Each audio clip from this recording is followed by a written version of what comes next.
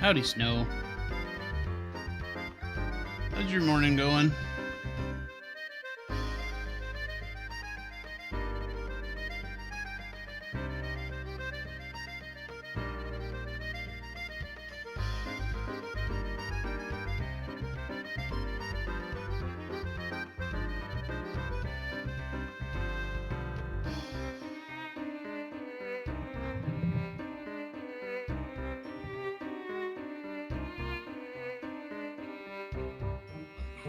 Okay. Well, we're gonna get started as soon as I go get my coffee, and as soon as Mia here is done with her pets. She's getting some scritches right now.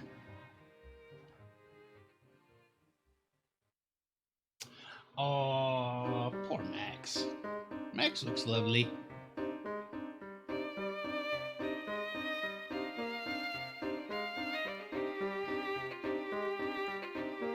I'm doing pretty well.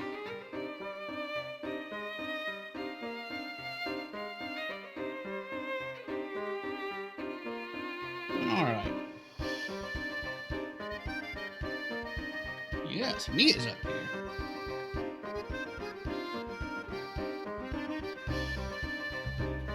She was meowing earlier.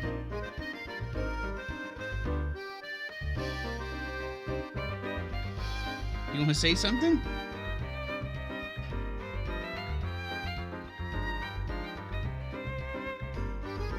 No, just wants to get little Tabby for everywhere. Absolutely everywhere. Sorry, Snow. It's a challenge taking care of a dog.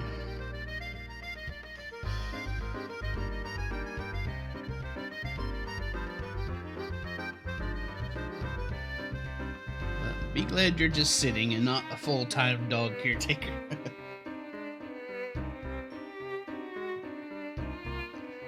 Alright, I'm gonna get my coffee. Hopefully Mia's satisfied with what she's received.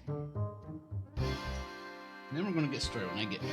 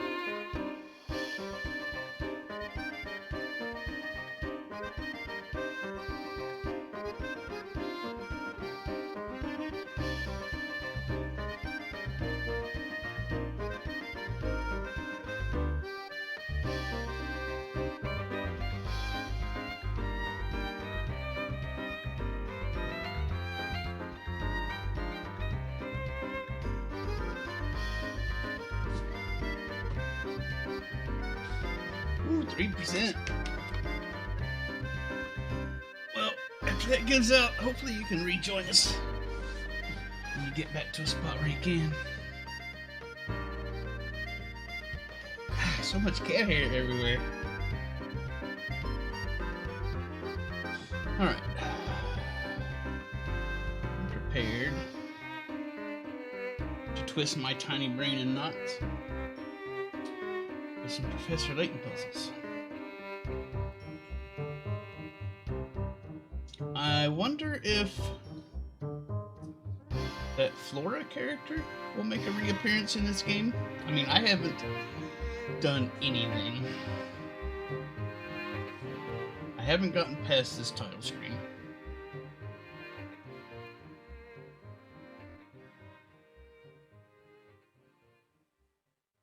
So I'm wondering what from the first game is going to show up in the second game.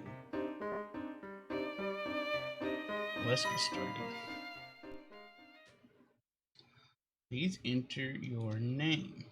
What's my name? Oh no, I gotta. My name is L. Okay. This is a work of fiction, and we're not going to give you time There to are read it. tales of a box that brings death upon any who dare open it. Tell me, do you think those rumors could be true? Well, I doubt I'll get very far into it by the time we get home.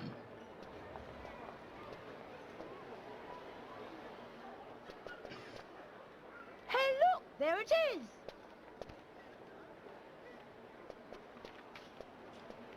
Or what is?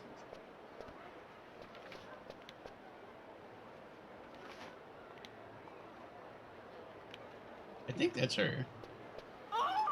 Oh my god. There's that detective guy.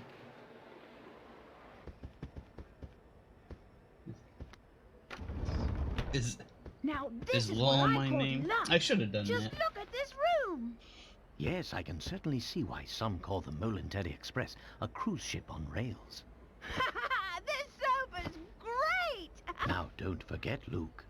A gentleman pays attention to his manners. In every setting. Alright, Snow. We'll see you when you get back. We'll be going for quite a while, I think. Probably around 4 hours at least is my target, but we'll see. Ooh, these are kind of neat scenes.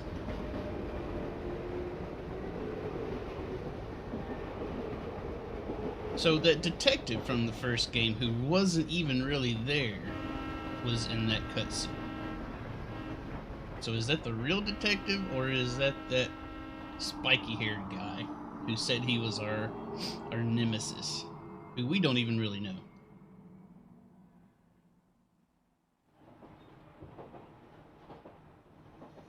So what's the actual story behind the Elysian box anyway?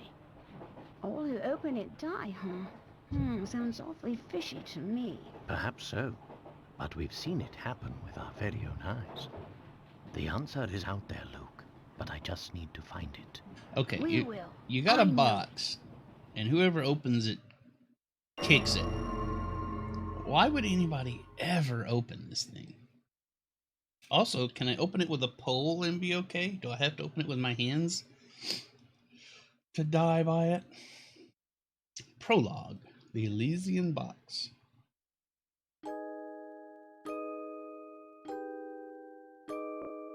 To my dearest friend, L. There was a box that was rumored to kill anyone who opened it. At first, neither the professor nor I believed it.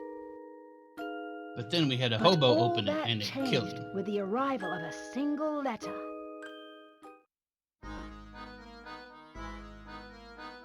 Luke, have a look here.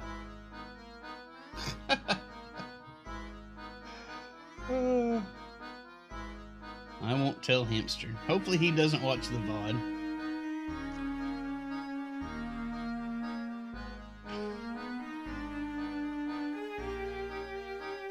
Oh, what's that, Professor?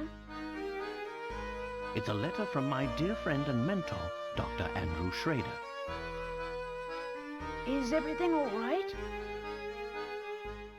He's dead. My dear Herschel, knowing you, I imagine you've already heard of the relic known as the Elysian box. Herschel. Is that Professor Layton's first name or something? If we knew that, I forgot. This strange antique is infamous for killing anyone who opens it.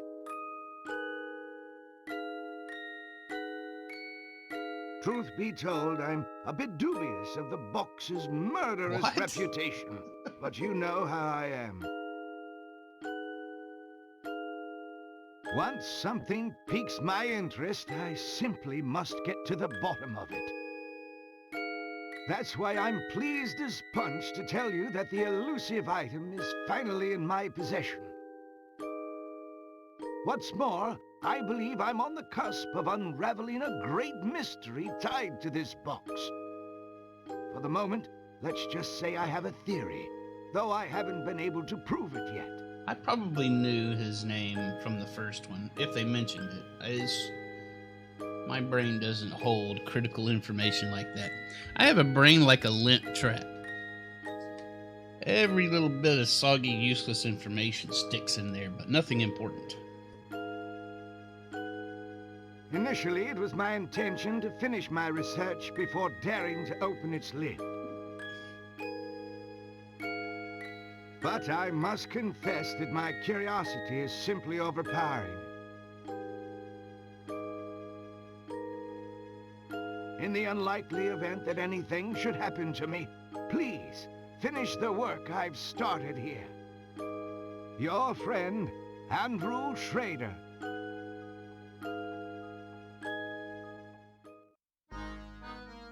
According to the postmark, this letter was sent 2 days ago. We should go pay the doctor a visit. I just can't shake the feeling that something awful Brain is has smooth happened. and underused. Well, your intuition's usually spot on. I say we head out right away.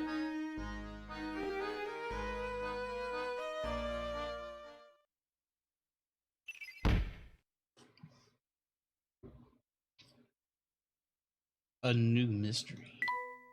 The Elysium box is an antique said to bring death upon any who dare open its lid. According to rumors, the box has already claimed many lives and is feared in many parts of the world.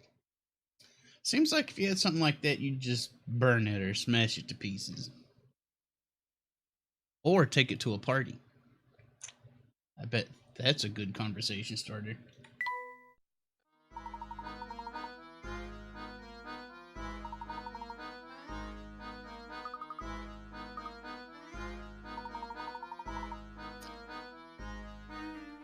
Okay. Luke must find the keys to the professor's car, the Layton mobile. Search by tapping on the disc first. It's tutorial time, everybody.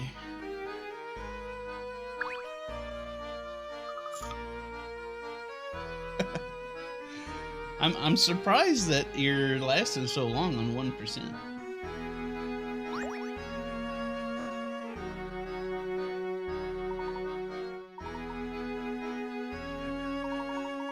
Let's see. Lesson 1 movement. You do know how to move about, don't you, Luke? You remember how to walk, Luke, yeah? I don't know, Professor. It's tough. Luke forgets how to walk sometimes.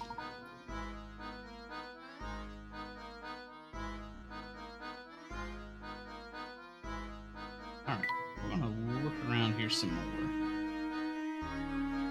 There's bound to be a puzzle hidden in here. Look at all these thick books. No wonder the professor's so smart. He does all that reading.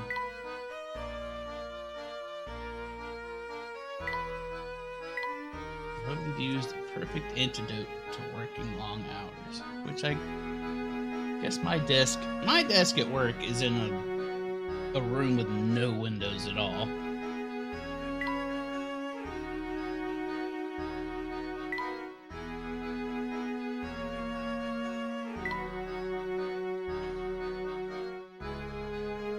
Are there no puzzles in here?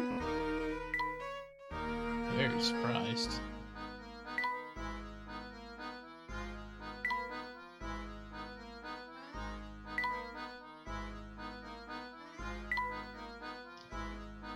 Yep, we know about this. Decided to check on Dr. Schrader. We looked at that. We haven't done a single puzzle yet. We got our save. This is all very familiar. All these things will open up in time.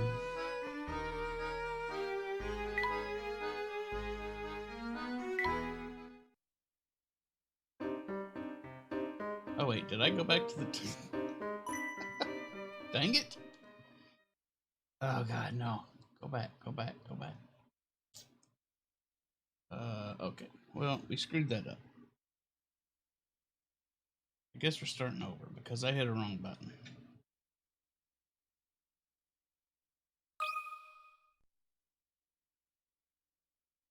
There are tales of a box that brings death upon any who dare open it. Tell me, do you think those rumors could be true? Can we power through this? Since we've seen it already? Hey, look! There it is! Guess not. Oh well. Enjoy this again.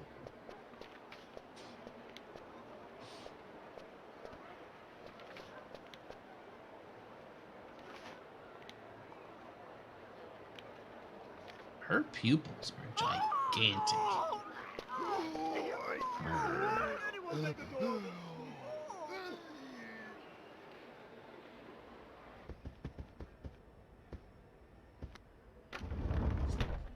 Now this is what I call deluxe. Just look at this room. Yes, I can certainly see why some call the Molenteri Express a cruise ship on rails. This sofa's great! Now, don't forget, Luke. A gentleman pays attention to his manners.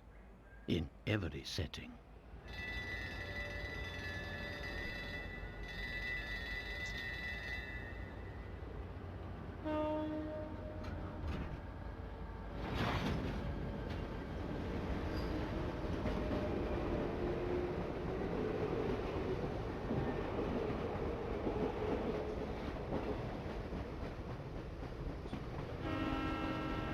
It's a lovely train. It's a steam engine that doesn't spew any smoke at all.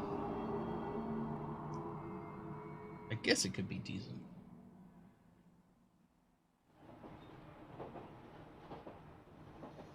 So what's the actual story behind the Elysian box anyway? I have no idea what All who open it die. time these are set in. Obviously, sounds awfully fishy to me. Perhaps so. But we've seen it happen with our very own after eyes. cars came into The style. answer for is sure. out there, Luke. But I just need to find it. We will. I know it.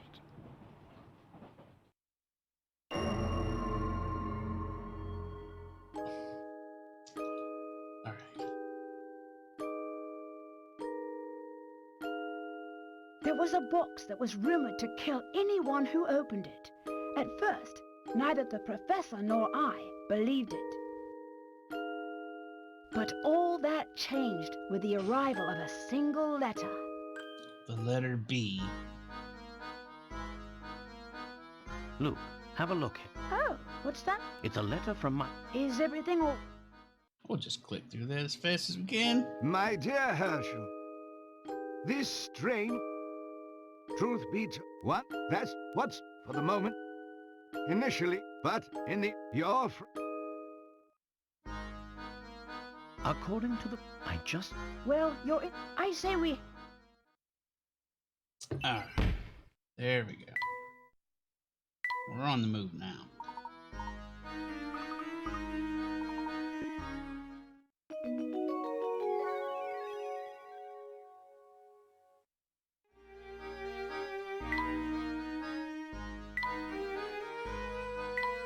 I feel like I've pretty much explored this whole space. So let's just get the keys and go.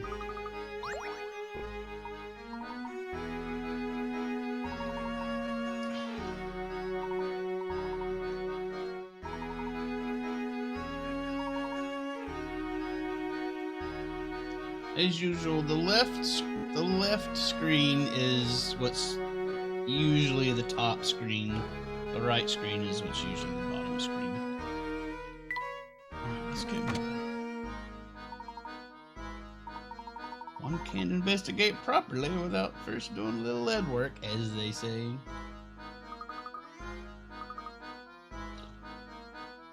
Alright, what do we got? Look at all the appointments and meetings posted here. I guess this is... Okay, this is outside Layton's office.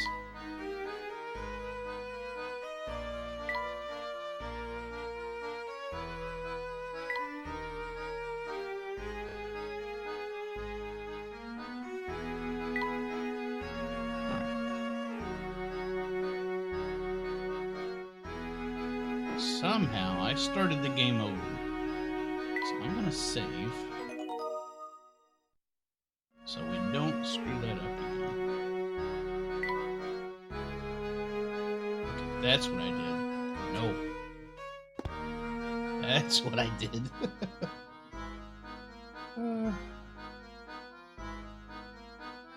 Okay, nothing to be found here. I'll just proceed.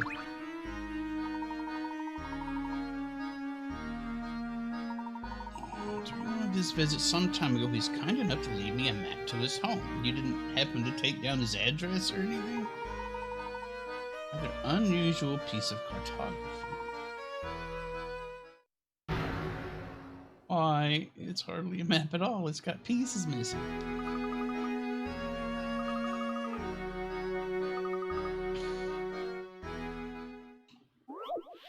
Puzzle number 1. Dr. Schrader's map. I'm gonna ease us into it with something easy. That'll probably take me 20 minutes.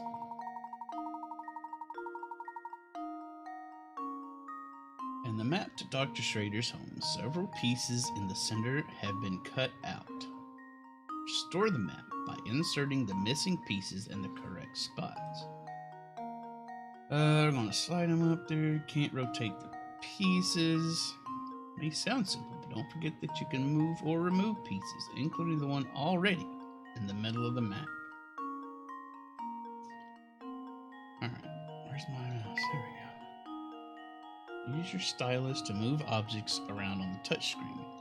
When satisfied, submit.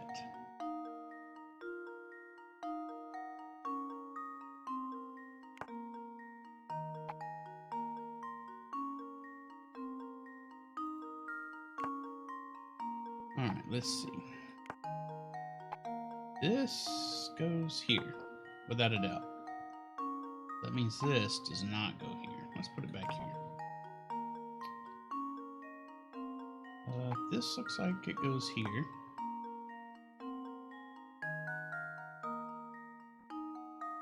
This does not go there. This looks like it goes here. This is not a fit for that. It's not a fit for that. So this must be this. Then that. Yeah. Howdy, Striker. How's your day going? Welcome. Hope you enjoy watching me struggle with simple puzzles. Let's see if this works. That was almost too easy. It sure was. You just wait. Alright.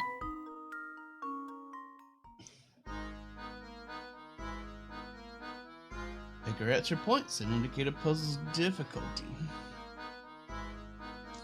The tougher it is, the more it's worth. When you submit an incorrect answer, the number of picarets you can earn from that puzzle decreases. I managed to avoid failing too many times on puzzles that I got down at any kind of minimum last time. Hopefully it works that way for us again. Happy weekend for me. Well, yeah, I got an extended weekend. 3 days. I don't have to go back to work till Tuesday. So it's gonna be pretty nice. I'm gonna take it nice and slow and simple and easy. Except for playing Professor Layton. That's gonna burn my brain out. We're ready to pay the doctor a visit. Let's go!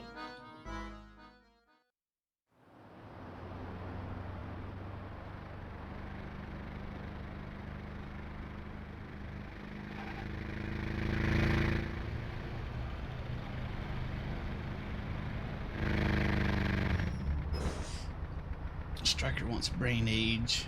Brain Age is available in the UK, but I don't think it's available in the US yet. Yeah, excuse me. No US release yet. I guess we could get a UK import.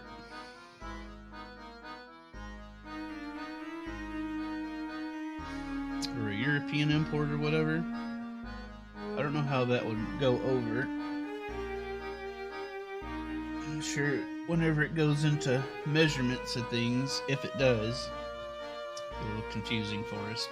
Or maybe it'd be easier, I don't know. I do believe we found the doctor's building.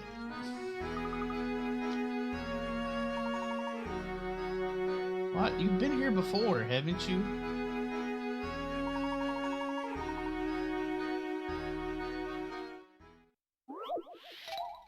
Puzzle number 2, the doctor's home. I did buy a used, for my DS, I got a used Brain Age card. I didn't get to use it very much because there was something wrong with the cart. The DS wouldn't read the cart most of the time. But that's what I get for buying used games, I guess. Find Dr. Schrader's window from the details in his letter. In the morning, I often awaken to the sound of music drifting in from a nearby flat. Looking out, I spy a flag fluttering gently outside my window. Take a single sip of tea and turn my attention to the morning sun. Not many flats in London have a view of the sunrise anymore, you know. Circle the window Circle the window from which the doctor views the sunrise.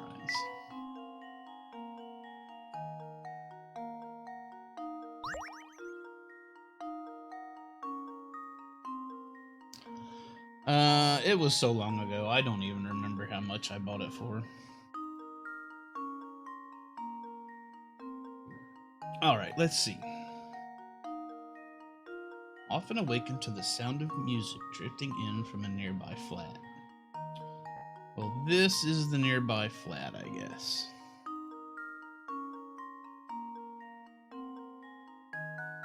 Take a single sip of tea and turn my attention to the morning sun. I spy a flag fluttering gently outside my window. Well, these have flags, but they're in the shade.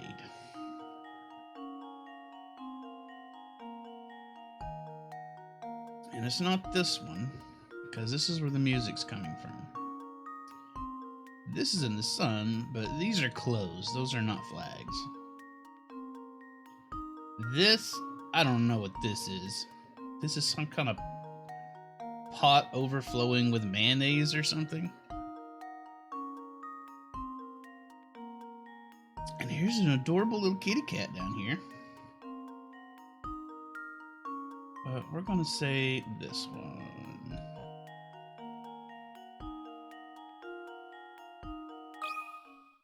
Consider this puzzle solved. Got it. A true gentleman leaves no puzzle unsolved. Now that you know where it is, head for the doctor's home. I couldn't have spent more than $5 for it, though. I think we found the right flat. Because it was an unknown game to me, and I do not spend much on taking flyers on games.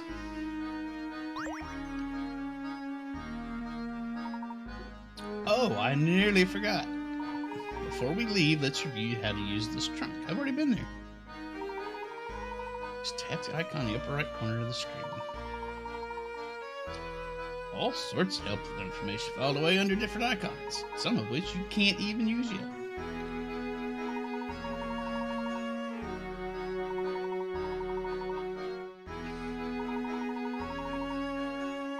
Yep, we're familiar with that. We have played a Professor Layton game before.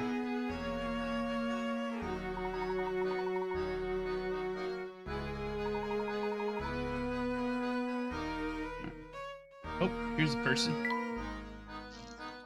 I'm certain they have a puzzle for us.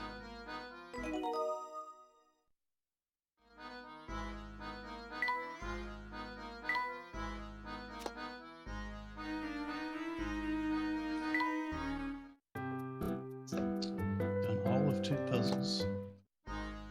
Alright, I wonder, are the hint coins still a thing in this game?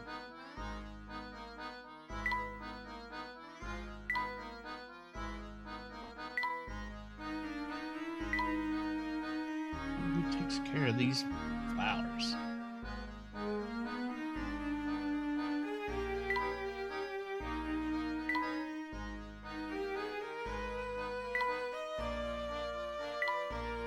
Oh.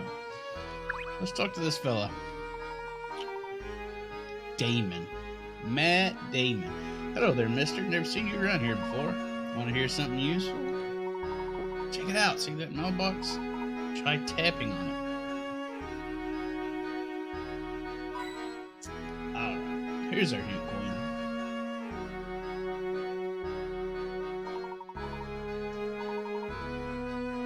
All the time I work on a puzzle and get stuck. All the time. I should use more of the hint coins last time. I think we ended the last game with something like 60 to 80 hint coins.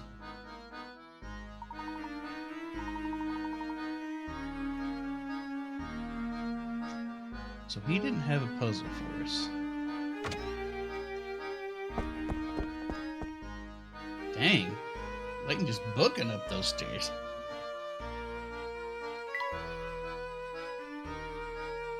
There's always time to examine stuff, Luke. Always. The doctor will be fine. We need hint coins, Luke. We need hint coins.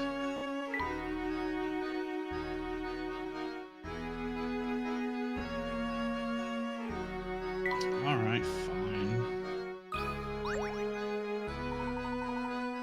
Sure of it.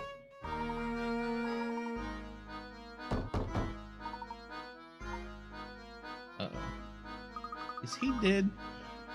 Tried to hoard all the hint coins and 100% the picarettes. Oh, there's no way. There's absolutely no way.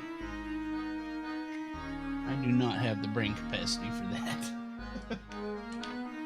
I absolutely did not 100% the picarettes in the first one.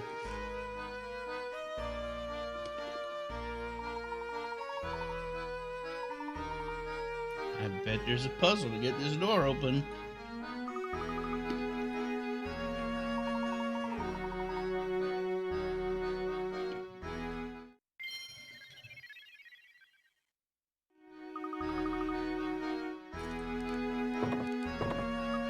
Huh?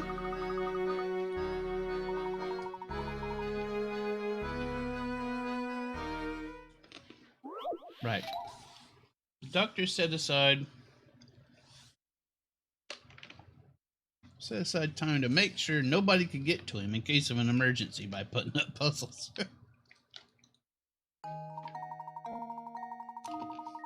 Alright. Which key opens the door? As you might expect. Okay, I think I know what it is already. I think it's this one, and you don't insert this end, you insert this end.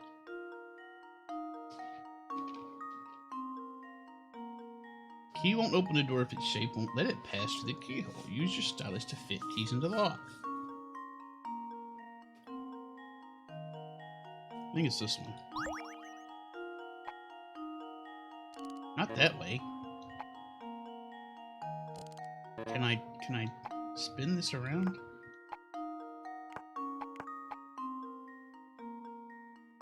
I want to put, yeah, there we go. I want this end in there. Here goes. That was almost too easy. Too easy.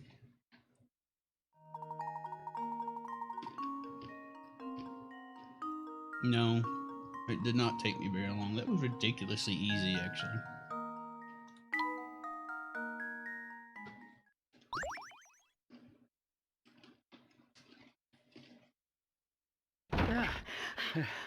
Is he dead? Yep, he's dead. Professor! Yeah. No, untrue. How could this have The happened? fool opened the box. This is terrible, Professor. Do you suppose the Elysian box did this to Dr. Schrader when he tried to open it? I honestly don't know, Luke. But that can wait. Right now, we need to notify the police. Of course, Professor. What do we have here? That is a nasty looking critter right up there.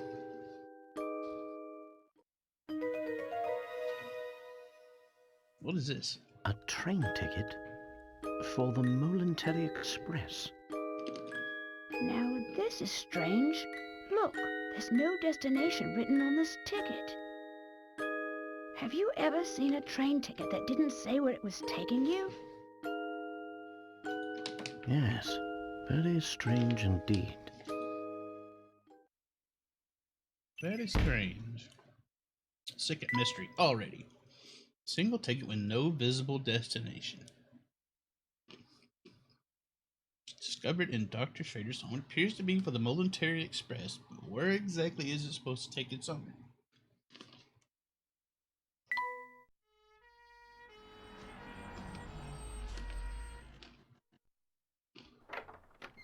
There's like 3 or 4 songs that come to mind. Excuse me. Wow, what a jackass. Huh? Hey, it's you! Well, Inspector Chelmey's the name. You two found the body, did you? No, Luke, let him go. Luke, stop that. That's his face. Listen here, Luke. Wow. Oh my gosh, his face doesn't come off. He's the real deal. 20 minutes into the game and Luke's already assaulted a police officer. What in the blazes? That's my face, not some piece of taffy. I'm so sorry, sir. I didn't mean it. I was sure we had another imposter on our hands. What in the world is this child talking about? I swear, young ones these days have no manners. My apologies for the confusion. Allow me to introduce myself. My name is Herschel Layton. I'm a professor of archaeology at Gressenheller University. Oh, finally find out exactly what he does. And I'm his apprentice, Luke. Interesting. So if I understand correctly, you keep a child around as an apprentice, do you? Are you making accusations? Not at all, sir. In truth, he's... Professor Layton's apprentice, like I said. Oh, is there a secret here?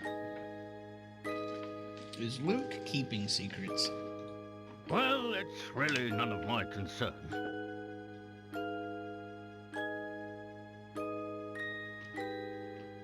I have a crime scene that needs my attention. Clear a path, will you? But of course. Luke, not a word about that ticket to the authorities, all right? What? Tampering with a crime scene? Except it's not a crime scene? You got it, Professor. Yes. Let's see. What do we have here? A murder? Or was the crime self-inflicted? Inspector, was boxing. I should tell you that the door was locked before Luke and I came in. I see. So this door, the sole entry point in and out of this 8th floor flat, was shut tight. Then the doctor was holed up in here, completely apart from the outside world, yes? Aside from the windows. That being the case, yes, I'm sure of it. The old gent must have suffered a heart attack. What? How did you come to that conclusion, sir? Use your noodle, laddie. What other explanation could there be? It's true that the flat is on the 8th floor and that the door was locked, Inspector. Still, I'd hesitate to say that this room was completely closed off from the outside. Is that so? Please elaborate. Please do. Isn't it obvious? There's something quite unusual about our crime scene that's been overlooked. Eh? It's as plain as the nose on your face, Inspector. I suppose you academics think your fancy degrees prepare you to play detective, eh? I tell you, nowadays, it seems like everybody and their mum thinks they can do my job. Now, as I was saying, the cause of death was heart failure, plain and simple. And there's what caused it. So he's a doctor in addition to an inspector.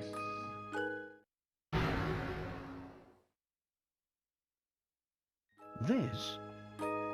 It's a scaled-down model of a Kronosaurus, if I'm not mistaken. I reckon that ugly mug will give anyone nightmares. Here's what probably happened. The old fellow turned on a light, took one look at the beast, and then keeled right over. What? That makes no sense. That thing's probably been there forever. But this is the doctor's own home. Why would the bones he put up himself scare him? People have a way of becoming forgetful with age. Not that you'd understand, boy. Well, you're right about that. I don't think I understand it at all. Mr. Layton, was it? No? Ah, yes, Layton. Mr. Layton, what do you think? Well, it is scary, but that was the first time I've seen it. That fella put it up there. He's been looking at it for years, probably. The scenario you paint certainly isn't out of the realm of possibility. But, considering the lights were off when we entered the room, I don't think we've found our answer yet. Oh, really? Oh, really? Furthermore, look around you, Inspector. Doesn't anything strike you as odd? Welcome back, Snow. You missed all of 2 puzzles. So you haven't really missed anything. What do you mean, Professor? Study your surroundings, Luke. I'm sure you can see it too. I'll show them to you here in a second. Oh, I guess 3 puzzles, sorry. A secure room. With its windows opening out into thin air 8 stories up and its doors securely bolted, you might think that this room is inaccessible from the outside. However, a single unusual detail reveals the truth of what went on here. Your job is to look around the room by tapping the arrows and find this detail. Once you got it, circle the area with your stylus and choose Submit. Make sure to circle only one object.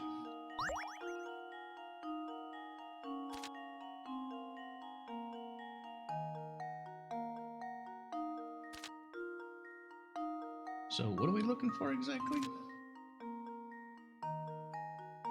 Well, there's a torn curtain here, but I'm not sure what that has to do with anything.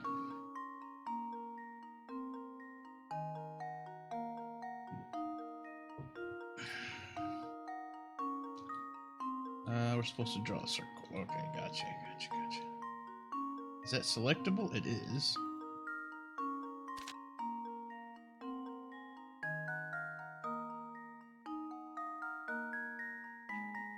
That's the most unusual thing I see. That thing's selectable, but I don't think that has anything to do with anything.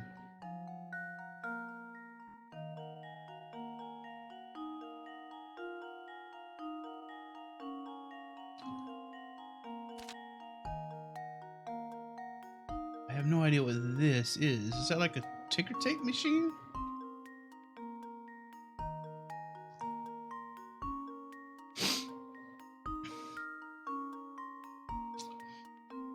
Windows opening out into thin air, each stories up, and its door securely bolted. You might think that this room is inaccessible from the outside.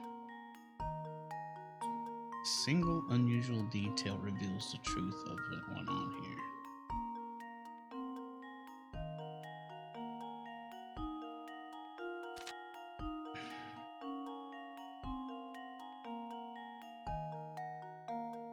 Alright, there's not much. As a matter of fact,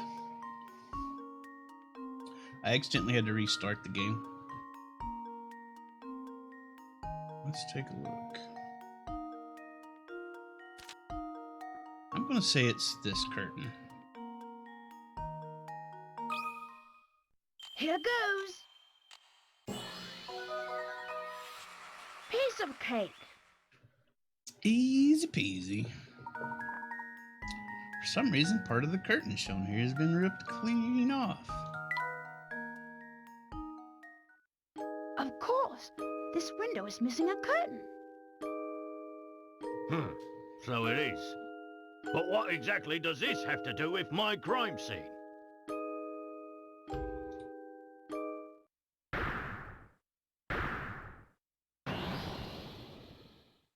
It means someone exited the building through this window, and I'll bet he's our culprit. Okay, that's kind of weird, but whatever. I'd say that's a sound theory. Well done, my boy. Oh, yes. Sound as a pound. I was just about to propose the same idea myself. Liar! Wow, Luke. Shh, Luke, listen. I don't believe our friend the inspector will be of much help to us. What say you and I conduct a little investigation of our own? Professor, look! There's something in Dr. Schrader's hand. Quick, take it.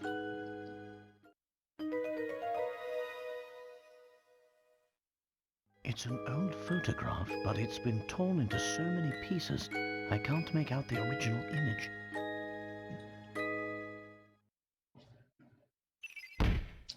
Torn photo.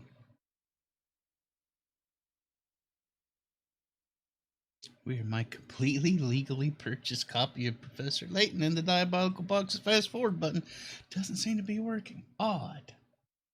How strange. Hey, what's the big idea? You can't just point evidence in a crime scene. Get your hands off that. What is this anyway? Not that it matters. I'll be holding on to that. Now out with the both of you.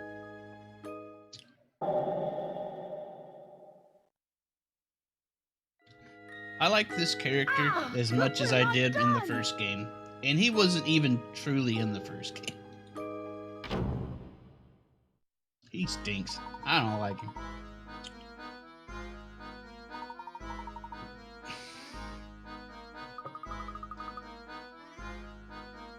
Somebody made off with this box that kills people when they open it.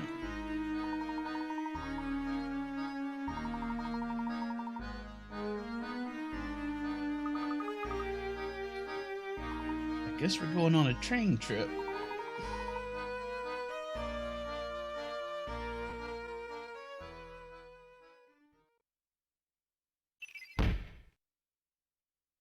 Yeah, we've uncovered almost half the mysteries already. Torn fragments of a photograph. Possible make out. What could it be depicting? Somebody managed to steal the box.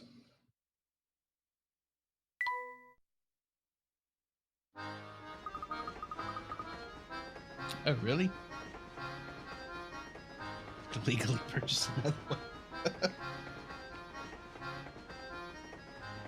You suspect we'll find the key to unlocking this mystery on the train? Well, we'll probably uncover 3 more mysteries on the train, is what probably will happen. Dr. Schrader did his best to point us toward the Momentary Express should something happen to him. Sure as fog on a London morning, I know this train will lead us to the answers we seek. Does this whole game take place on the train? Professor Layton and Luke sped away from the city, unaware of the secrets that awaited them down those iron tracks.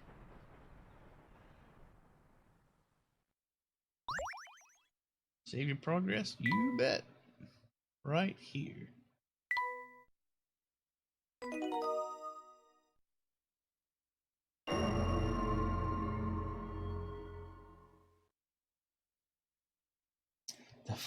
Yeah, I accidentally went back to the title screen, so I had to restart.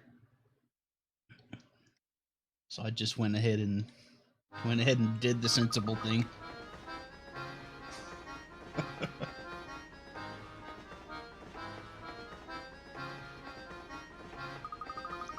So posh. I feel like I should be wearing a monocle. It'll make your eyes go cross doing that. Every decoration and detail in this room is more decadent than the last. I wager the rest of the tree is just as grand. How would you like to go exploring for a bit? Okay, what's going on? I guess we're just looking around this room.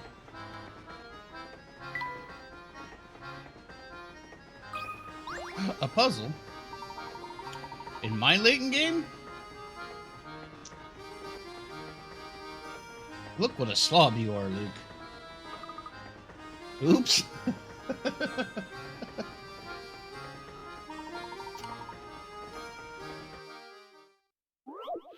Oh my god. We gotta pick up after Luke. Luke's belongings are all over the place and need to be packed away in his trunk. Use your stylus to move individual objects into the trunk and make sure that none of them overlap. When you think everything has been placed neatly in the trunk, tap submit.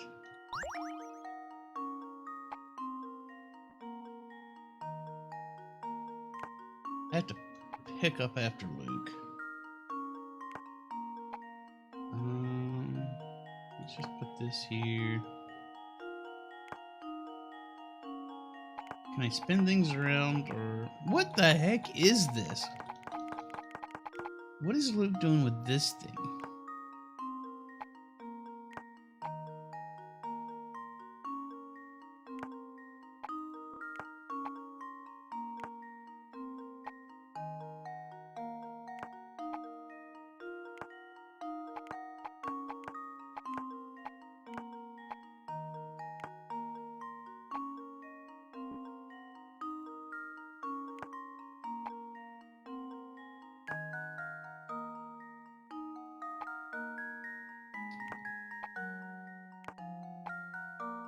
This will fit here. I think this will fit here. But we also have this ridiculous thing.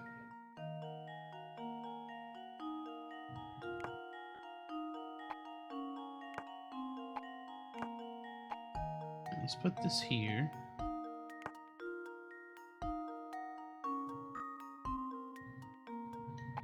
Put this down here, maybe.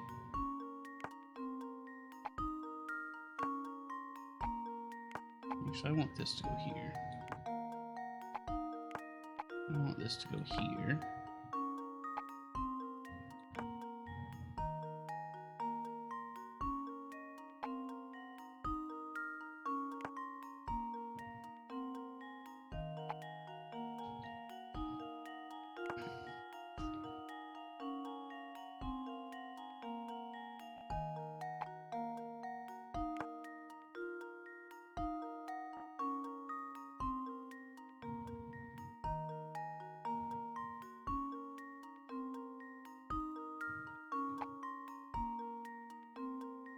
Alright, so there looks like there's just enough spaces for everything.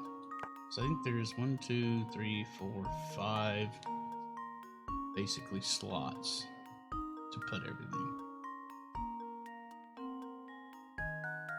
So let's see, how do we fit everything in here? This here. Go there. Now we got these spots. That doesn't quite fit.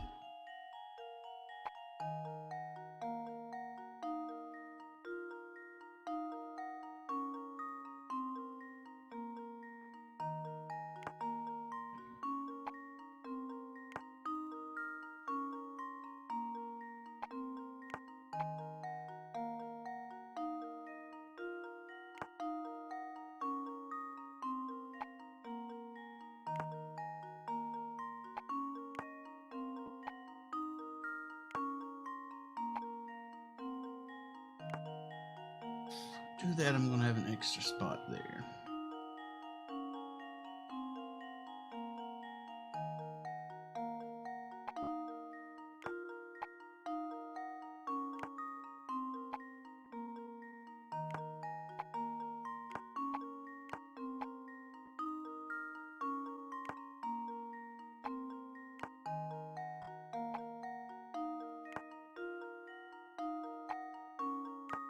Feels like this should be easier than I'm making it. Alright. Let's put that there and that there. This here.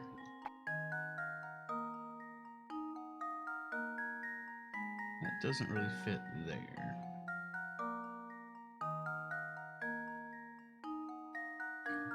Can make it fit there.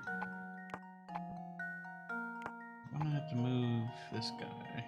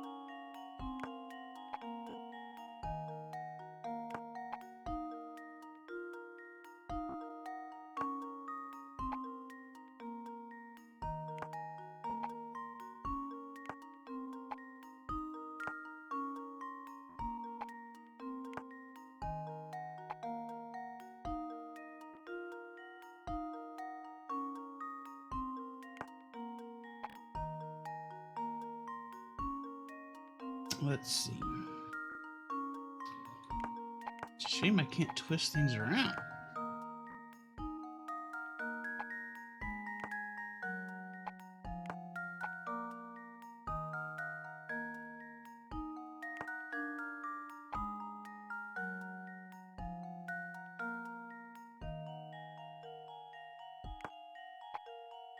No, that's going to waste of space.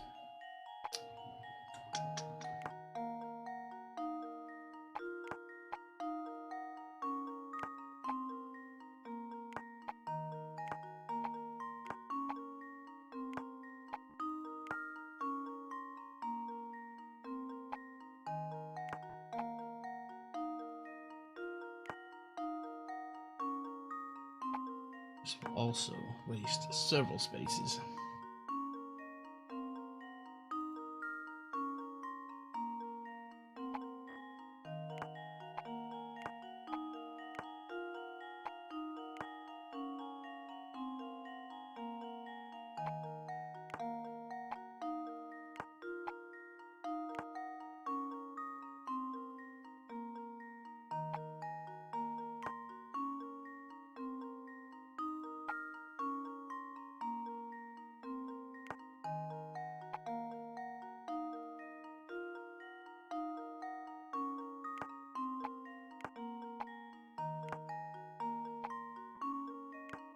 Alright, these are pretty compact.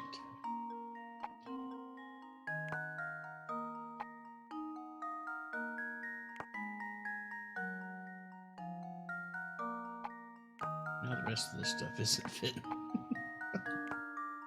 Dang it.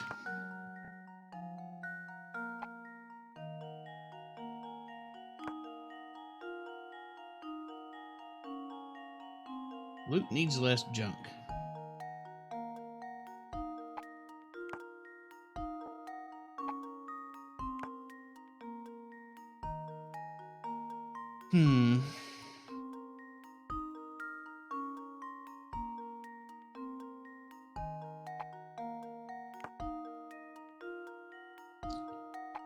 Listening.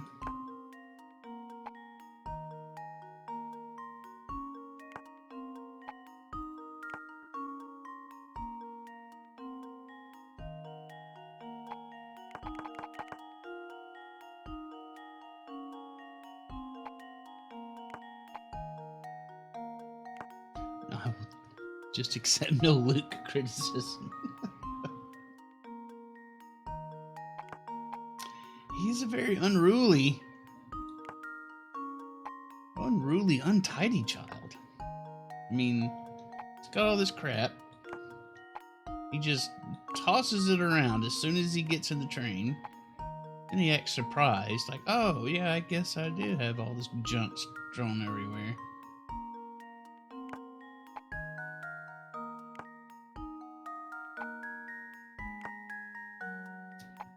He attacked a police officer unprovoked.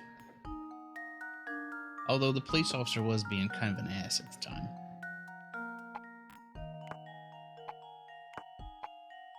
This might take a while.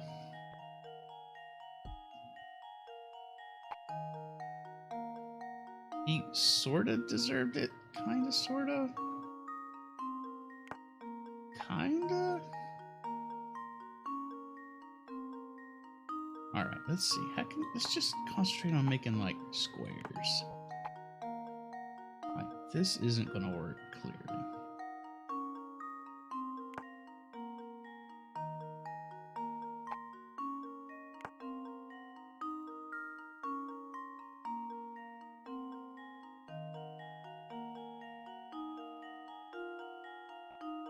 Oh, you're trying to catch up, I see.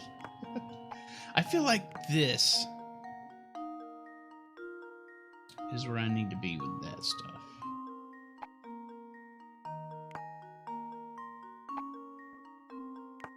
But this may be here.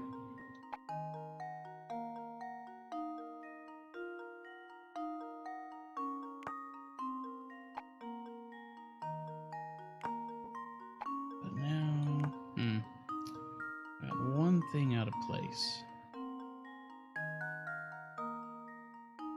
How can we correct this?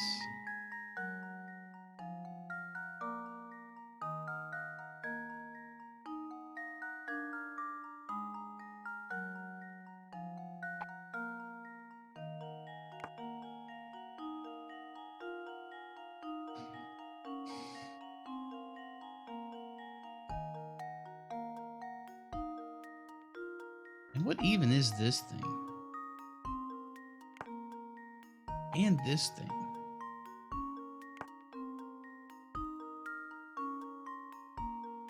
He's got a book, that's fine. A harmonica, I assume?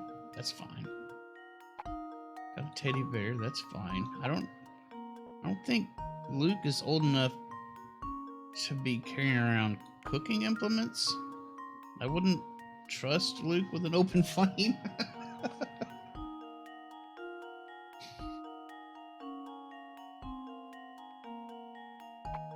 So let's try do this. That's even worse.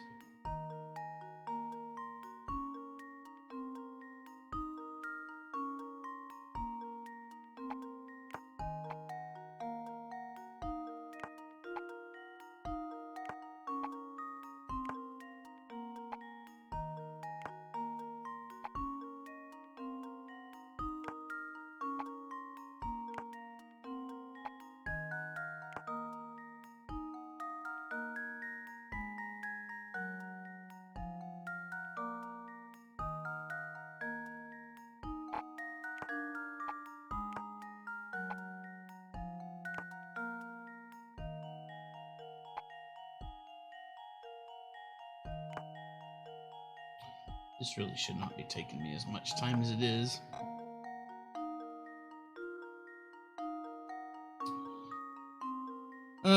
It says Luke's belongings are all over the place and need to be packed away in his trunk. Use your stylus to move the individual objects into the trunk. Make sure that none of them overlap.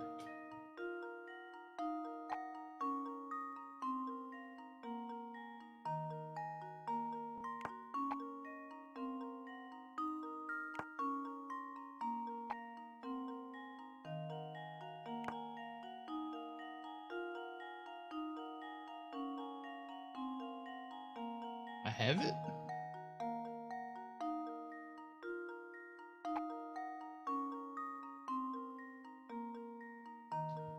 But this bit overlaps with this.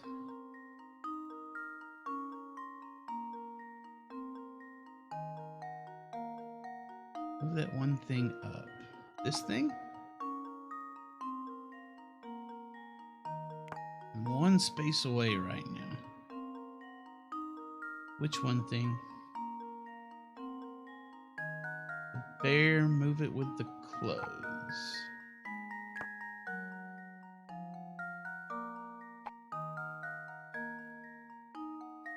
With this. Move this up here. Move this here. Oh, yeah, there we go. Yeah. There we go.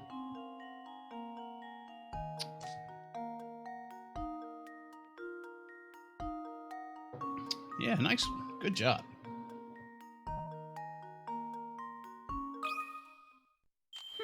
Let's There. see if this works. We've successfully cleaned Piece of up cake. Luke's mess.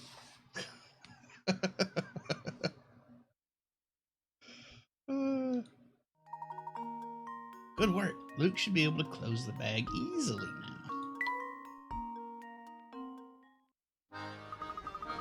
It's a tight squeeze, but everything's finally packed away.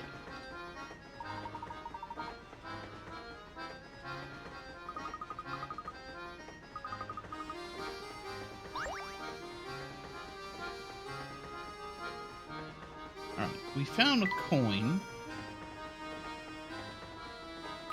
Oh, we found another puzzle. Oh, ew! The sugar is covered with ants.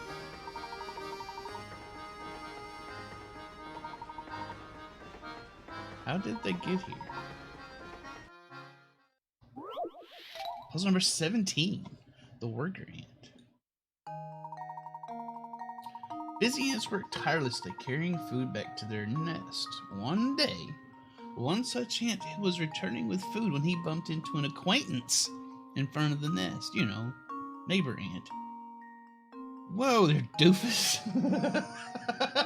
Don't you know that you took the longest possible path back to the nest? Think about where you're going, man. Knowing that the ant never traveled the same area twice, can you trace the path he walked to get to his nest? You took the longest path possible. So we're looking to find the longest path we can manage without crossing.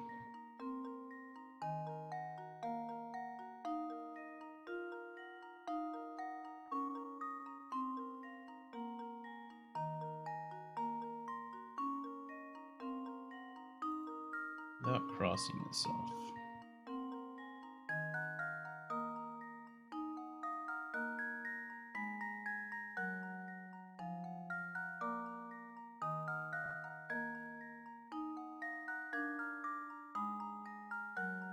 Alright, I'm gonna go back.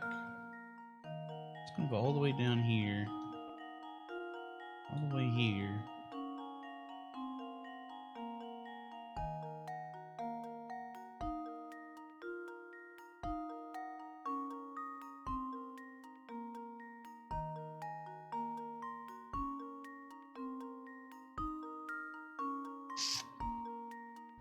I bet I can be even more inefficient than this.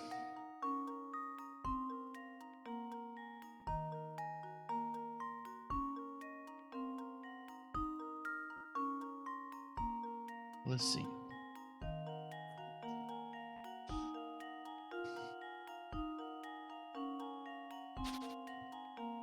How does this look? Let's just...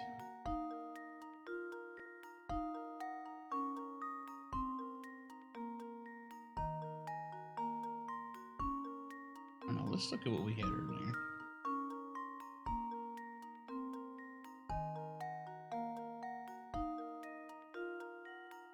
So this path is pretty much the same as this path.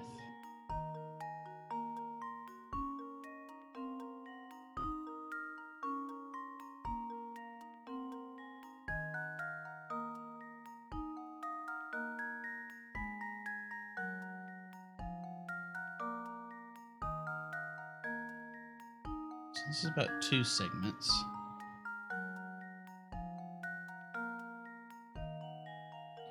This is 1, 2, 3, 4, 5, 6 segments.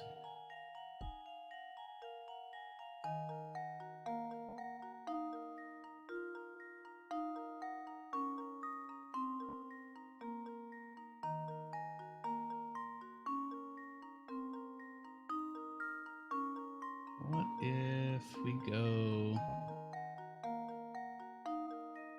this way?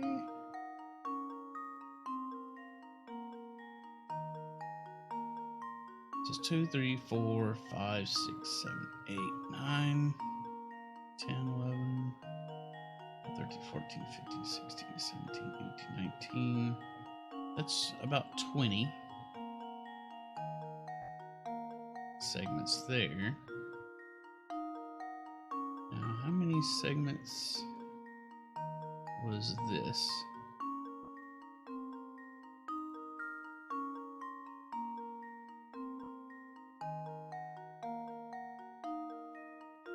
$17, 18, 19, 20. It's also about 20. So there's probably a way with even more.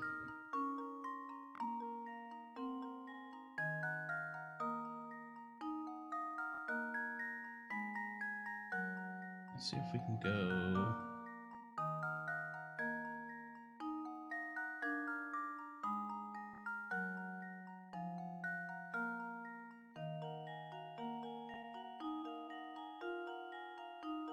How does this look?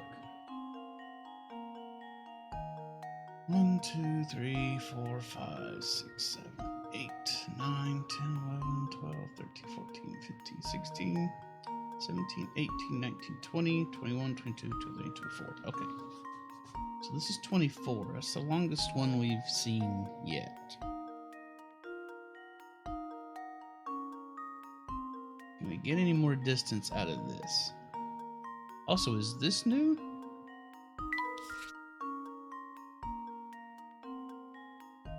It is. I don't remember being able to do this in the first game. Howdy, Canoe. How's it going? This is not the witness.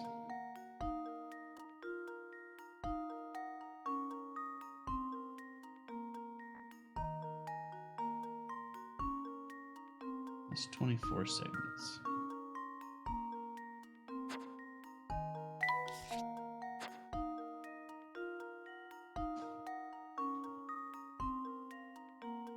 Okay.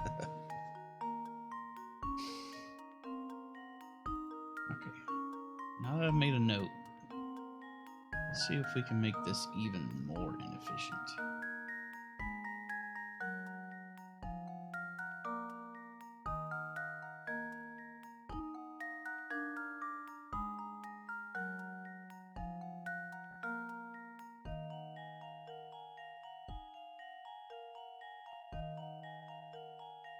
What is this one? 1, 2,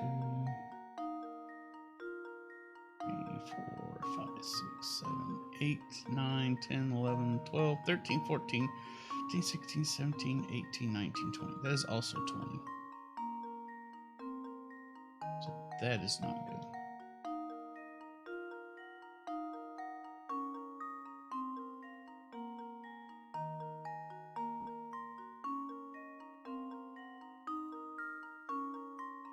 Now I'm remaking the one I already did. Yeah. See, this way I've left out 1, 2, 3, 4, 5, 6. Wait, 1, 2, 3, 4, 5, 6, 7 segments.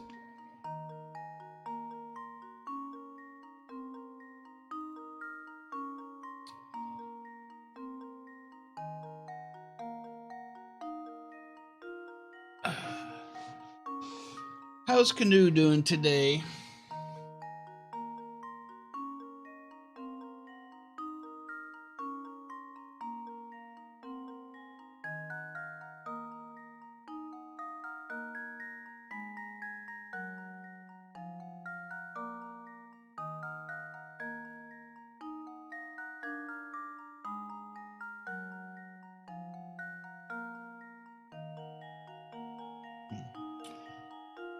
I'm inclined. I have 12 hint coins. I must have started with 10 hint coins.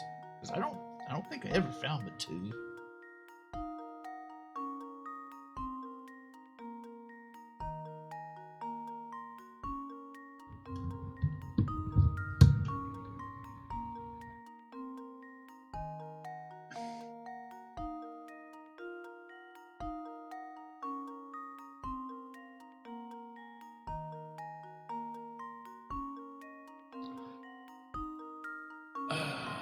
still in bed and need to pee. It seems like that's a problem you wouldn't need to consult us on.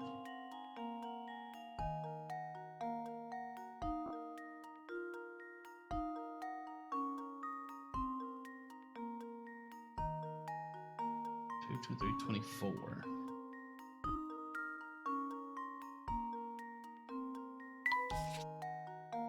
There's 7 left over. So that means there's 31 spaces altogether.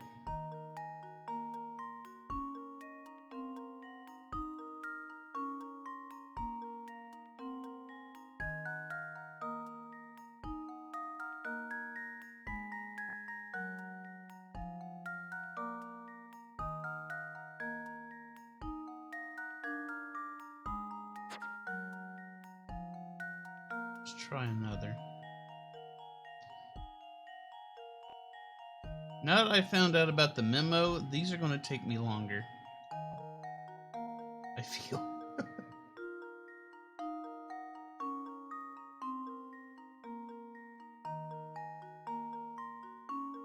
Alright, 1, 2, 3, 4, 5, 6, 7. Yeah, that's 1, 2, 3, 4, 5, 6, 7, 8, 9, 10, 11. Wow, we've left off 12 this time. This one is not the answer.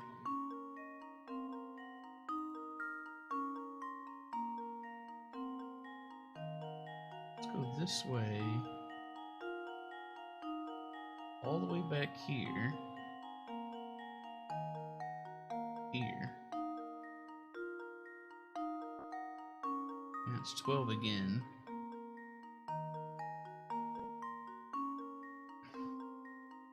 Alright, I'm about ready to say that this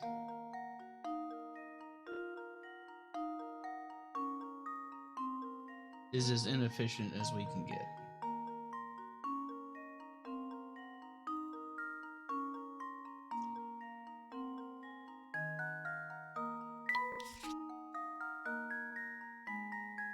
Yeah.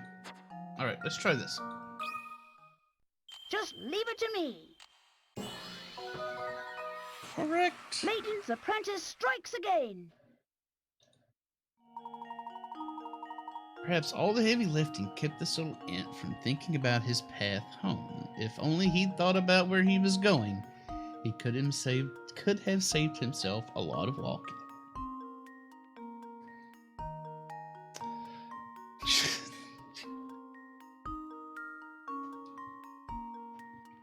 You should take care of your dog's canoe.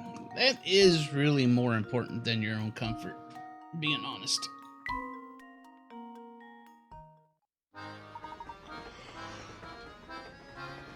Ants are pretty stupid. Well, that particular ant is pretty stupid. Most ants take as direct a route as they can, I think.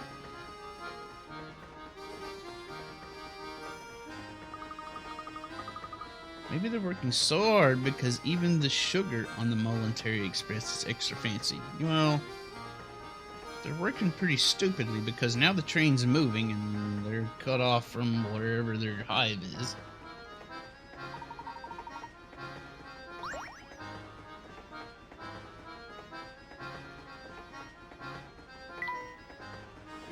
Professor's trunk is really heavy. What's in there? Drugs. Ooh, another coin.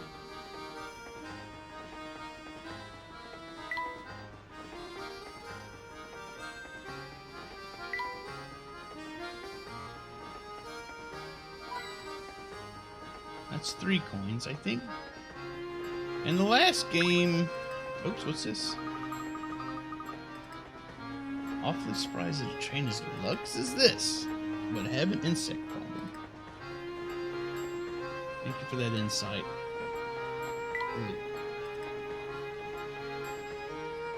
Alright. I feel like that's about as much as we're getting out of this.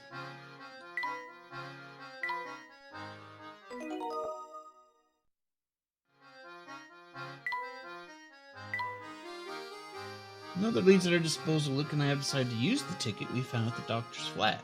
It looked like it had already been punched to me. But it worked, so whatever.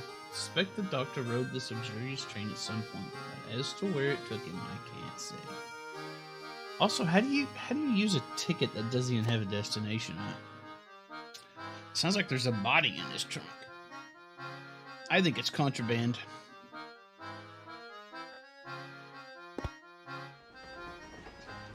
Alright, where can we go?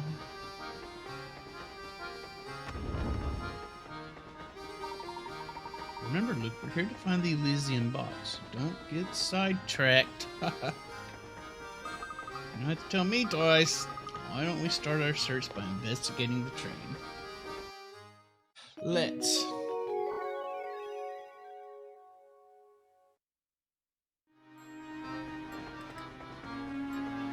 Creepy looking girl just hanging out in the hallway.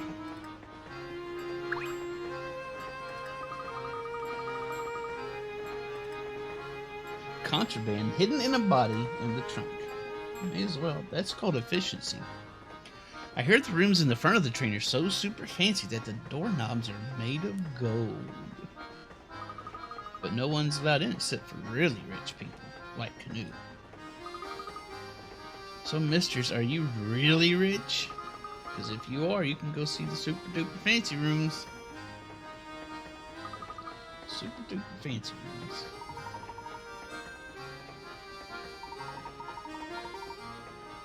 Must be a set of deluxe rooms in the next car.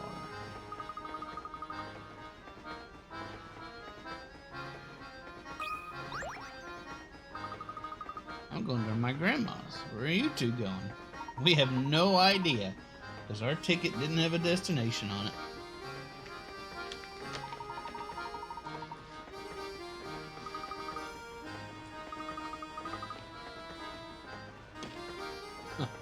Here, I'll tell you a puzzle to waste your time while you're doing other stuff. Puzzle number 24, a strip of paper. After trying to fold a strip of paper in half, you notice that one side of the folded strip is 1 inch longer than the other. Determined to get it right, you fold the strip again, only to discover now the other end of the folded strip is 1 inch longer than the other.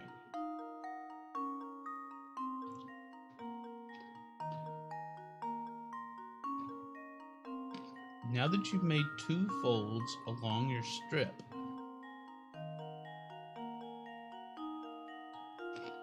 figure out what the distance between the 2 folds is when expressed in tenths of an inch.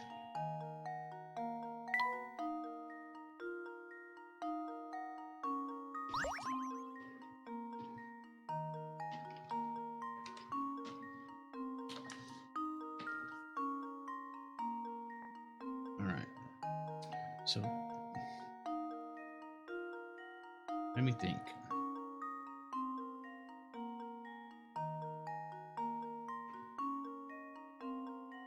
What would...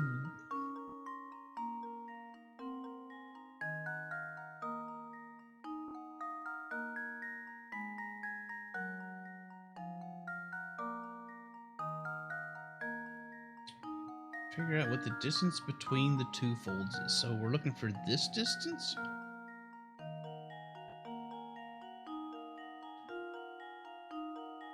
Alright, this is one of these things where I have to sit and visualize it right quick.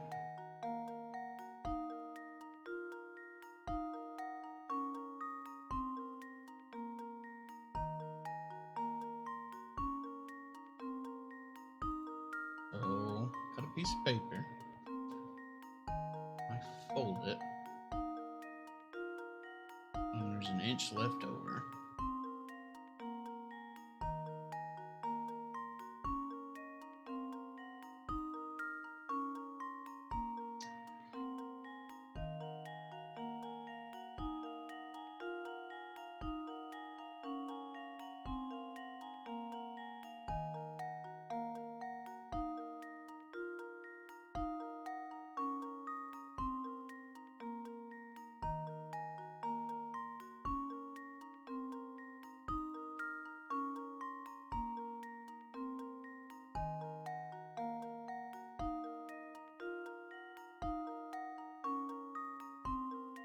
So I think this is going to be the same length as this.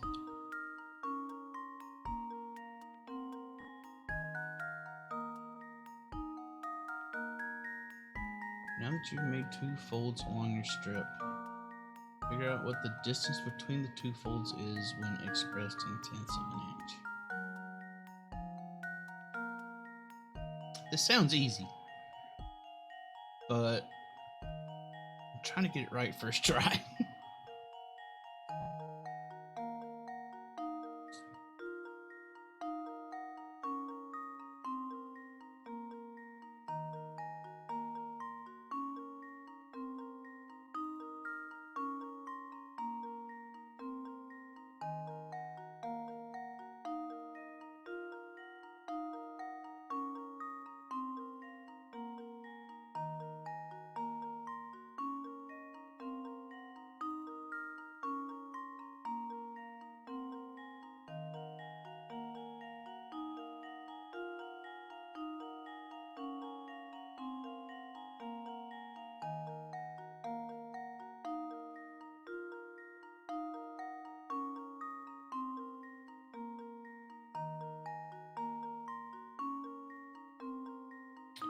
Why do these always have to involve math? I don't know. I mean, it's not really math. I'm just trying to make sure I got my thought process straight. Okay, I'm pretty sure this is 1 inch.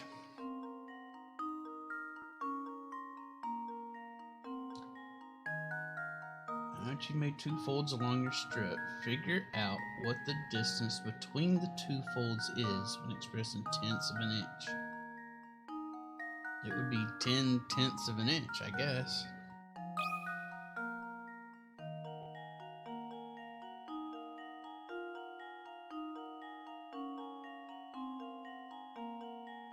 Yeah?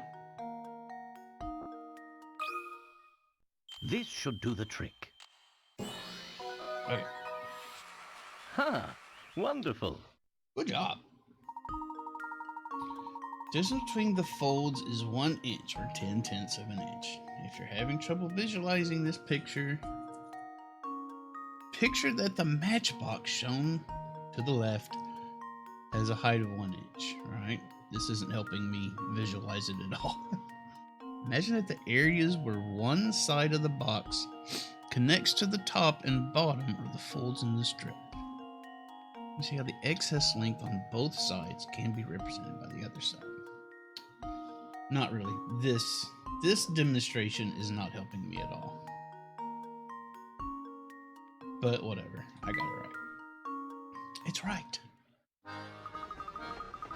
Those hats you're wearing must be thinking caps or something. Maybe you should wear a hat. I hope you found whatever you're looking for, mistress.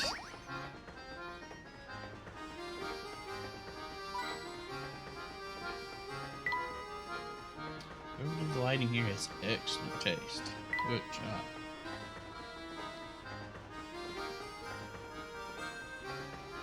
This kid's proportions are very upsetting. Well, kids have big heads. But I find most of the Professor Layton characters to have odd proportions. Oh, did not expect to find a hint coin there.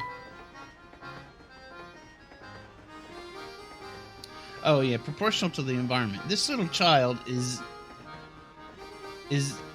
almost the height of this door.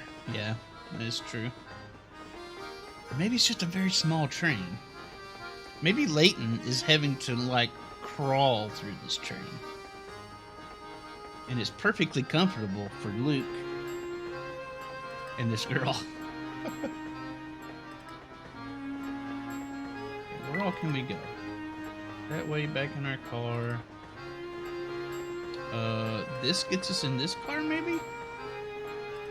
Or is that into the next car? This one. But the electrons make our room look like a freight car. Man, look at this dude. It's Sammy! Hold it right there, man. Sammy Thunder says interest in that car is VIPs only, capiche? Now, I know you like to sneak peek, but the whole car's booked, so that's no-go.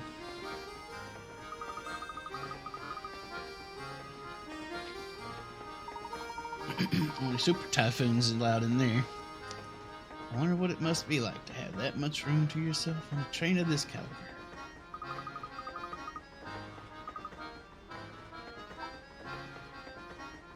Professor Layton did not like that remark.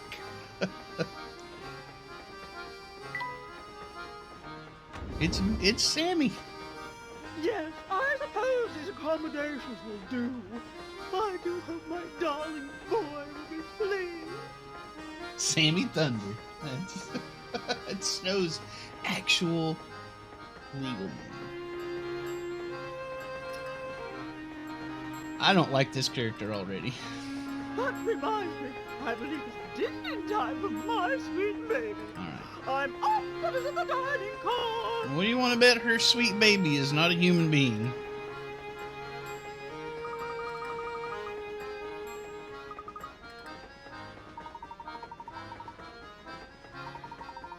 Let's watch our deeds and words here. A formal setting demands formal manners, wouldn't you say? I don't know. It's not necessarily what I would say. I'm gonna act like how I want to act until they kick me out. Oh, can we go in here now? Oh no, this is a different car. We can go in this one for some reason.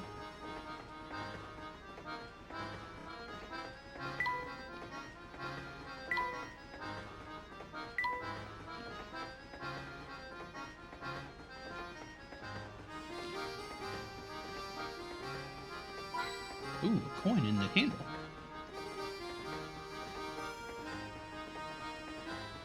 I didn't want to go there. Take me back.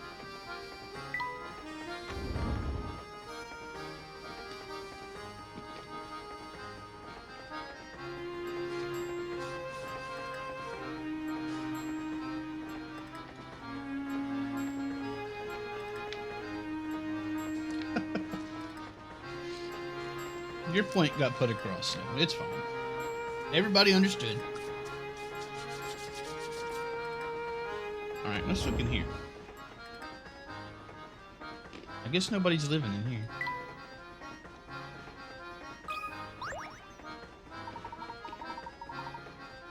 Just look at the craftsmanship in this picture.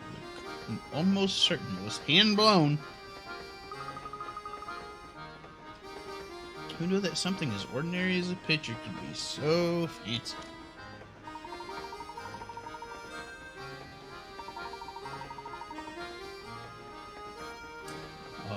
Okay. Speaking of deadly beverages, have I got a puzzle for you?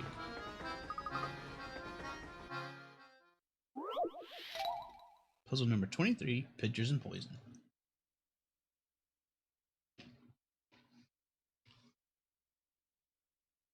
It's amazing Layton gets anything done when everything reminds him of a puzzle. Two men, known here as 1 and 2, are playing a strange game. First, both men put their empty pitchers on the table. Next, a judge brings a pitcher filled with purple poison, places it either in spot A or spot B. The judge then starts shifting the poison from one pitcher to any adjacent pitcher over and over. After moving the liquid 55 times, the owner of the poison-filled pitcher must drink its contents. If you were the judge and secretly wanted one to win, would you place the poison-filled pitcher in spot A or spot B? Okay.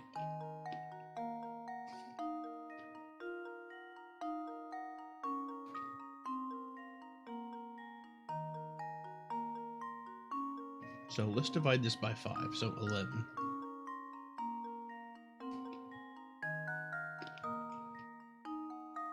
Or maybe it's even simpler than that.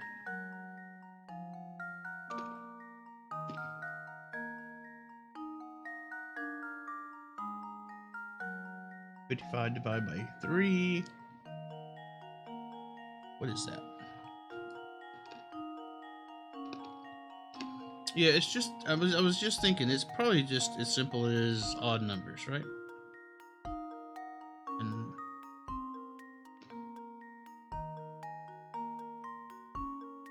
55, wait, what?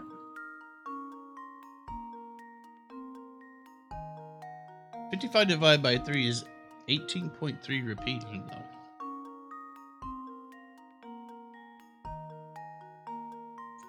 Convince Snow to get up and eat.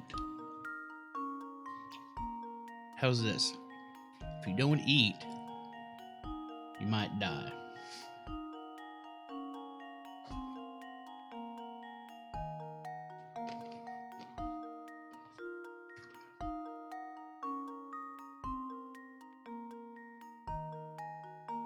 If you eat your food, you don't die. Alright, so let's assume we put it here. 2, 3, 4, 5, 6, 7, 8, 9, 10, 11. I think we're going to put it in A. Oh no, we want one to win. We want one to not drink the poison.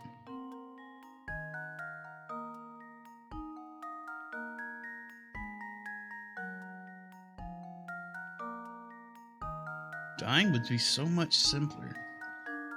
It's simpler for you. Think of the hassle it would cause everybody else. It's very selfish to go dying. Because then everybody else has to go deal with it.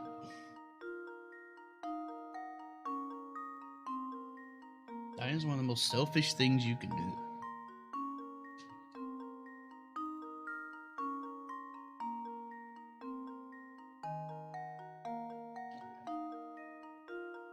Alright. I'm going to say... What's the lowest common denominator on 5? Or 55, rather. Alright, I'm just going to bring it down to something as simple as 11. We put it on B.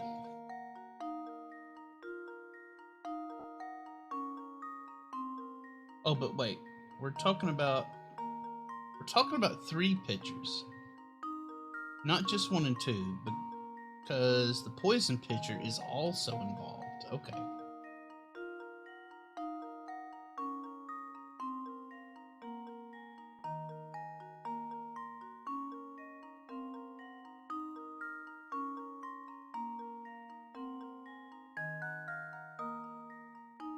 Well, is it?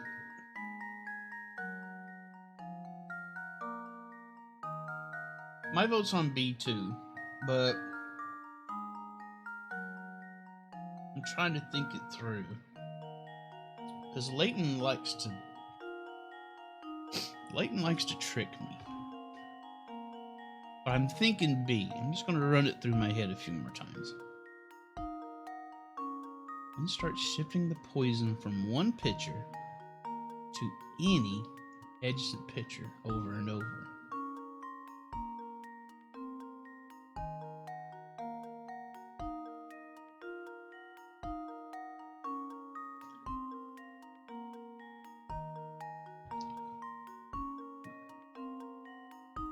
But would that include the poison pitcher itself?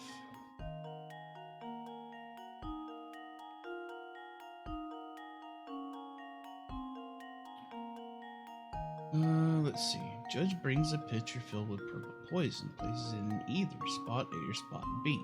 Judge then starts shifting the poison from one pitcher to any adjacent pitcher over and over.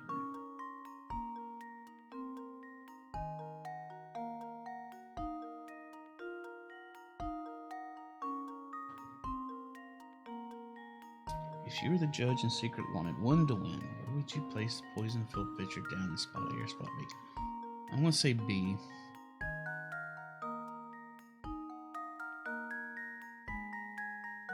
Yeah, let's see. Any adjacent pitcher. 2, 3, 4.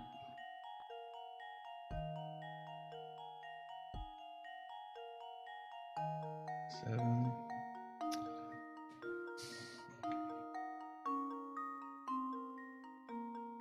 I'm still kind of going B.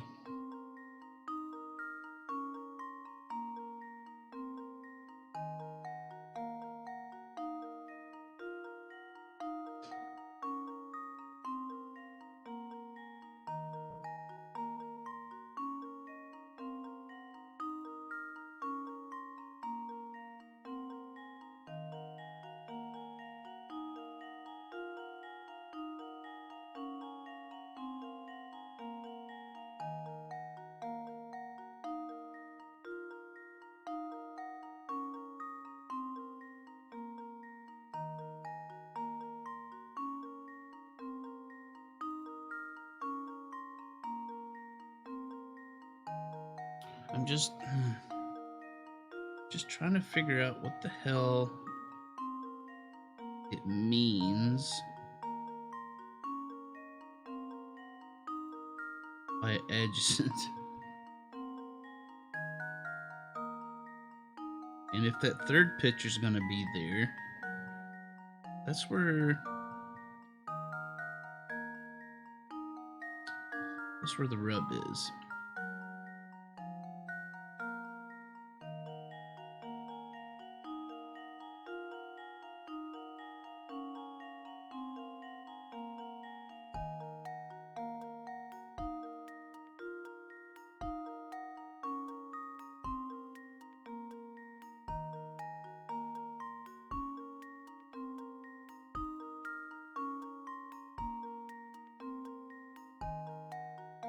Alright, let's just say B.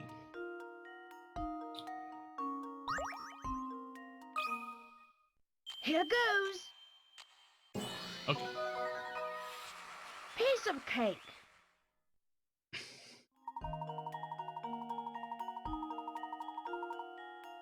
Liquid changes picture 55 times, which is an odd number of pours. That's the thinking I was doing. Regardless of where you set down your pitcher, whichever pitcher sits in the middle of the 3 will always contain the poison after an odd number of pours. Okay, so that's kind of where I was going with it. Let's see, so 1, 2, 3, 4, 5. See, what was throwing me off, it was saying any adjacent pitcher. So once the poison's here, it could go back to this one. The wording kind of threw me off on that one. But I feel like it should have said the poison moves in a switchback manner. That would have made more sense to me, but whatever. We got it right. Mustn't stand around all day in other people's train cars. Are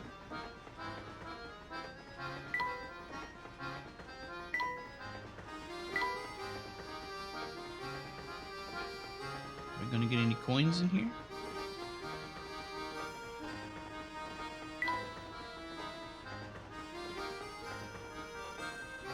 Guess not. Just a single solitary puzzle, no coins for us? Guess not.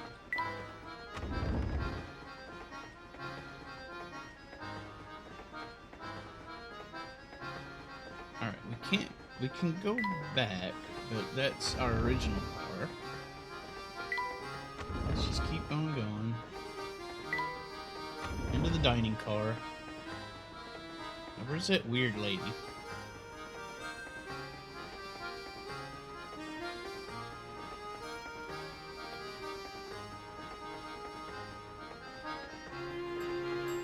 I guess she went to the polished dining car. We're stuck here in this place. Also, I'm gonna save it real quick.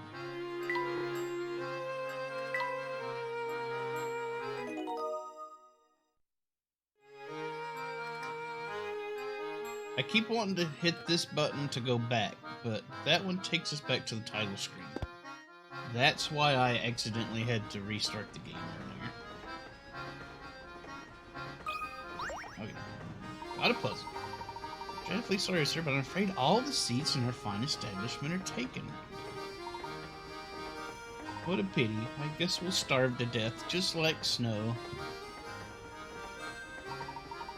While you wait for a table, may I interest you in a puzzle?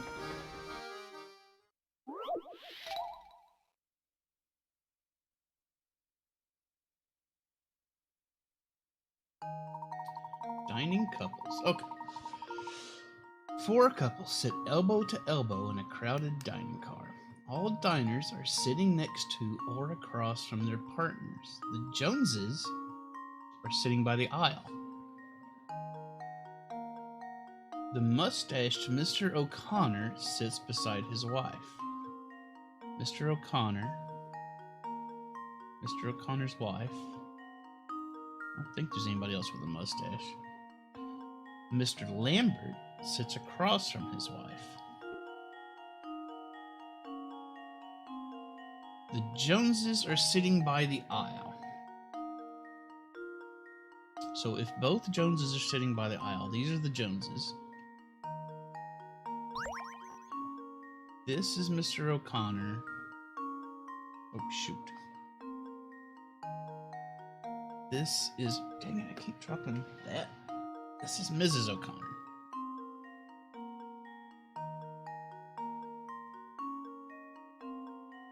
Can you determine where Mrs. Hadley is sitting? Circle her and touch submit. Not Mrs. Hadley. Not Mrs. Hadley.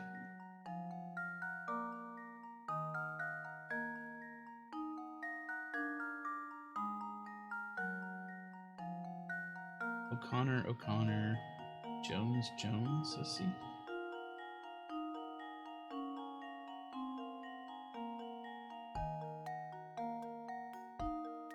All diners are sitting next to or across from their partners.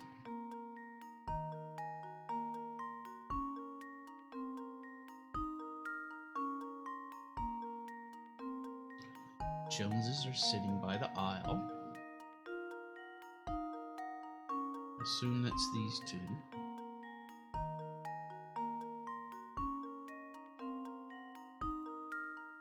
Lambert sits across from his wife. So these are the Lamberts.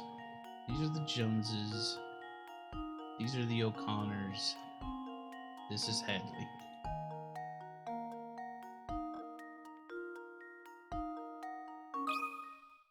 And now to test my theory. And there we have it.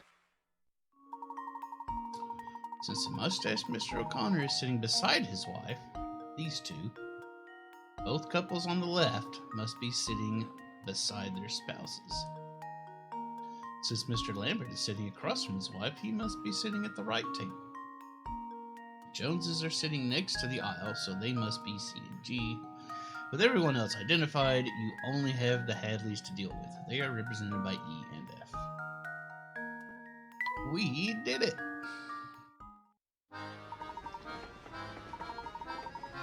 Nothing whets the appetite like a hearty puzzle.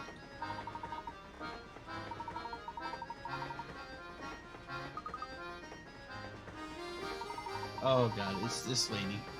She's gonna snatch our table. Her and her probably dog. Please wait just a moment. These passengers have been here much longer. Oh, it's a Karen.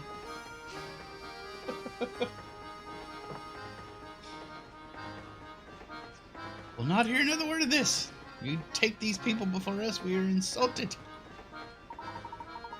Do apologize, madam. It's simply that these gentlemen arrived before you. Babette. We will not be kept waiting, do you understand? Not a single second.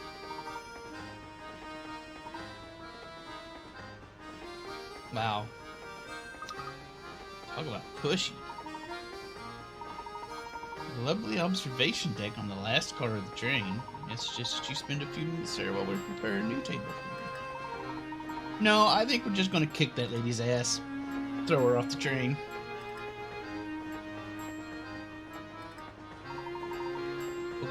Okay.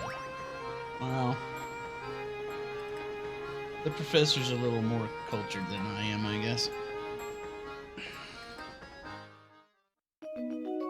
Professor and Luke decide to visit the train's observation deck.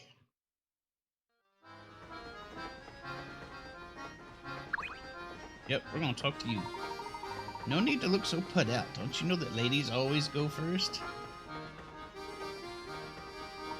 Especially ladies of a certain class.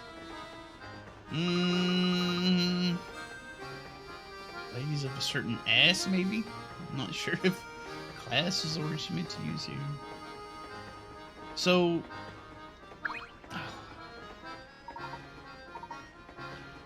thought she said her...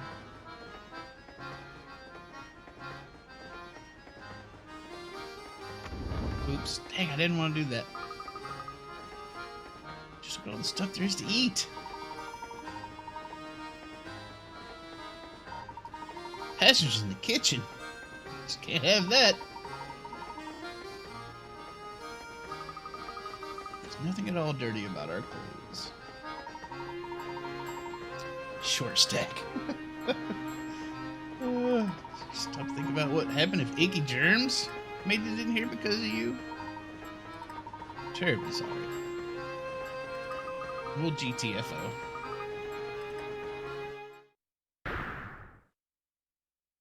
Oh, now I really wish Hamster was here.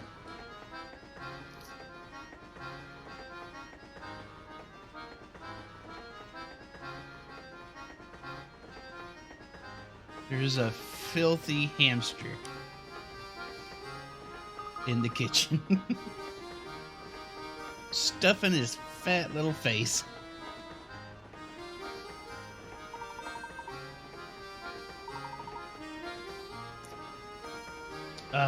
This is sad. I'm so sad.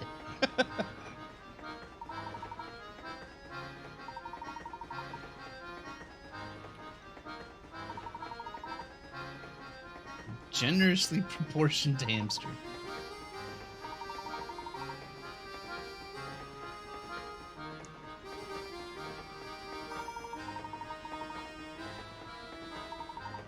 I fed him all the table scraps. My God. It's a bit rich for a hamster. It's really put on the pounds. Pounds? A hamster that weighs pounds? If he doesn't get in shape, it could really be bad for his health.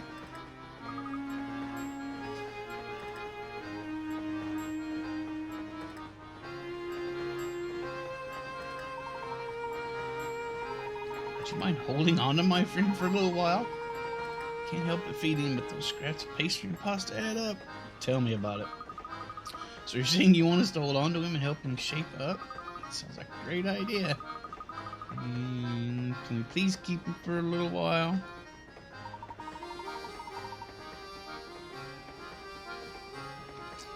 You don't have anything like super easy at hand, Canoe?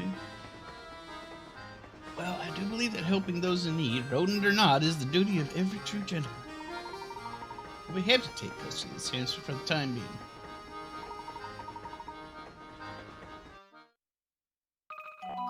The hamster minigame has been added to the trunk. You can access the hamster by tapping the hamster icon inside the professor's trunk. One more thing, since we won't be seeing each other for a while, please give him this apple. He loves them so. You got a new hamster toy. You use this apple to help your hamster get in shape.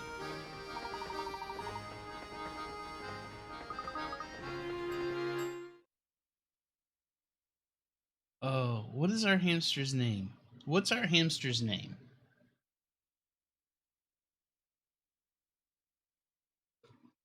I'll tell you what. I am going to go offload this morning's coffee. When I get back, I expect there to be a name in chat I can use for this. I'll be right back.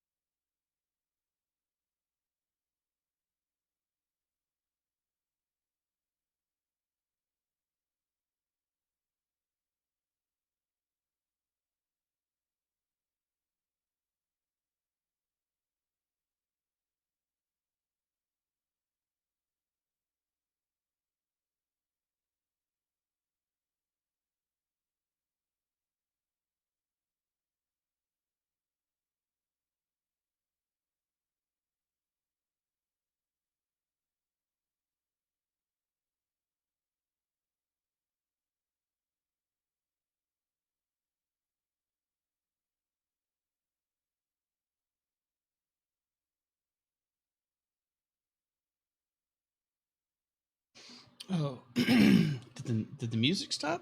I guess so. Okay. We get to name it. Obviously, we'll name him. I don't know how to pronounce that. That means we name it Clegg. I would suggest naming him Ham's real name, but I don't know if that would make him uncomfortable. Well, I don't know Hamster's real name, and I don't know that I'd advocate advocate using somebody's real name, so I'm not going to do that. I can't pronounce the one that starts with M, so we'll go with Clegg. By God.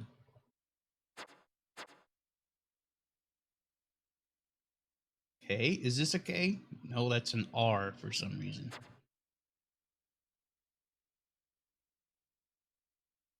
God bless America. Can't make a K. That was a W. All right, I can do this. I can do this. Oh my God.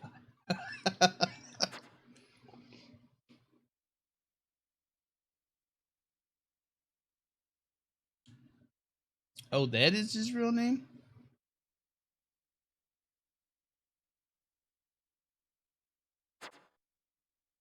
Well, I still can't pronounce it. Oh, finally.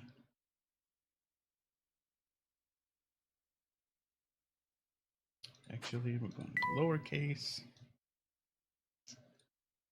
C. What the balls?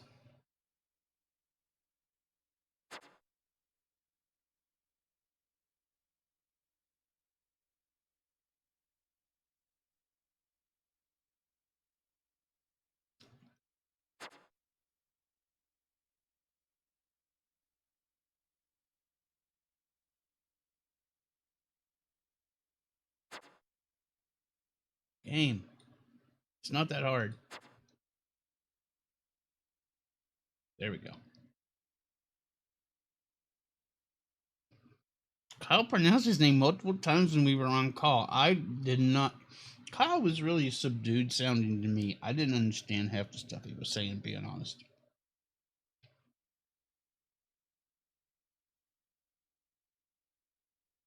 So let's use this.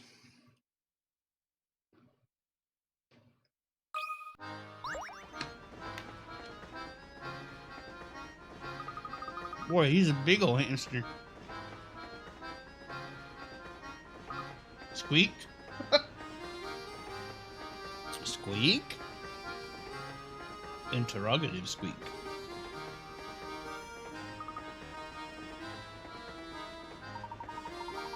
It appears that your special talent with animals has earned you a new friend, Luke. Luke should be a veterinarian instead of an archaeologist apprentice.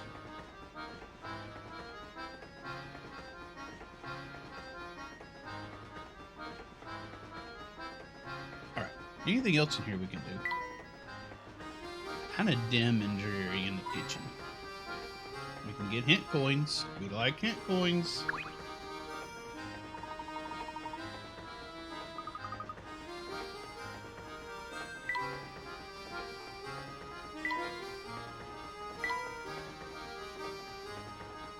Straight from the farm veggies. Fresh baked bread. Come on. There has to be more hint coins in here.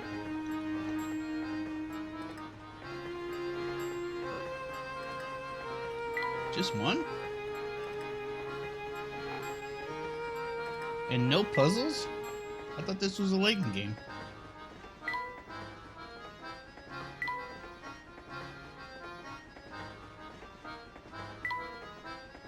Okay.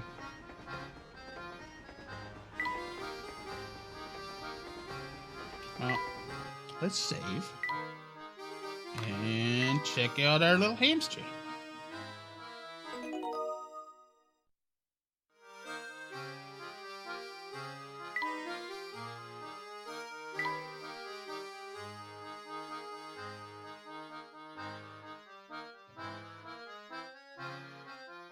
course.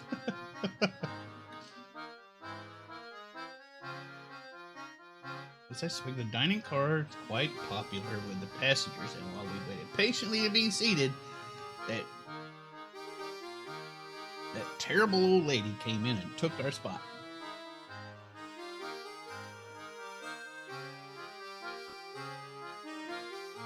Okay. Very good. Let's look at our hamster.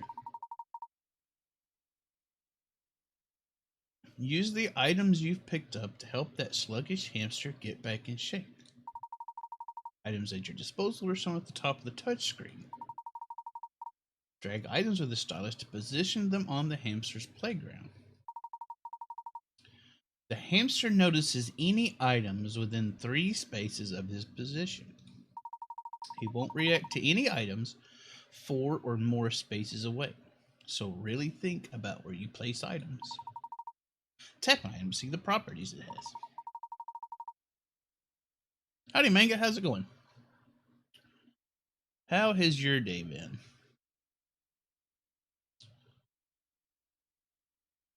Take advantage of the special properties of each item to maximize the hamster's workout. You've been good. I thought you were just like, well, I've been. You know. Well, it's good. Glad to hear you've been doing well. Once you've placed all the items where you want them, tap exercise to get the hamster moving. Once the hamster interacts with an item, it disappears from the playground. This workout ends when all items are gone or when he can't find the next item. Got it.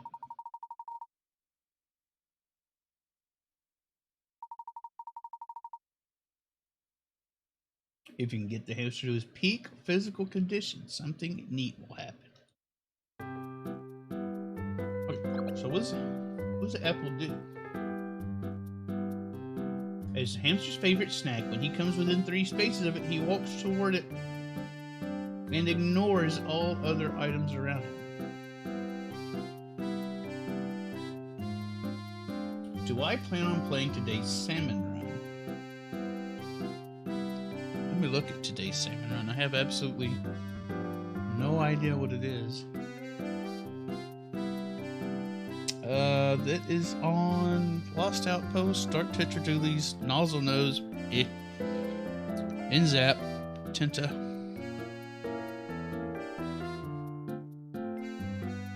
I might do some of that tonight.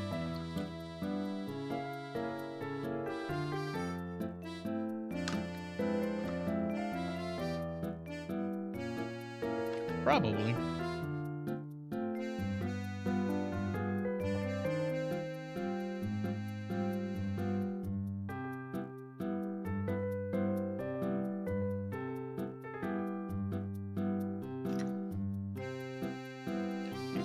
I like the nozzle nose fine. I don't like having to tap it all the time. Inzap's good. I like the Tenderbrella. I like the Tenderbrella a lot. A lot of people don't, but I think it's a really powerful weapon. Tetras, I really wish the Tetras were better. They look so cool. But they're kind of on the lower end of the dualies.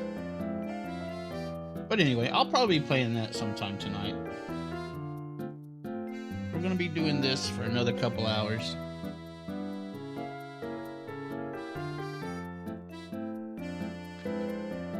Then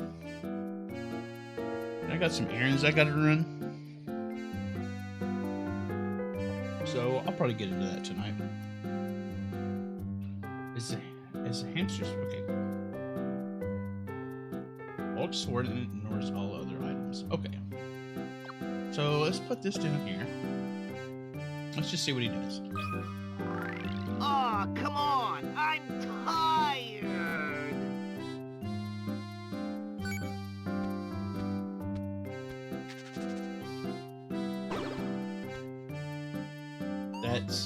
That's great. The hamster talks.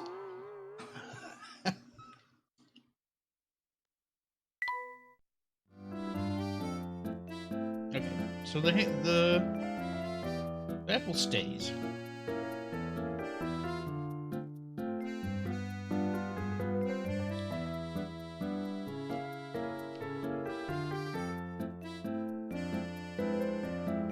It's not ink brush levels of tapping, that's true. Definitely output more damage, that is also true.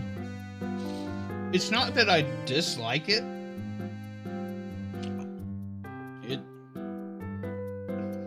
It's that it hurts my hand. It's ergonomically difficult for me. I don't have a problem with it. It's just physically rough on me.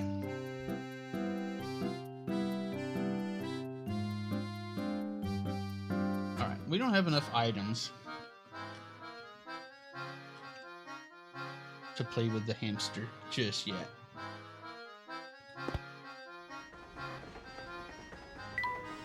So we'll be on the lookout for new hamster items, which I expect we'll probably get via puzzles, maybe?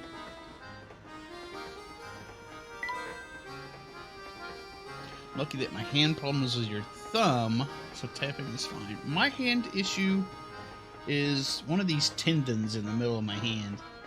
It gets really tight when I start tapping.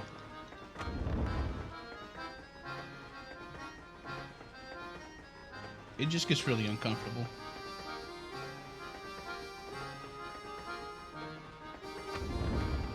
Oh, I didn't want to go in there.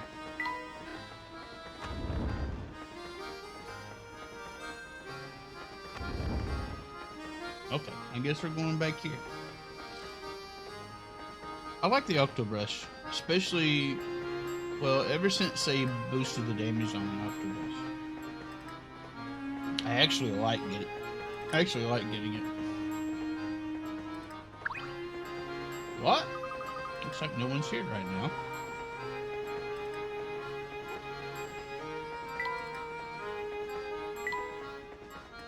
Looking for hint coins that I'll hopefully never use.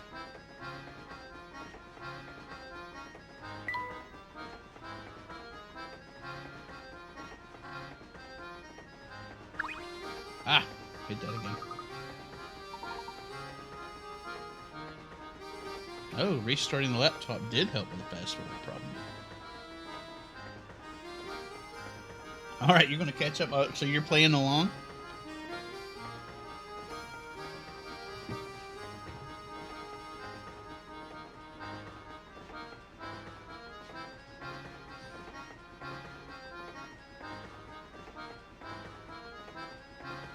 I usually use my index finger for the trigger. Maybe I should try the middle finger. Maybe that would help, but it's so ingrained into my brain now. I don't know if I can change. Alright, let's talk to this lady. I assume a refreshing beverage or a scrumptious snack?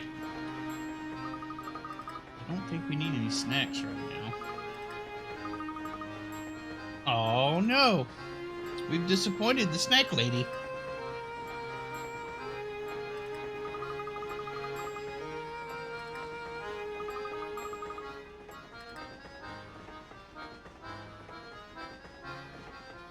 It's hard to sell even a cup of tea.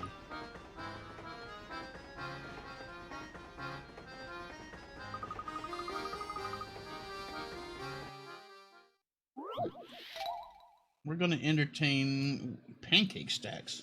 The first of many pancake stack puzzles. So, would this person be called a train attendant? I know in-flight, like airlines, they're stewardesses. What would you call this lady? What is her title?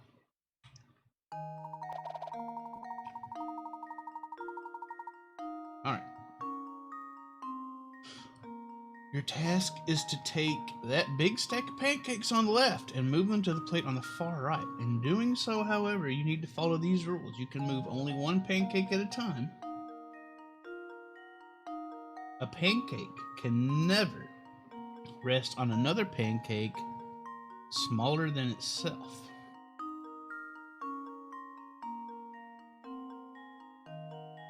Feel free to shift things around as much as you like and use the metal plate in completing the puzzle. Okay. So let's do this.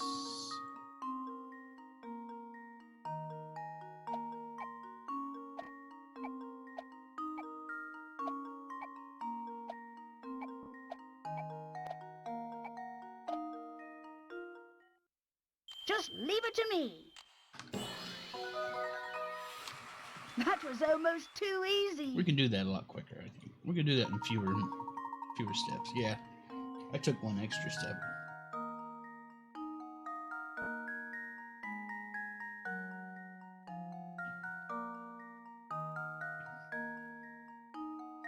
Train attendants are just called car attendants, as they are usually in charge of taking care of passengers on a train car. That does make sense.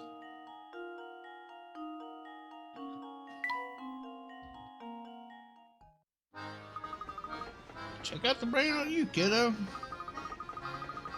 Next stop is this dinky little two-cow village called Dropstone. Like nothing there. I sure wish we could stop somewhere more exciting. This lady needs some excitement in her life. Only 2 cows, the whole town. Only 2 cows in this town.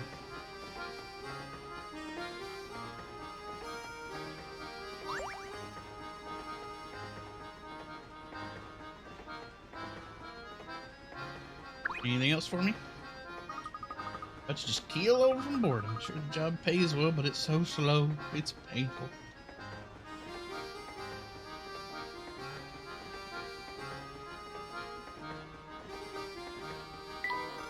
She's not happy with the number of cows in the towns we visit.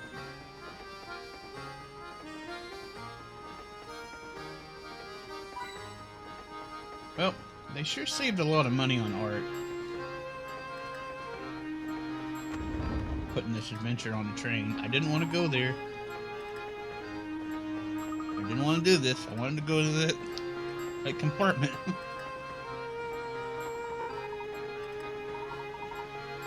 You see a lake over there. Oh, it's already gone.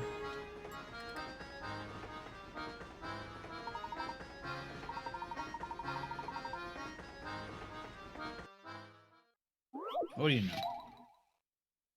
Being outside reminds Professor Layton of a puzzle.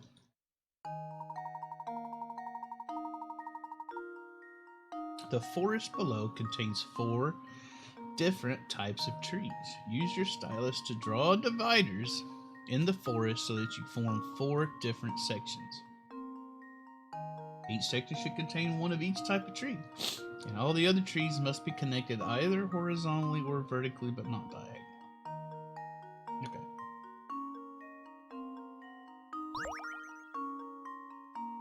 So, like...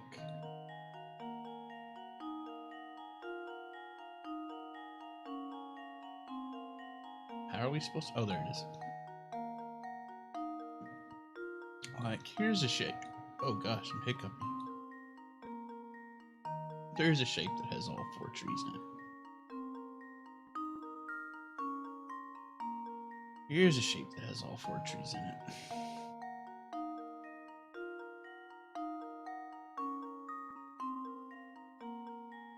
Yeah, okay.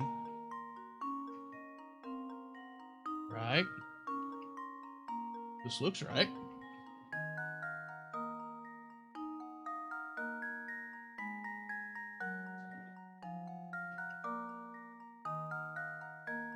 Four different types of trees, 4 different types of trees, 4 different. Here goes. Layton's apprentice strikes again. Yeah, that one was pretty easy. But it was only a 20 Peggerat puzzle. Most of the puzzles so far have been pretty easy. Very nice. They'll pick up. If it's anything like the last game, it'll pick up.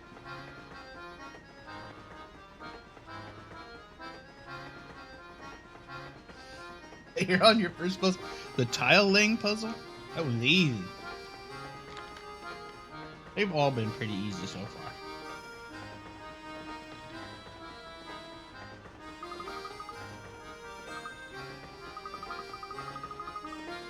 Feels so nice out here. I almost forgot we're supposed to be searching for the box.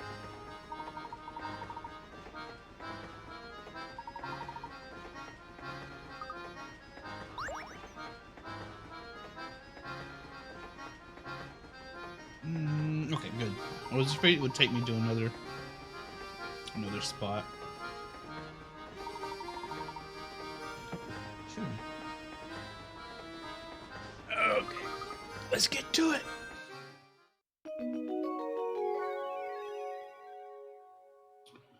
So worried for no reason.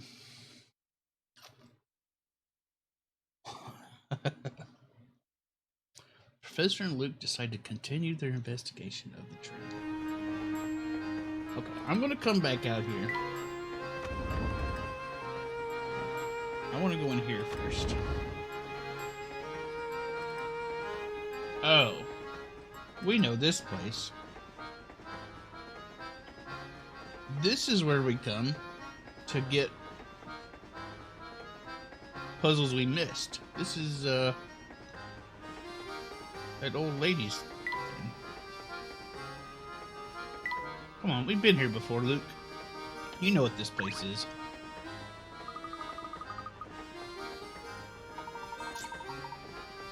Residents of you know who.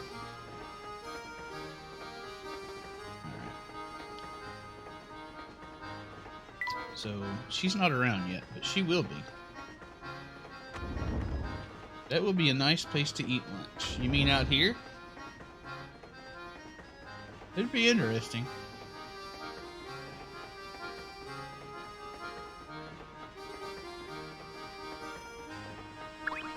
Uh-oh. Observation deck certainly does command an impressive view.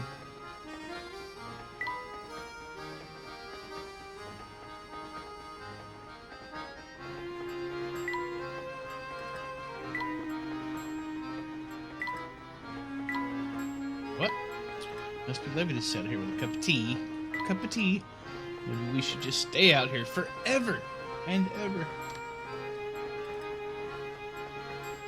I imagine you're shielded from most of the wind by the actual train.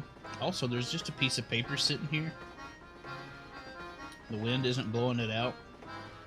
So in this world, it's a pretty nice, calm place. Also, if it isn't a steam train, because then you got ash and stuff probably being more of an issue. If it's a diesel train, probably pretty nice. But this is something I need to look at, I'm sure. Someone's left rubbish on the deck here. It's probably that lady.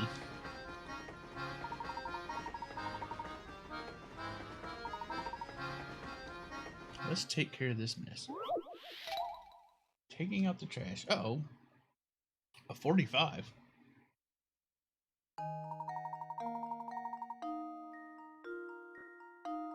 Put that garbage into the trash can where it belongs. Using your stylus, move the blocks obstructing your path and slide the clump of garbage all the way into the can at the bottom of the screen. Alright. Well, we've done these things a number of times. So what we need is get this stuff.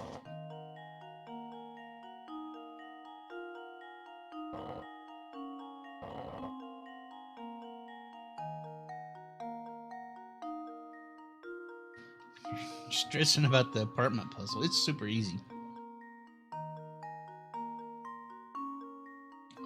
Can I blame my anxiety for myself being bad at puzzles? I don't know. You just gotta calm down. Just calm down and think. Very simple. Let's bring one of these out.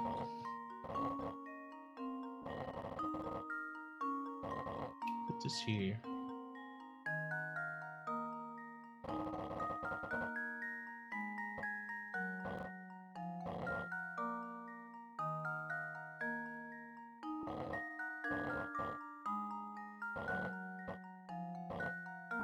I'm sure I'm making this a lot harder than it needs to be.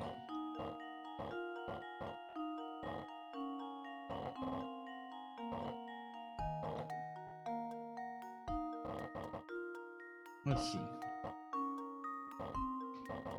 I need to get this out of here.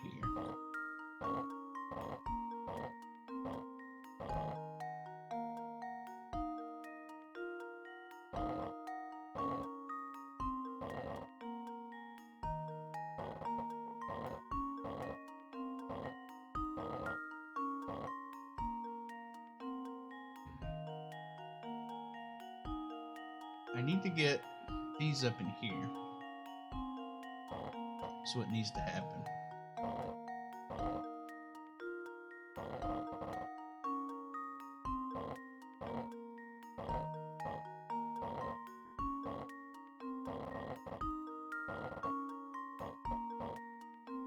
How to do this. Howdy, bird. It's good to see you again. What is so diabolical about this box? This box apparently just kills you if you open it. How's that for diabolical?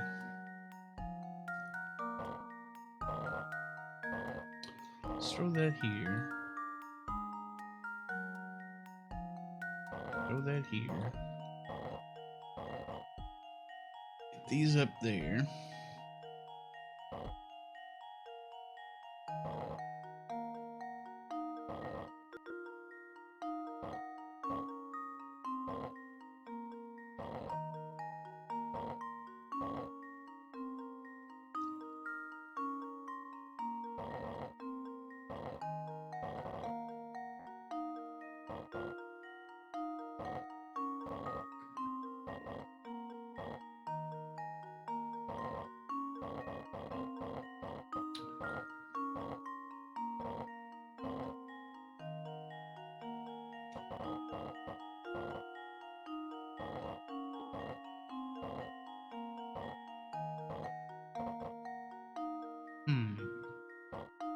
I'm gonna need to get this up in here. This over here. This here. This over here, and that in the trash. There we go. Consider Took me a lot this of puzzle moves, but we solved. got there. And there we have it.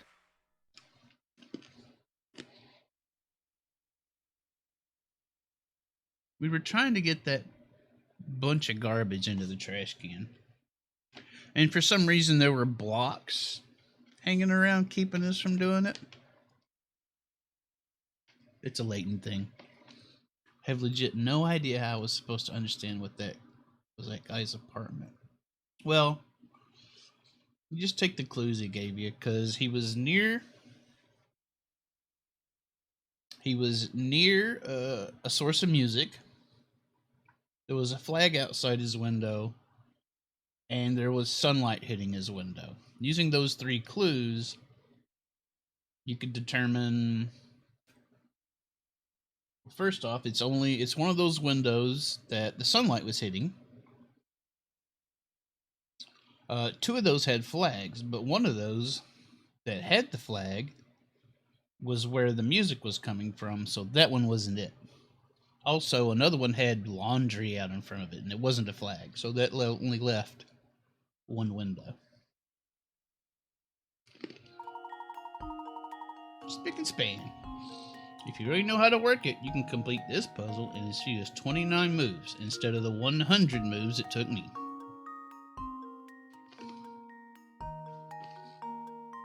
Don't forget, trash belongs in the trash can, not on the street.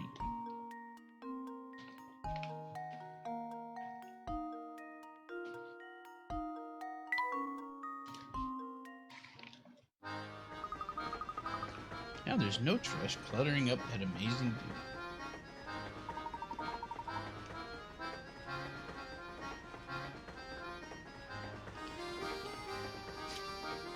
view. Yeah.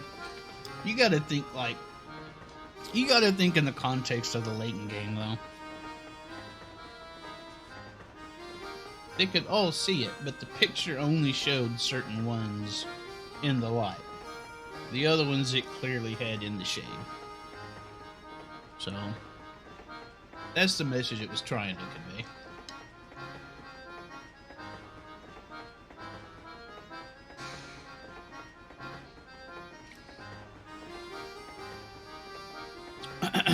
Alright. Puzzle number 22. Done. So far, we've got all the Pickerats.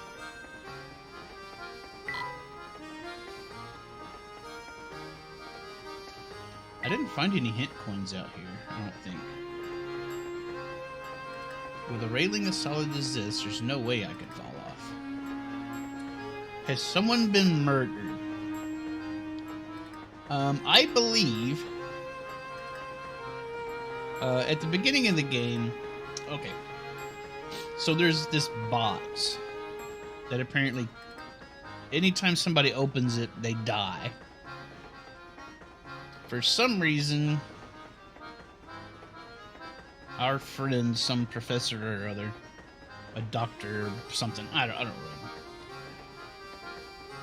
They sent us a letter saying that they had the box and that they were going to fiddle around with it. So we were worried about them. And we went over there and we found that they were dead. But then we found that somebody had escaped his office with the puzzle. I mean, with the box.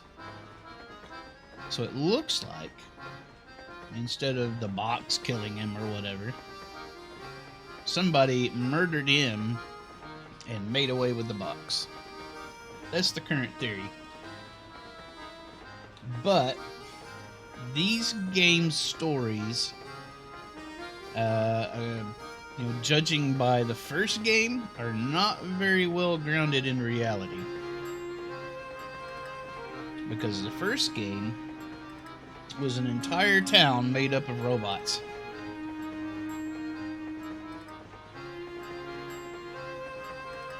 I need that box so I can gift it to others. See, I was thinking you could take it to a party and show it off at a party. That'd be a neat party trick, right? Alright. Nothing else out here. This guy's super short. That little girl was taller than this guy. Ah, there's nothing like travel by rail to put a spring in your step. I couldn't agree more. His name is Beluga. For some And there's no better way to do it than on a train as fine as yours, Mr. Beluga. Oh, this guy owns the train? So you know my name, do you? But of course, this train and its owner have quite a reputation in London. I've seen your face in the papers more than a few times. Oh, is that so now? I'm sorry, my friend, but I can't say I know you as well as you seem to know me. The name is Herschel Layton. I'm a professor of archaeology by trade, but a train enthusiast on the side. I've heard tales of this train's grandeur, so I decided it was time to experience it firsthand. That's not why you're on this train. Layton's a liar. Well, isn't that something? It certainly is a pleasure to meet you, Mr. Layton, was it? Oh my, just look at how late it's gotten. I really have to run. Do enjoy your time aboard. Yeah, what the fuck, Luke? What the hell? He just jumped right in his face and started tugging on him. Even though Chelmy was kind of rude by pushing Luke to the side like that.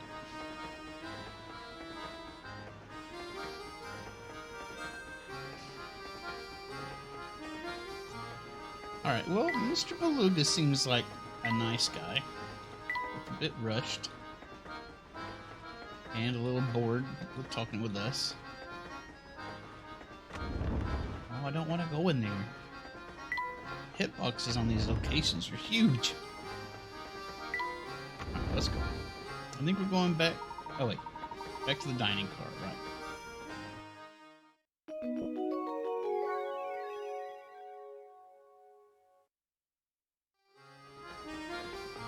Anything new, lady? Nope.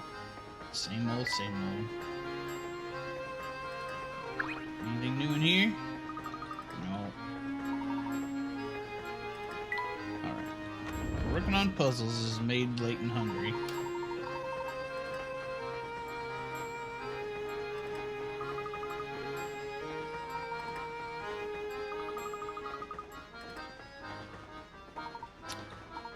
There's some sort of commotion going on.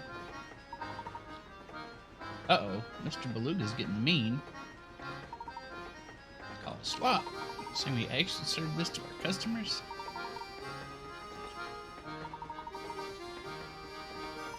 Oh, he was so nice to us, but now he's being a regular jackass.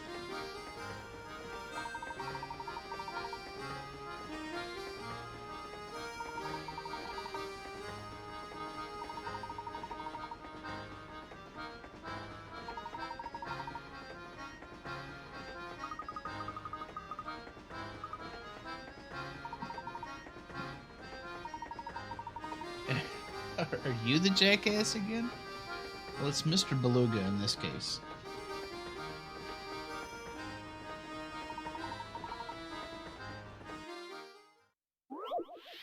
Puzzle number 10, a work of art.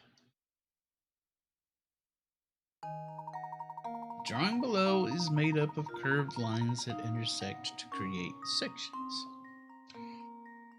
If you want to color in the entire canvas so that no section touches the side of a section with the same color, what's the fewest number of colors you can use? You can use a color as many times as you want, as long as it doesn't touch any area with the same color.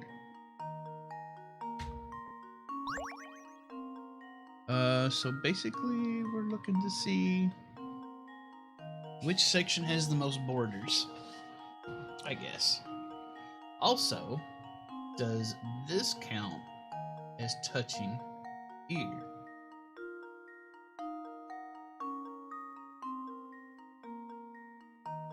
So this section here has 1, 2, 3, 4, 5 borders.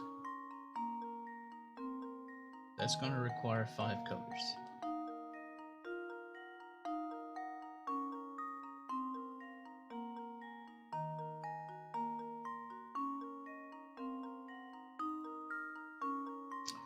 This one has 1, 2, 3, 4, 5, 6 borders.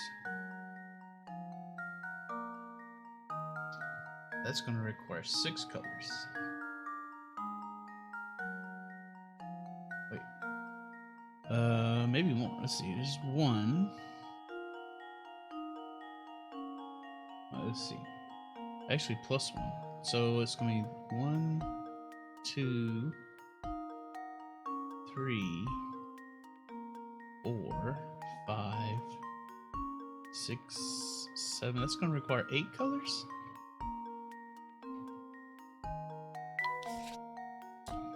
So it's going to be 1, 2,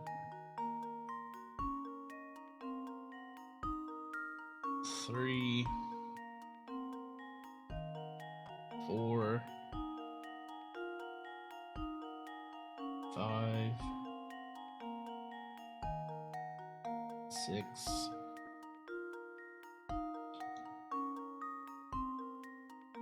7,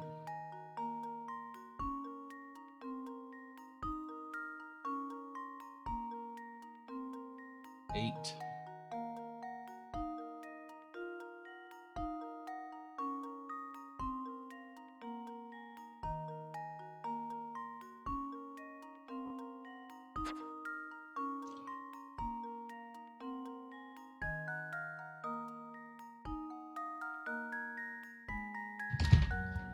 Little nugget.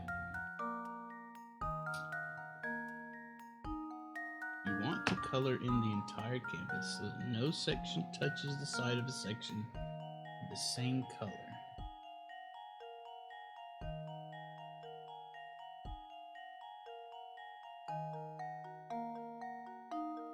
What's the fewest number of colors you can use?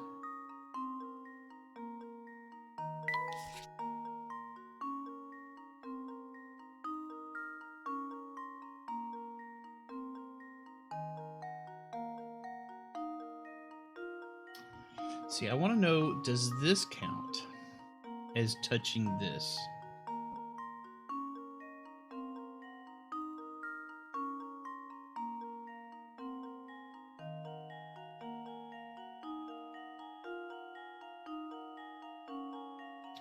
Same with this, and this, and this.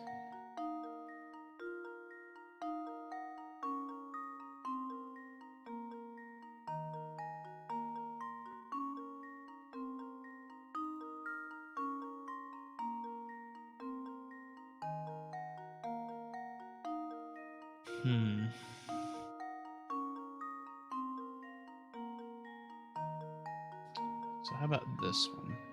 It's going to be 1, 2, 3, 4, 5. No, not that one.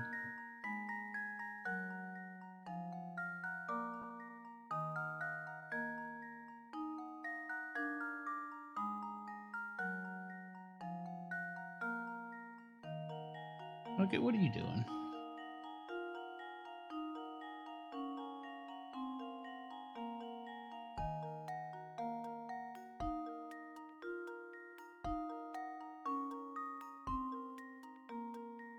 She is standing directly in my way.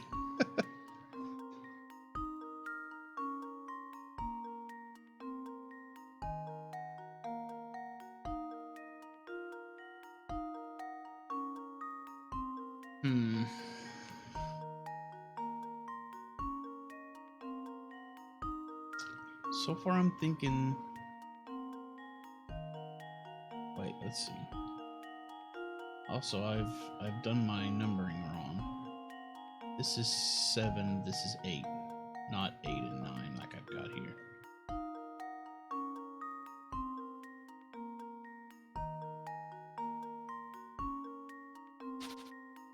One, two... Oh, jeez. That's why I did the Roman numerals, because I can't read them. Really may be too stupid for this. Every puzzle, but the first one has me resorting to wild stabs in the dark. What was the third puzzle? 1, 2. Dang it.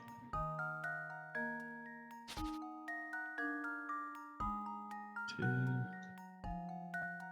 3, 4, 5, 6, 7, 8.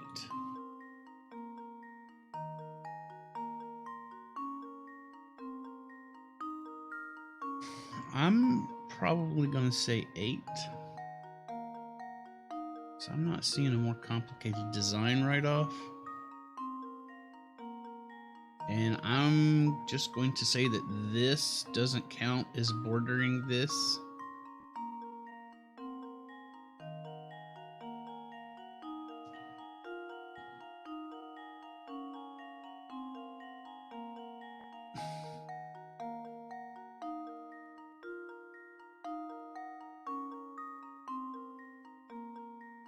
Let me think on it a sec.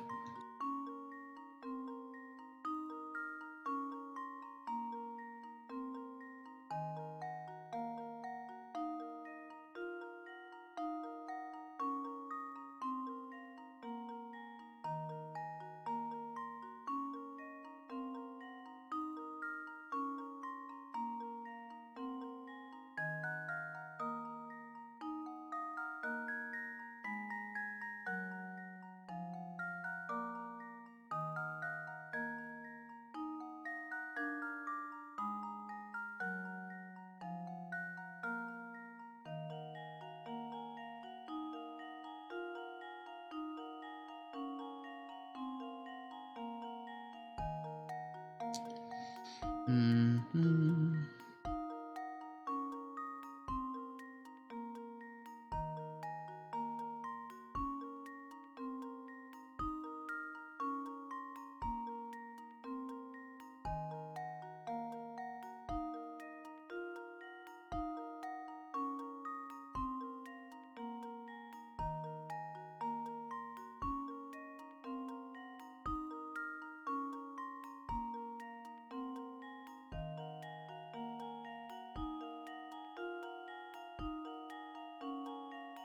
Am I thinking about this right? The drawing is made of curved lines.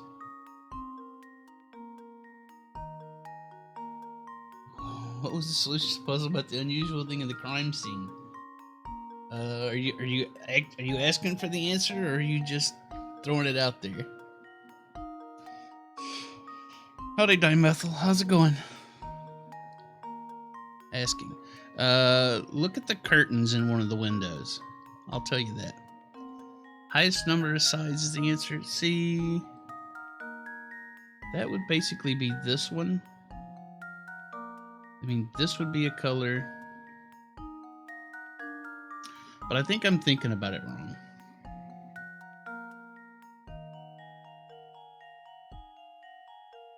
What's the fewest number of colors you can use so that no section touches the side of a section with the same color?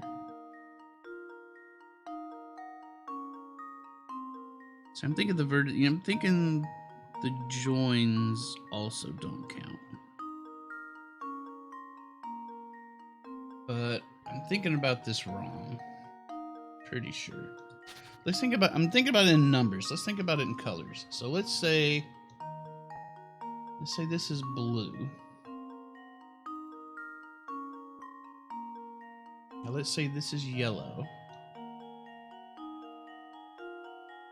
Now this one can also be yellow.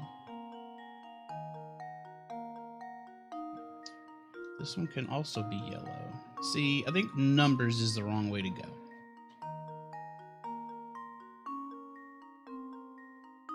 So this one can also be yellow.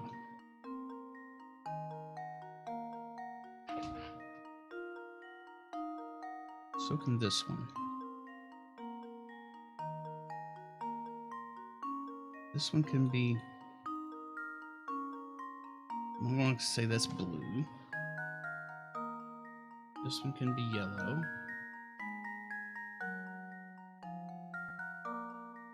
Blue.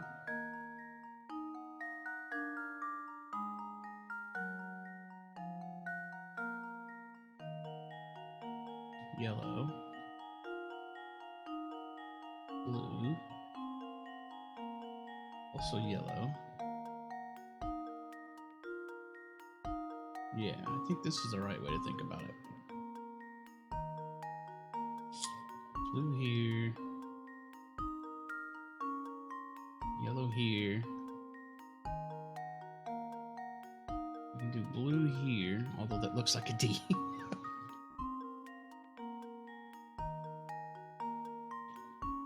Blue here. This is yellow. This is yellow. Yellow. Blue. Blue. Yellow. Blue. So this one is touching a yellow and a blue. It cannot be blue or yellow. We're gonna make this one green.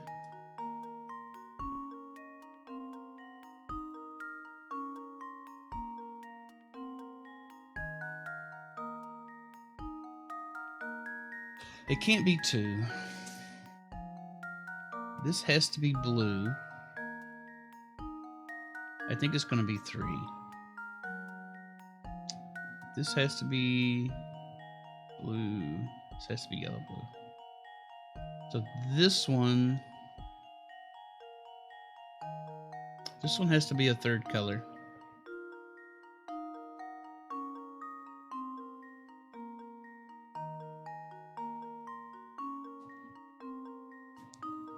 I don't think it can be 2.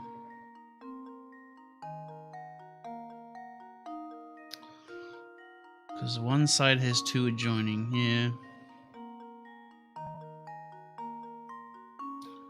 Alright, I'm gonna go with 3.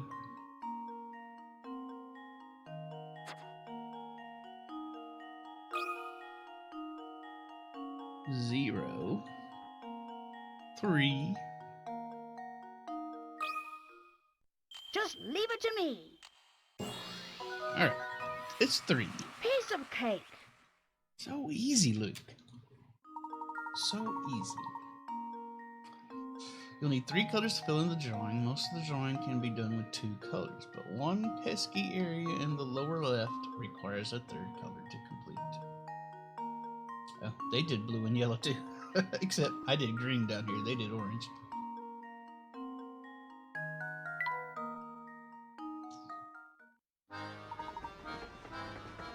Well done, Luke. After a puzzle like that and a lovely meal, I could use a break. What? You didn't even eat anything. You just came in here and solved the puzzle and left.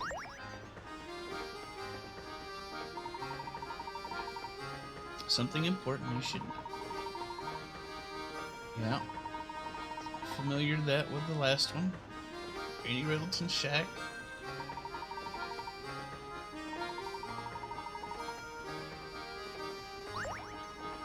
Okay, we've got all the puzzles so far. We've skipped nothing.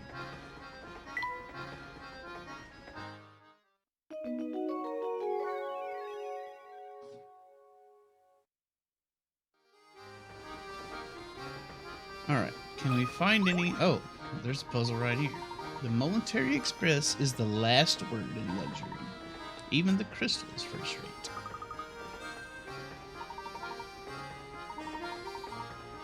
Oh, speaking of glasses, have you heard of this puzzle, my gosh? Puzzle number 9, stacked glasses.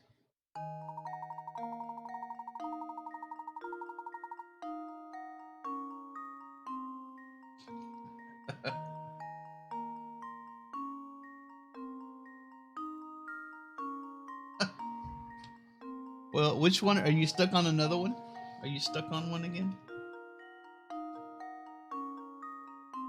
Or are you still on the crime scene one?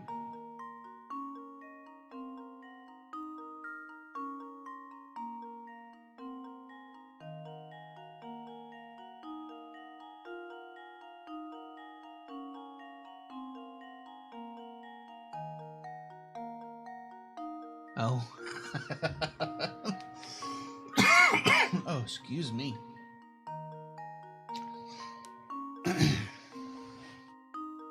Well, you just have to sit on it sometimes and consider what it's asking you.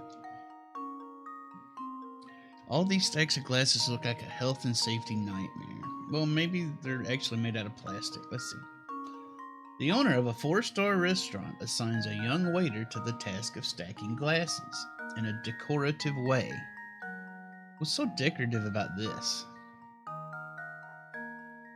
It's just a tower that's gonna fall over and kill somebody.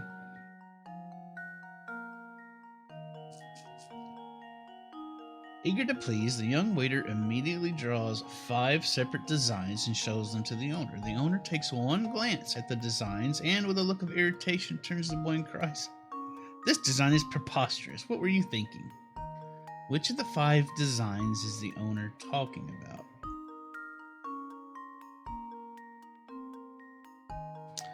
Yeah, E has these, but wouldn't they just slide down on top of those?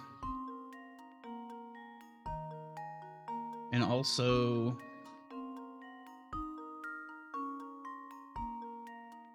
Or that one would slide on top of that. I don't know.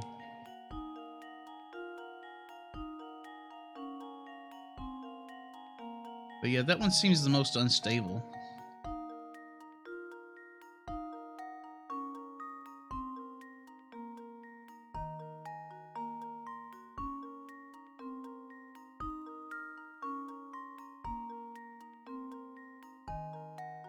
Purely because of the way the graphic is drawn.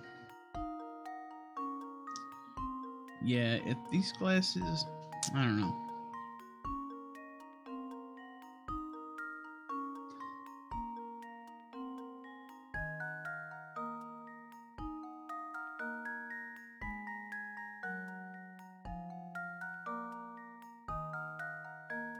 Which of the 5 designs is the owner talking about?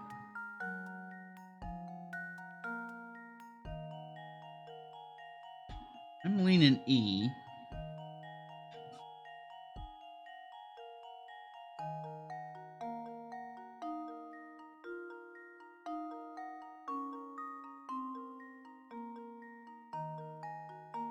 But these things are often in the details of the text. These Layton games. That's what the first game taught me. Downward turned cup is inside the bottom two cups. It doesn't make sense.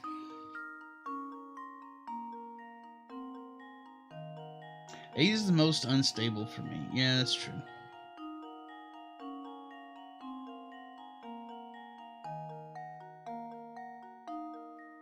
That's true. I mean, if there's cylinders, you can't stack D like that. That's true.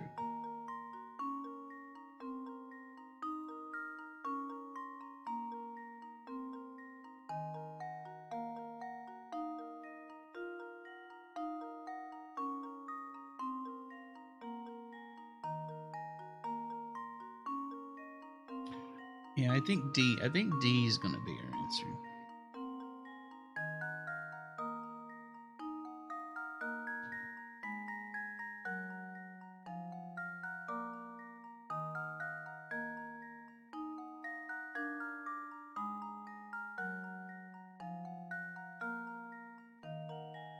I think based on the fact that glasses are cylinders, it's going to be D.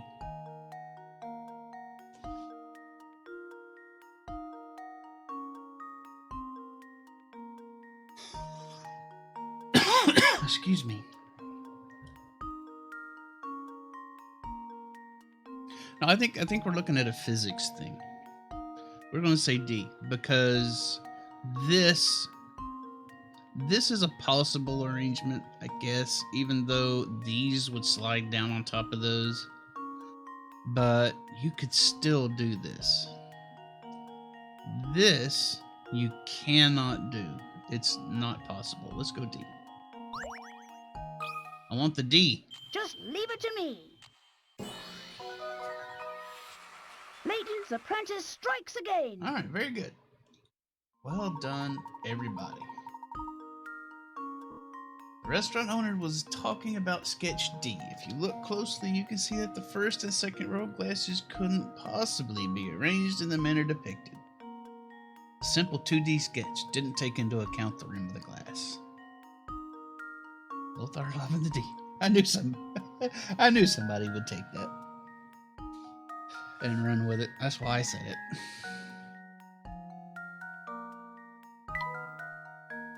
All right, good job.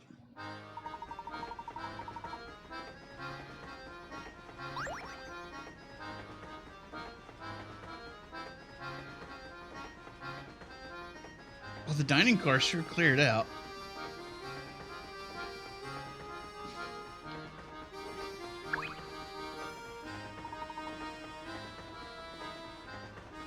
This guy's got bits of food in his beard. Also, he's been sitting here a really long time chewing on that.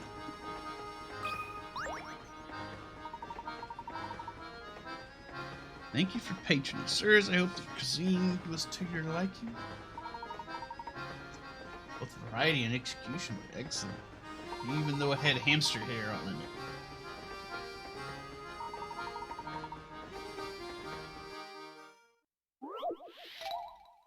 Number 8, Luke's Big Dinner. Are you sure you can really eat all that? You put in quite an order there. No sweat. I'll clean my plate and still have room for more. It's no wonder the professor is concerned, as Luke's order cost twice what the professor's did. Below you can see all the items Luke and Professor Layton ordered, as well as the price of each item. Touch the price for each of the items that are part of Luke's order. Alright, this is numbers. So...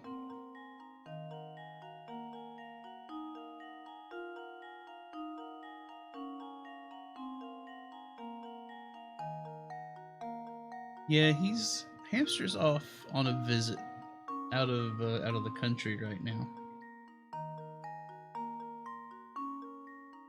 All right, well, let's add up all these numbers, shall we?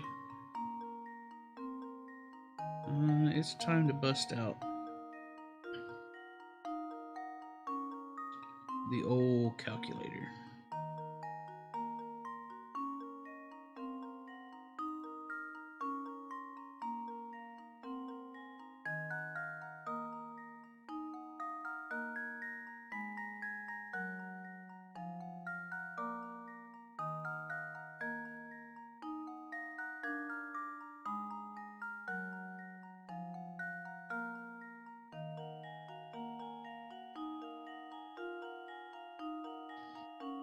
Alright, let's see. What's our total? It's 20.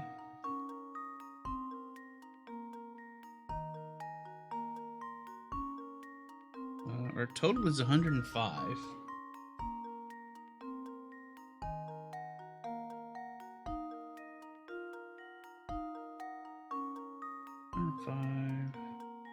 Five divided by 3 is 35. So our answer is going to be 35. But what adds up to 35?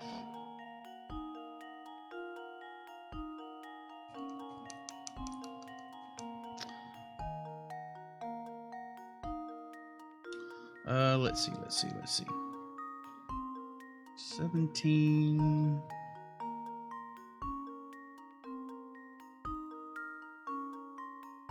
There's 30.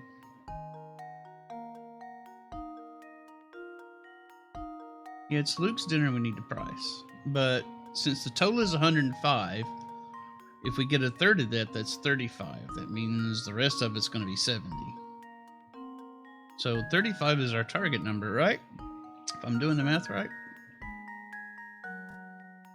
So I'm looking for 35 somehow.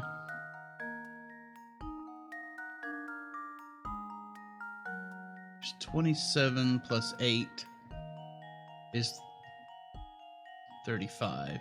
I think we got this.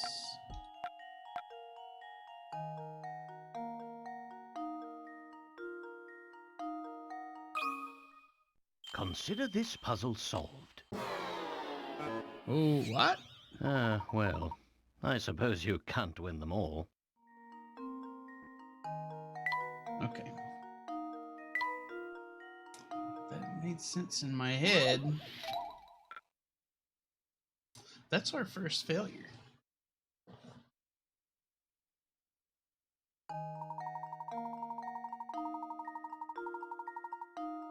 Oh, that's right. We wanted Luke's order, not the professor's order. That's where these puzzles get me, is I read them wrong. This should do the trick. A true gentleman leaves no puzzle unsolved. There we go.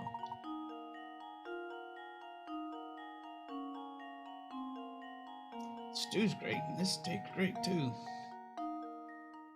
Luke's gonna get fat.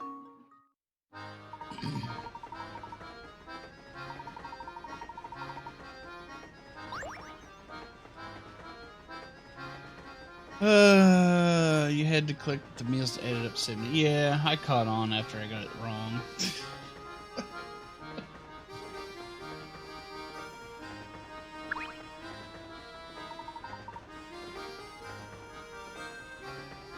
That will happen, like, a lot, by the way.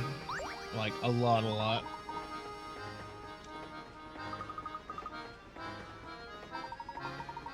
Someone else. Boss can be real hard, please.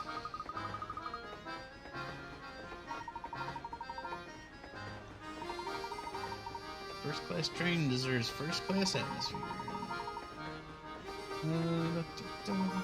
Check out the details on the back of the plates. Puzzle number 13 on your plate. The plate in front of you bears the mark made up of two nesting equilateral triangles. Can you puzzle out how many times bigger the large triangle is when compared to the smaller one? No. Not really. Well, let's see. Let's go to my memo. This is how big this is. Looks like I can fit 3 of these in there. I'm going to say 3.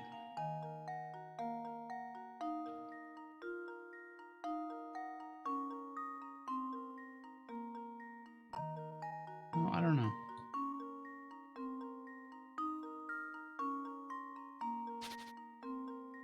If I fit that in there like that, Maybe it's 4. I think it's 4.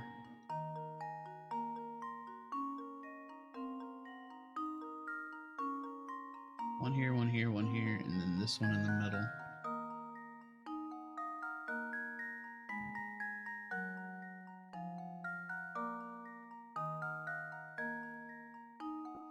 Alright, I'm gonna say 4.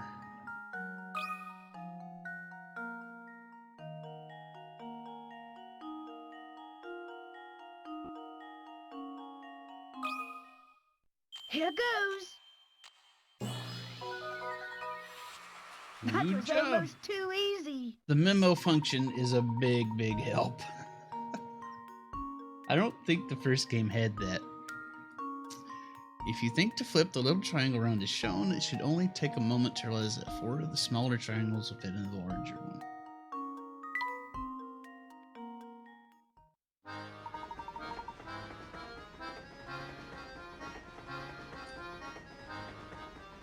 Hamster no longer thinks of you as a friend. It is the Triforce. If you consider that the one in the middle is empty.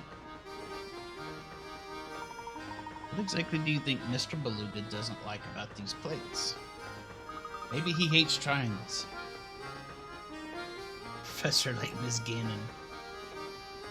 Maybe Mr. Beluga is Ganon. He's the one gathering up all those plates with the Triforce in them.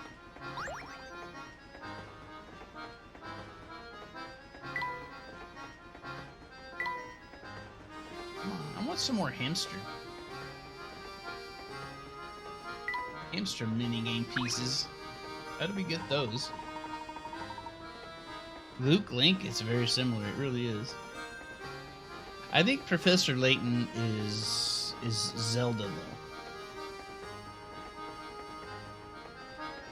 Because Luke is connected to Layton.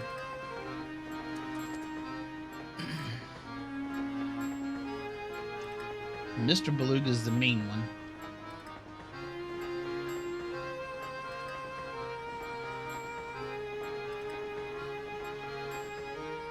Layton equals Sonic, Luke equals Tails.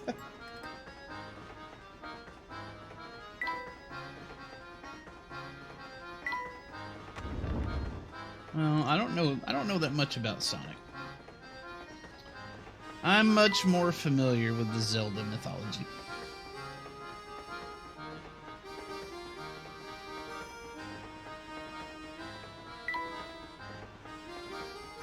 Alright, I guess we're heading back. What do we have here? My sweet little boy. I've got to do something right this instant. Uh-oh. It has to be her pet. She can't be talking about her kid.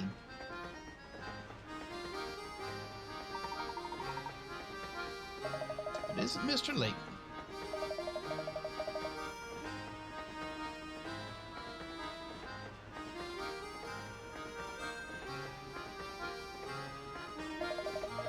Seems this woman's child. It's not her child. It can't be. There's no way. It's the guy on the right, Dave Grohl. I guess I can see the similarity now that you bring it up. But that's Inspector Chelmy. He's not the most friendly person. Also not the smartest. I think Dave Grohl is a lot smarter than this guy.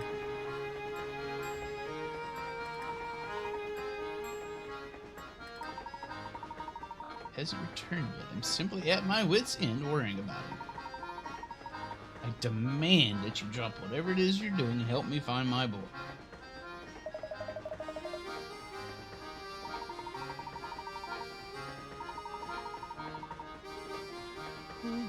An immediate search.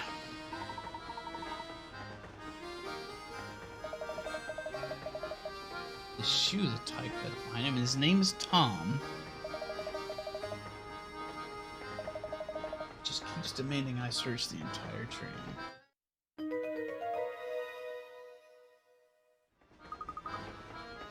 This is one of Tom's shoes? It's positively tiny, isn't it?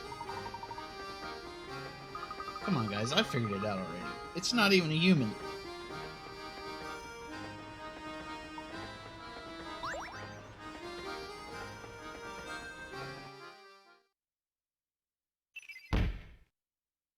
A new mystery. The mystery of missing Tom. While riding on the Voluntary Express, Babette's little boy, quote unquote, manages to disappear. If the shoe he left behind is any indication, Tom must be a very young child. Where could a child that small have wandered off to on his own? I already know the answer to that.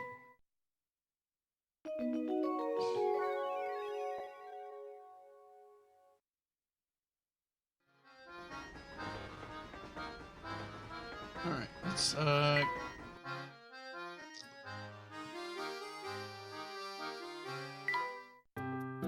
still only have the apple for the hamster.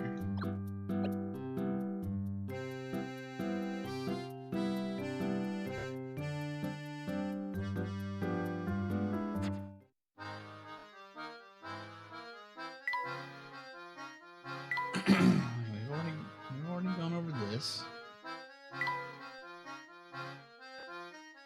Large in both stature and character.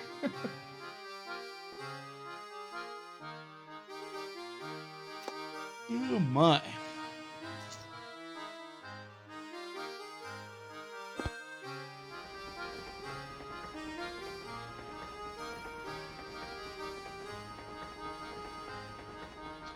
Alright, Inspector, what have you got for me?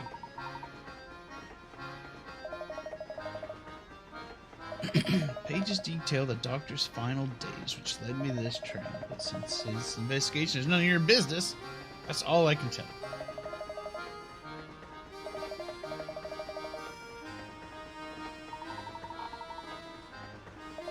Well, hell, we're helpers, Luke and Layton. Got quite the reputation for poking your nose into other people's business. But before I let you in on my case, show me your famous powers of deduction by solving this puzzle. Number 20, the shoe store thief. Alright. A woman in a shoe store pays for a pair of $30 shoes with a $50 bill. The clerk doesn't have change, so he goes to the shop next door to break the $30 bill. He then gives the woman her change.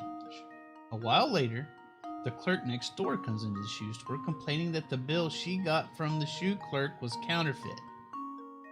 The mortified shoe clerk gives the other shopkeeper a $50 bill of his own in apology. Both the woman with the fake bill and the shoes she took are gone. In total, how much did the shoe store clerk lose in dollars?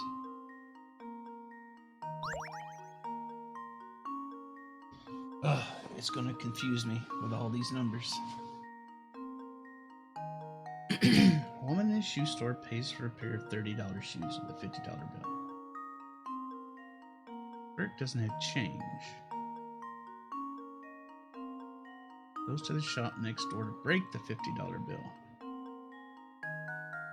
Then goes, okay, so the $50 bill is counterfeit. He takes it next door.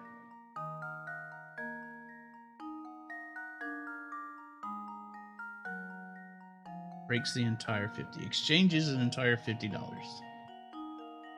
Then he gives the woman her change. So he gave her $20 in change. Clerk next door comes into the shoe store complaining that the bill she got from the clerk was counterfeit.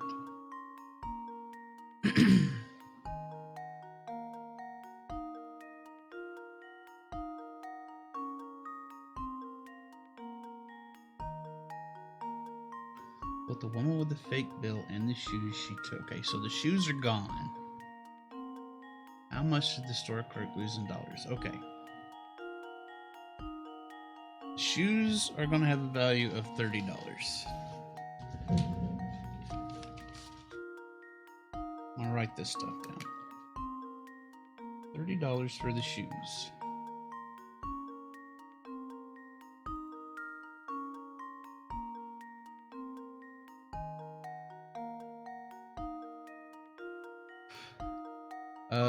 So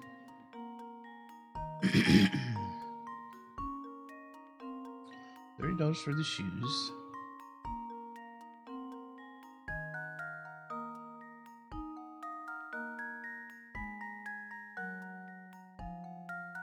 He also gave her, just gave her 20 bucks. So that lady made off 50 bucks.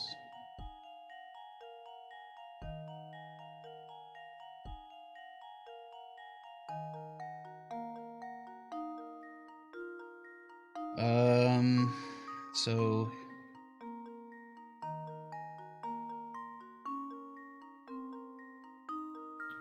now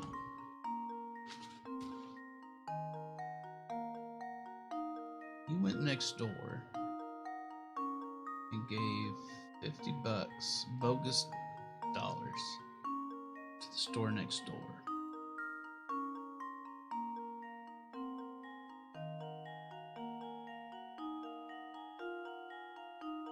But the lady made off $50.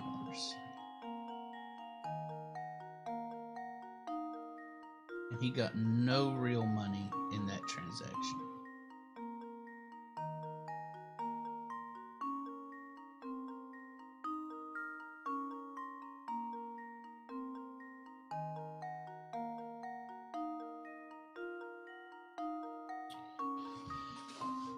And he gave the other store 50 bogus bucks. Then he gave $50 back. Is that right? Gives the other shopkeeper a $50 bill of his own and apology.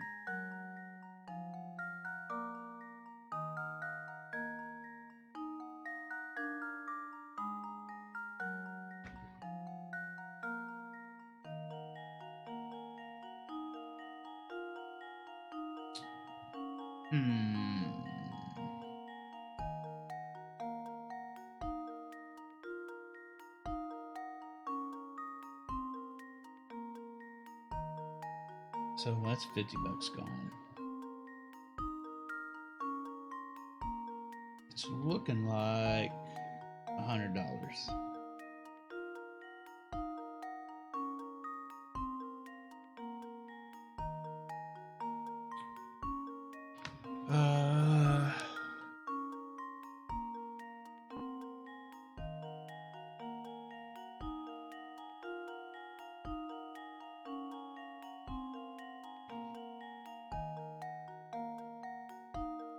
$20 change, 30 shows, 50 no, yeah. Bird says $100 also. Let me run that in my head a little more. I wish I could think as fast as y'all do. I want to make sure I get it right the first time, though. My thing.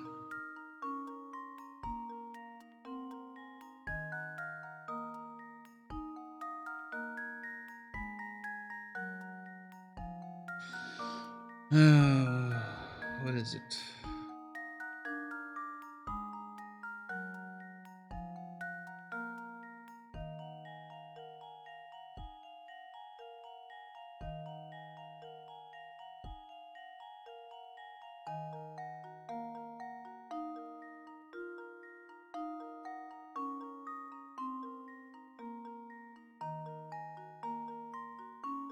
I feel like I'm missing something.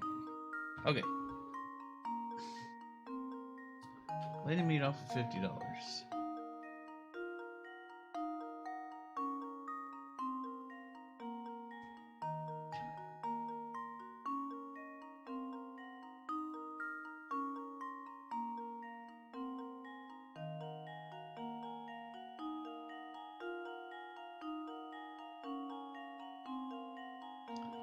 But wait a minute.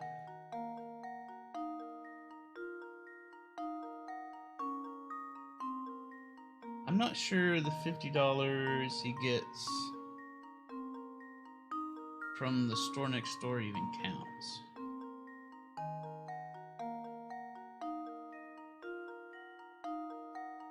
Because he gets a real 50 from them and gives it right back.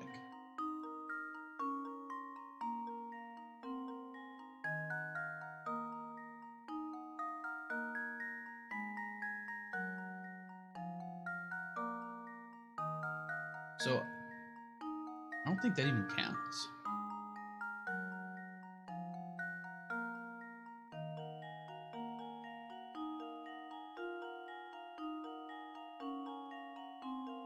I think the lady stole $50. I'm gonna say 50.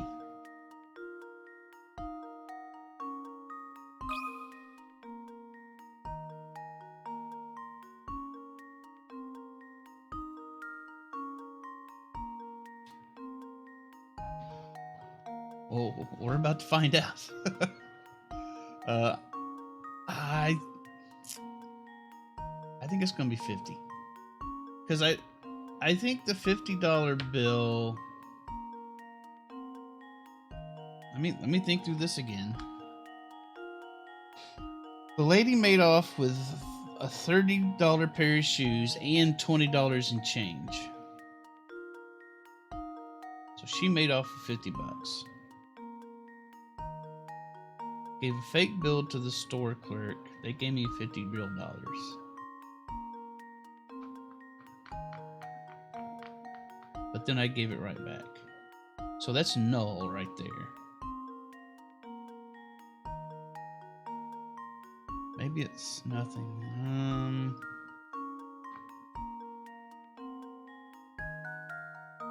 Well, I don't know. It also says gave the shopkeeper a $50 bill of his own.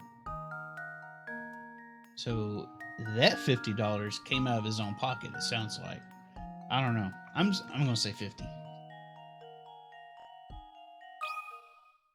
This should do the trick. Ha! Wonderful. Okay, let's see what the reasoning was behind that. I'm not sure I fully followed, but let's see. The shoes the customer made off with cost $30. And the change the shoe clerk gave her cost him $20, right?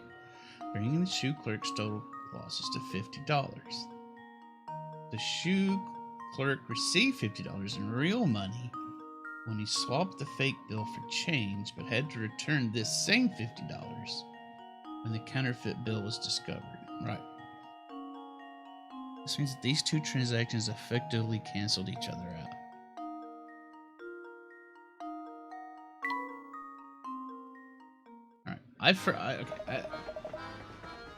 It's never as complicated as we think. Well, I'm really good at overcomplicating these Layton puzzles. That's my favorite thing to do.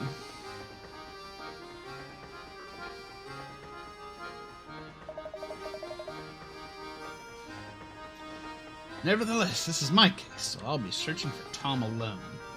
Not on your life, buddy. We're gonna find Tom way before you do.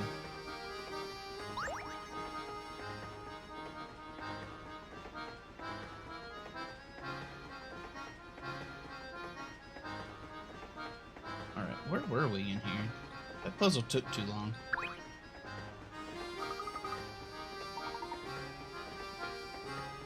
I think I've already searched this car for stuff.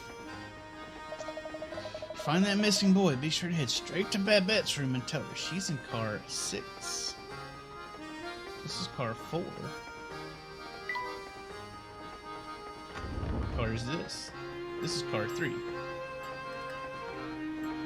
Man, this lady's got a troll face and a half. Alright, let's see what her deal is. Excuse me, madam, have you seen a small boy wandering around here? He would be missing a shoe. He's probably wearing 3 others. Can't say that I have. I'd certainly remember if I had seen a shoeless little boy. While we're on top of shoes, maybe you could help out with a little predicament of my own. Puzzle number 18, the shoe maze. Here's a maze that's made up of shoes. Your task is to travel from start to goal. You may only travel horizontally or vertically, one space at a time. You must alternate between left and right shoes every step. What? Also, you may not pass through any of the walls. That's these blue things, I presume. Tap each space one at a time to highlight the path you want to take. If you make a misstep, you can deselect that space by tapping it again. Okay, so we just have to get start to goal. It doesn't matter how many spaces we use. We just have to alternate steps. This shouldn't be too hard. We can go this way.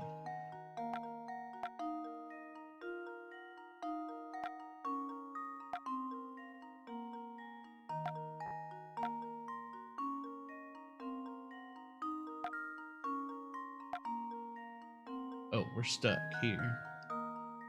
Can't use any of these. I can go this way.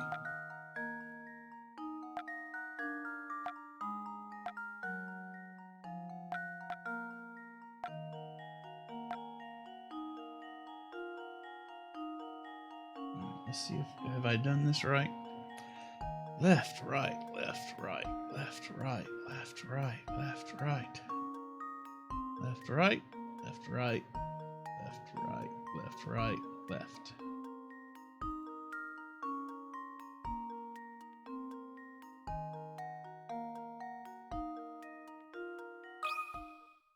This should do the trick. And there we have it. There we have it. So easy.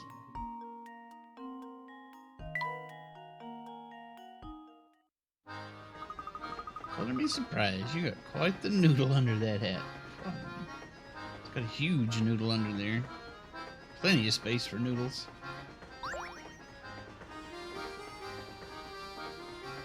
This game's thrown a lot of pretty easy puzzles at us so far.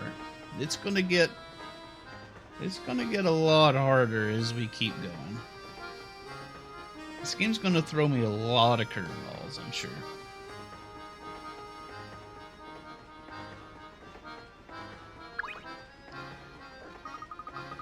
I mean, we're doing good now. This is going to confuse the hell out of me later. Trains are the only way to travel. Airplane is just another word for sardine can. I bet there's more room in an airplane than this train. Pretty curved depending on the person. No. Me, I'm pretty dense. I'm not the smartest tool.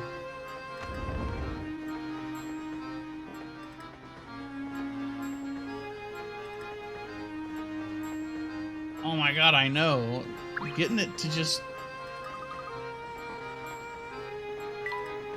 recognize what you're writing is such a challenge. Kept thinking my K's were R's. Alright, can we go back here yet?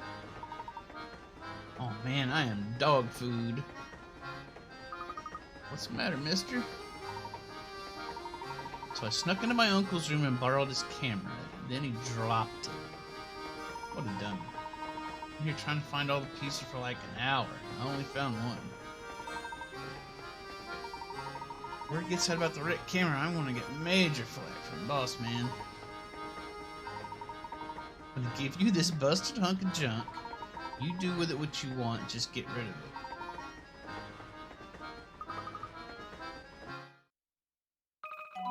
The camera minigame has been added to the trunk. You got a squarish part, use it to rebuild the camera in the professor's trunk.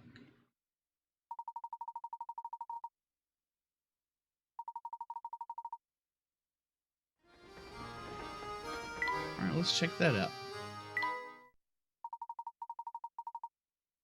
Drag parts from the bin on the top of the touchscreen onto the camera to embiggen them.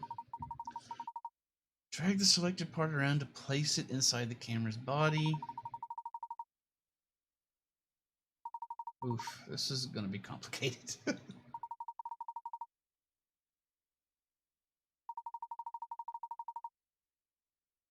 10 missing parts, place them correctly so that no gaps remain. Okay, it's gonna be kind of like the luggage puzzle, I guess. Except I can switch around the pieces on this one. Or flip them around, rather.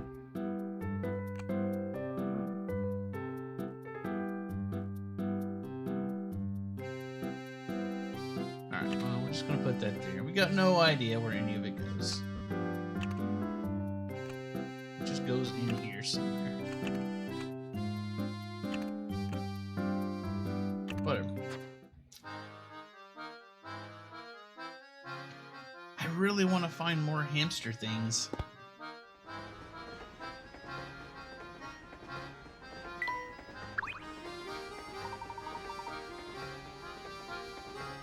We still can't get in there.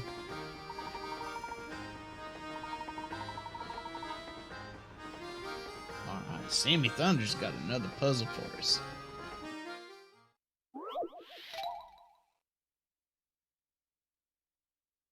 I try finding them all before trying to solve. Well, it's fun to play around with, though. I'll throw them in there, and I'll throw them in there as I find them and just juggle them around. Just for the fun of it. It'll all come together when we find them all. An unknown number of people. Oh, it's math. And it's fractions at that. At the first station, the train pulls into 1/6 of the people on board get off. At the next station, 1/5 of the remaining passengers get off. This pattern continues, so at the next stations, a quarter get off, then a third, then a half, then at the final station, all passengers remaining on the train exit as well. Assuming no one got on the train during the ride, what is the fewest number of people that could have been riding on the train when it set out? Dear God.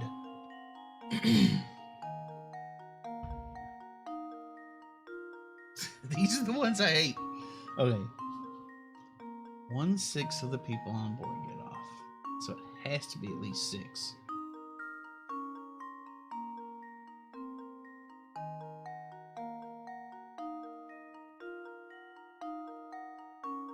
Is 6 the answer?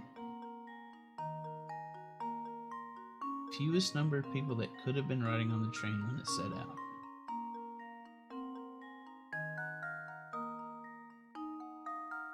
Am I missing something? And then just one person gets off at every stop?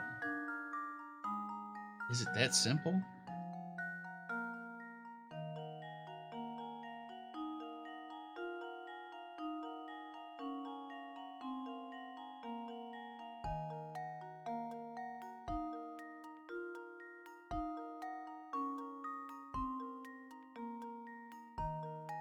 Let me push this through my head for a little bit. I'm thinking it's going to be 6, but...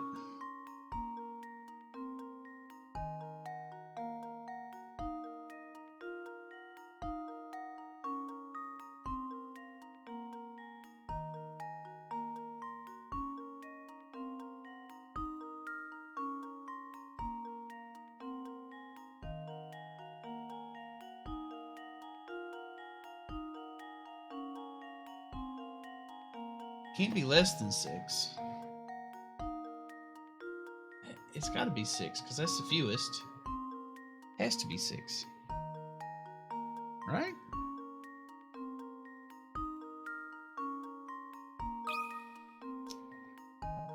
Zero, 6. Let's see if this works. Yeah. That was almost too easy. They threw a bunch of fractions at me just to confuse me when it was as simple as looking at the very first one. To assume the train started out with 6 passengers and only one person would have to get off at each station. This puzzle can be really tough if you don't remember to reduce the number of people remaining on the train at each station along the way. Yeah. It was just, yeah. It's easy. Not so hard.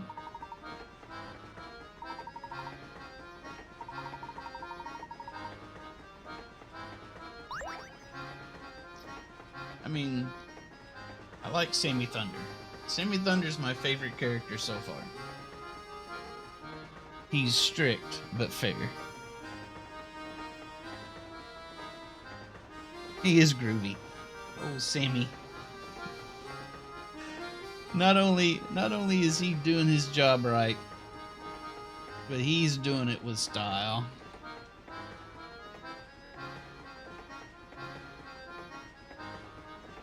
Sammy Thunder.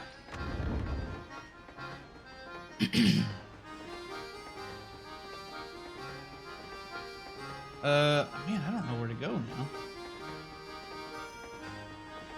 He's perfect the way he is. He's pretty great. I like Sammy Thunder. Oh, people in here have changed.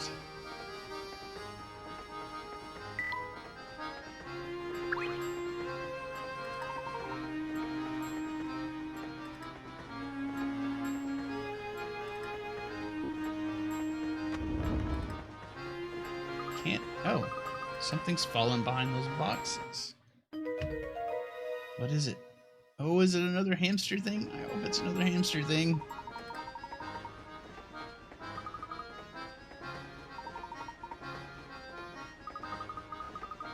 Have you heard? Oh, gosh. That was number 14, red caps. All right. A preschool teacher had everyone in her class close their eyes. While none of the students were looking, she slipped caps onto their heads and then said, "Okay, everyone open your eyes and look at the hats all your friends are wearing. Whoever sees 4 or more people wearing red hats gets a red balloon. Whoever doesn't gets a blue balloon." What? Oh, okay. Wait. Only some.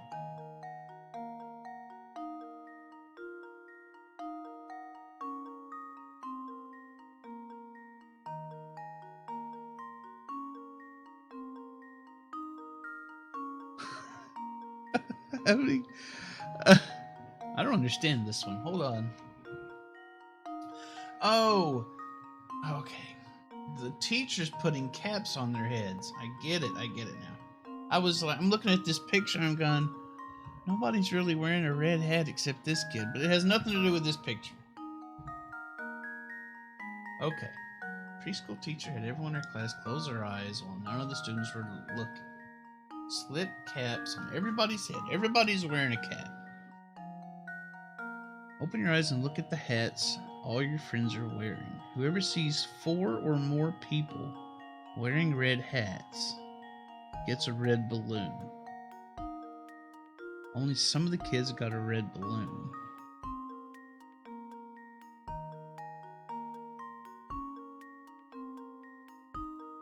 In a class of 10 children, only some of the kids got a red balloon. Knowing this, how many kids went home with a red balloon? So I'm assuming they don't see their own cap.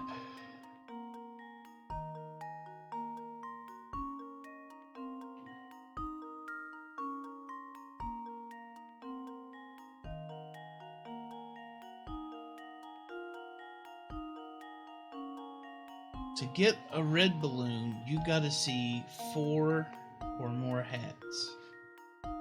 Are we assuming... Wait. 4 or more people wearing red hats gets a red balloon. Now let's think about this. If more than 4 people are wearing red hats, everybody would get a red balloon.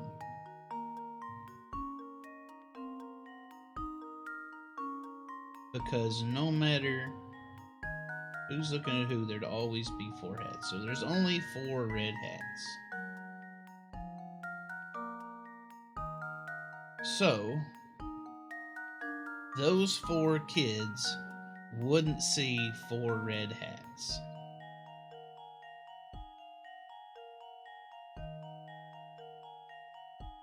So those 4 kids got blue balloons. So 6 kids have red balloons.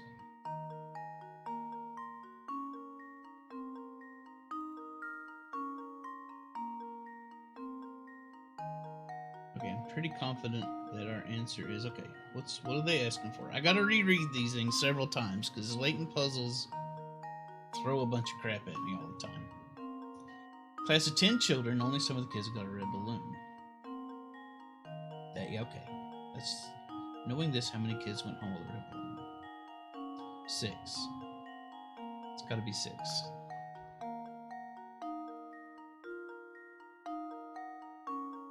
How many red hats? Are we sure there were 4 given out? Yeah, there can only be 4 red hats.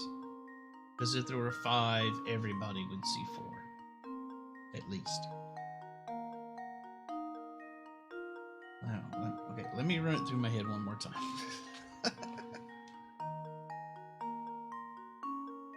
Right.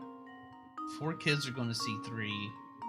6 kids are going to see 4. Alright, we're ready.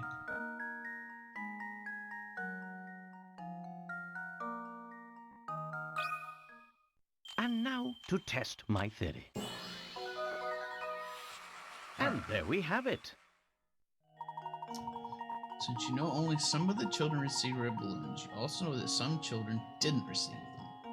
If 5 or more children were wearing a red hat, every child would get a red balloon. Right. Howdy, me Eddie. How are you doing today? Your day going well, I hope?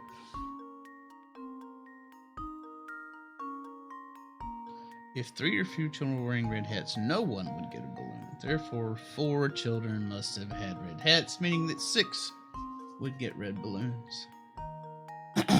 Just back at home. Were you working today?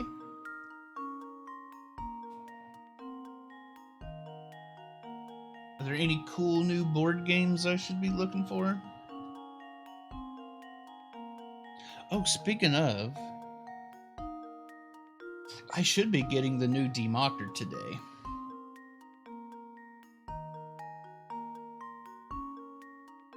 Oh, working every Saturday.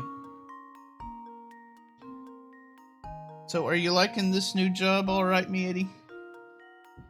Seems like it's been getting you down a little bit.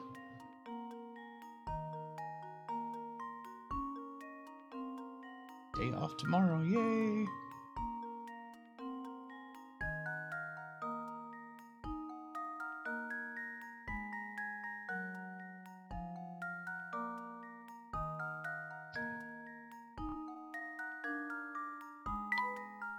Howdy, Ultron.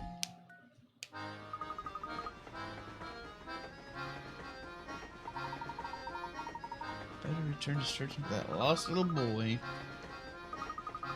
How do you suppose Tom managed to worm his way into such a little space? Because he's not a boy. It's like a cat or a dog. Or maybe another hamster.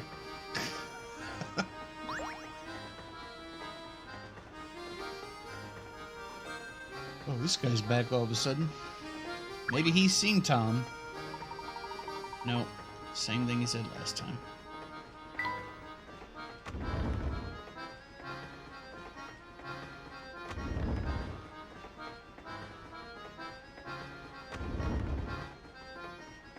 Oh, this is that lady's car.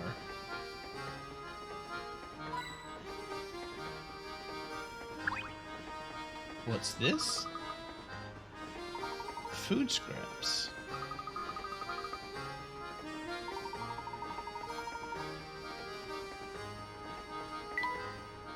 Dress is big enough to be a bedspread. Oh my god. We're fat shaming this lady now. That bet doesn't seem like the type to travel light. She's carrying around the same painting as in every car.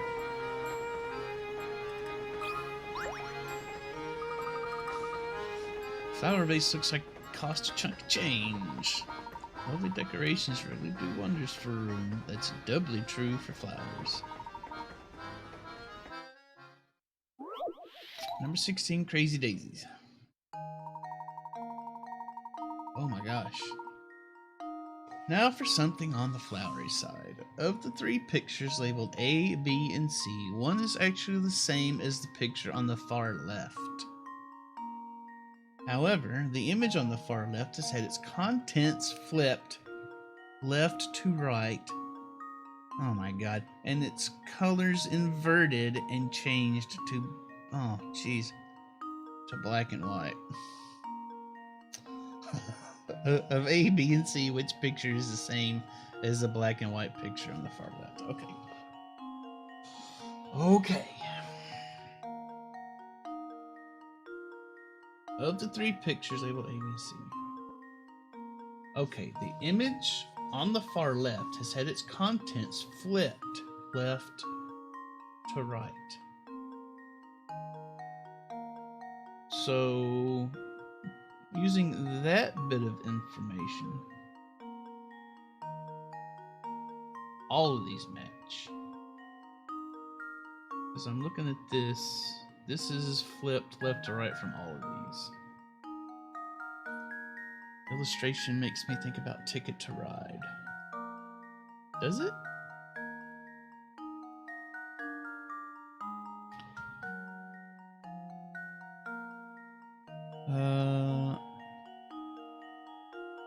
Let's see. I like the job, but a lot of problems with the team. A lot of people fired. It'll be better now. Well, that's good. I hope it gets better. So it's not the job that's getting you down, it was the people you were having to work with. Oh, let's see.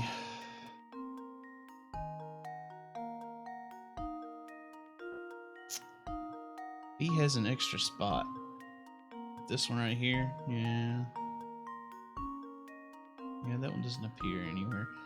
I want to say C right off, but because this is... It said the colors were inverted. There's colors inverted and changed to black and white. So this... Oh, wait a minute. It's colors inverted. So maybe it's A.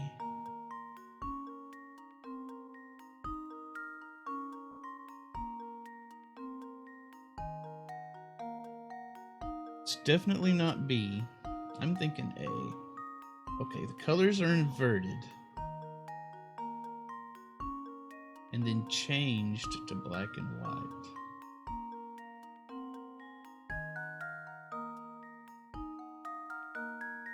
Okay. So, changed to black and white, we can gather that the yellow got changed to black because all the petals are yellow and all the petals here are black. So it can't be C. And it can't be B because it's got this extra dot. So it must be A.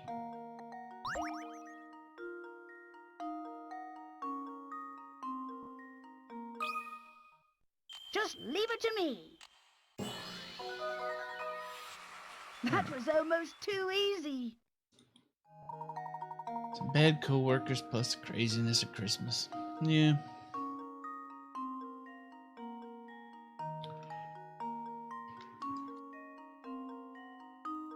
That's the price of working in retail. I have been there for sure. But you're liking it better than your old gig, I hope?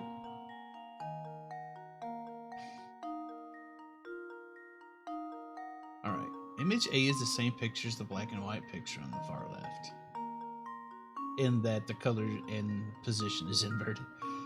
Shown above, pictures B and C have slight variations from the image in question.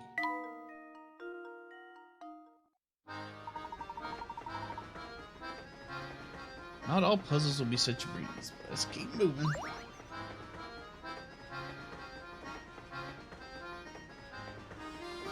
Yeah.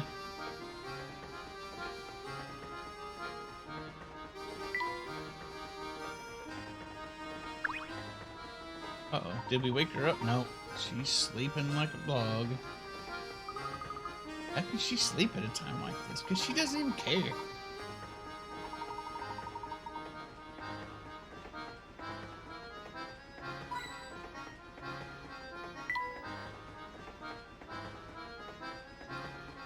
Is that it in here? I think that's it.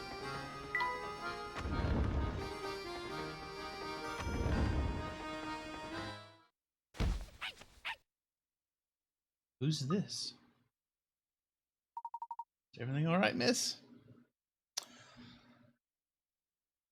A lot of little and big children happy with their games and toys. Yeah. I'm one of those kids. I like my games and toys.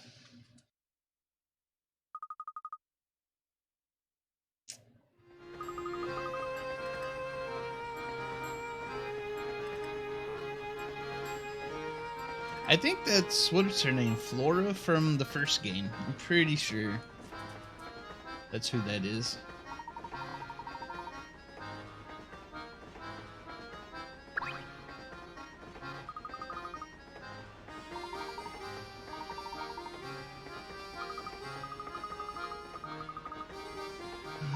Discover new games every day. That's exciting. That's the exciting thing about working in a game store.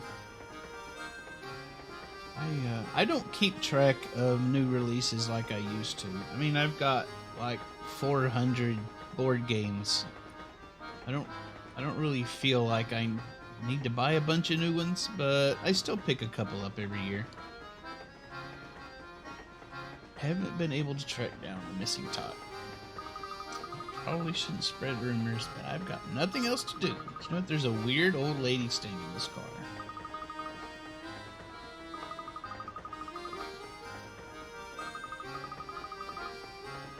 Alright. Well, there's a lead. Do I know the game Deep Blue? I've heard of it. I've never played it. But I am aware of it. I didn't come across it at the con. Oh, you'll have to tell me what you think about it.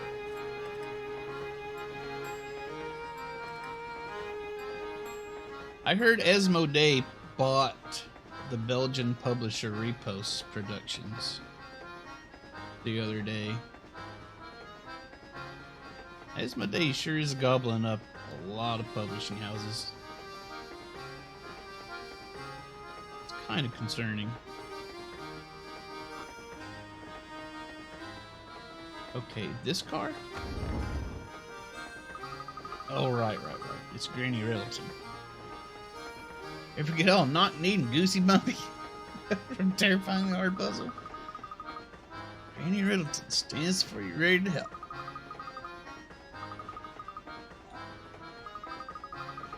Well, of course we've heard of you. We ran into in the first game.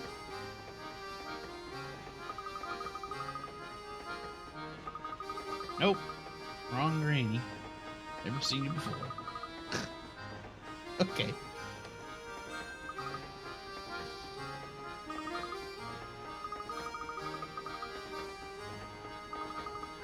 Specialties puzzles. Oh, we remember you, actually. We remember all about you. Take those lost puzzles and bring them all together. Asmodee is one of the biggest games distributors. Yeah, they're really big now. They've bought a bunch of game designers and publishers over the last few years, like a lot. And they're big into the distribution here too in the US. And they're buying up more. Pretty soon, Asmodee's gonna be like the Disney of board games. Just own everything. Oh, yep, exactly what Snow's saying.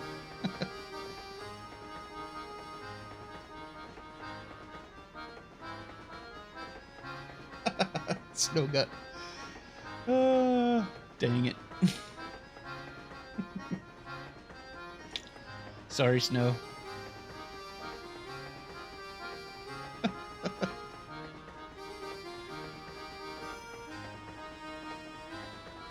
Anyway, we come talk to this lady if we miss puzzles along the way and want to come back and get them. I don't think there's going to be anything in here. Yep. We've got them all so far.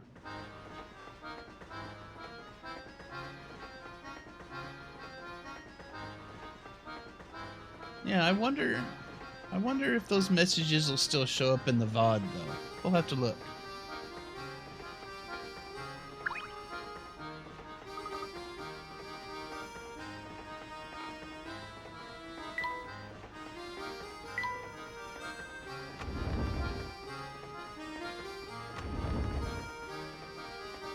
Oh, there's somebody new out here. Somebody with a pompadour.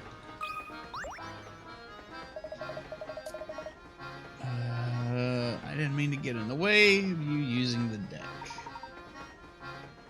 This person's and a mechanic. Right along with her in case something goes funny. I figure she's smooth as butter. Makes my job easy. So much free time, I started making up puzzles. How about that? In a puzzle game. Surviving in the wild. After years of bad business, a local zoo has finally run out of money to feed its animals. That is so sad. Bellies rumbling from days with no food, the animals make a plan to escape the zoo. After prying open the bars in their rusted cages. My gosh, this zoo sounds terrible. All the animals attempt to find their way through the maze-like walls of the zoo to the exit. Tap the picture of each animal you think made it safely out of the zoo. And then tap submit to answer. Just remember, an animal shows its true colors in the wild. Oh, this one's gonna be sad. All these zoo animals are hungry, and some of them are gonna get eaten by the other zoo animals.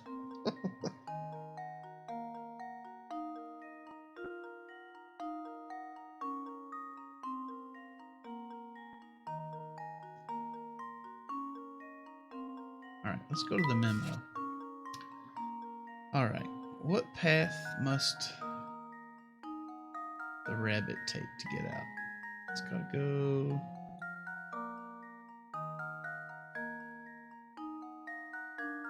Rabbit's gotta go this way.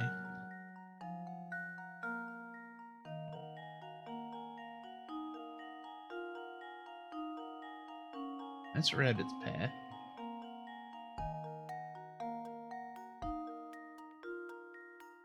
Yeah, I still haven't bought Planet Zoo. I probably will at some point.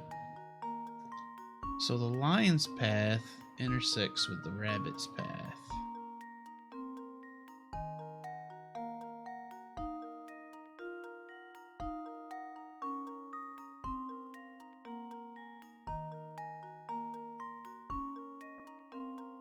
This looks like a tiger.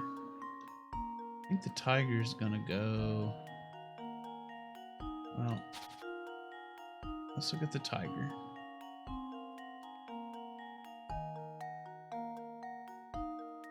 I don't think the tiger... I think the tiger's trapped.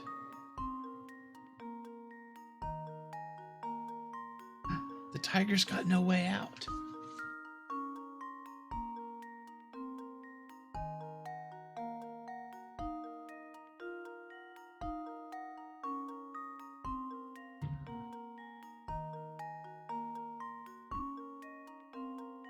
The alligator.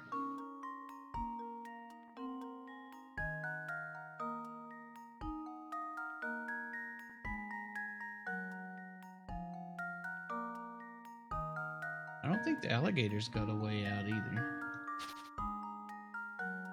Oh wait, he can go this way. But this is closed off every way too.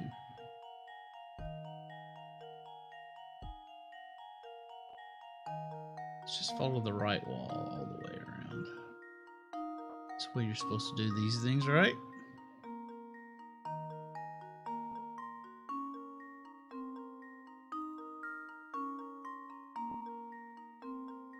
Alright, so there's no way out for either the panda or the alligator. There's no way out for the tiger.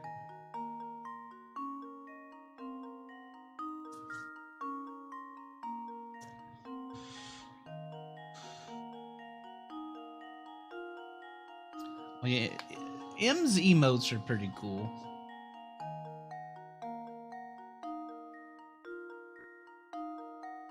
She's got a lot of fun emotes.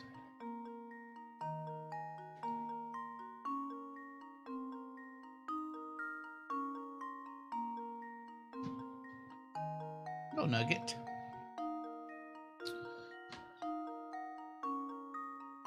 So...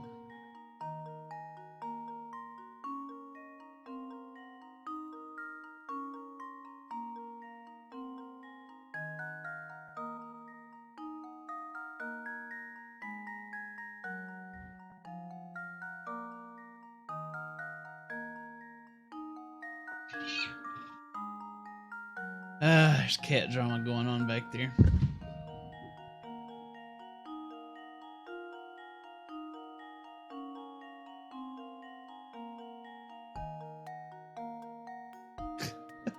Mia's jumped up on the desk so she won't get chased by Nugget. Also, one of them has brought a sock into the room for some reason. I don't even know where they got that sock.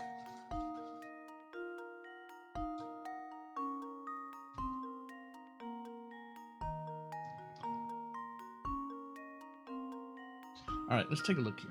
This giraffe.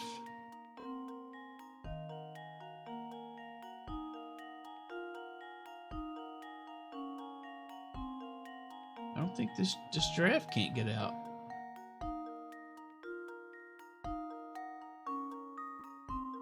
It looks like only the rabbit and the lion can get out. But this sentence here implies that the rabbit doesn't make it out either.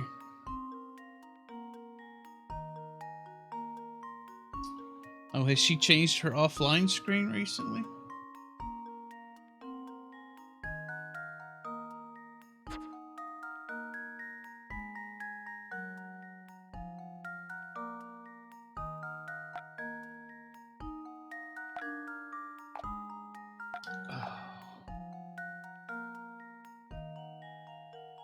Small fry crying and breaking a spoon. I'll have to take a look at that. I haven't been to her channel unless she's online. I'll have to see. I'm gonna say it's just the lion. Let's see if we're right. This should do the trick. Huh. It's gonna tell us the rabbit got ate by the lion. Sad. The only animal that will safely escape to freedom is the lion. While both the rabbit and the lion will make it as far as the path to the exit, the second the lion spots the rabbit, he's guaranteed to eat it.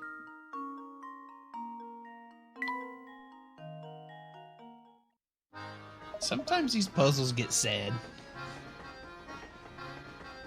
Don't you know it's hard to pass time with puzzles when you solve them that fast? If you remember... God dang. One of the early puzzles in the first game was, hey, here's a picture of the dog. God, here's a picture of a dog in the form of some matchsticks.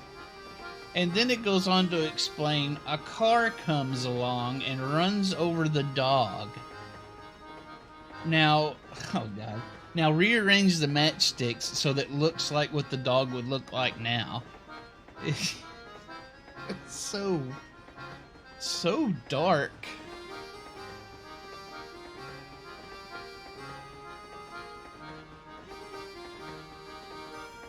Even a lion would use his full strength on a rabbit. Never heard that, but yeah. Makes sense. I know, right, Snow? That kind of shocked me a little bit. I'm like, aren't kids playing this game?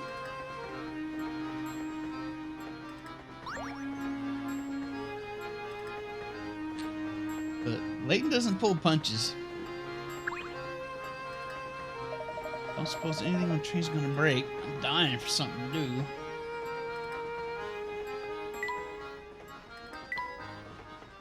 Alright, we're a little stuck. I don't know really where to go. There's nothing new in the journals. We're still searching for Tom.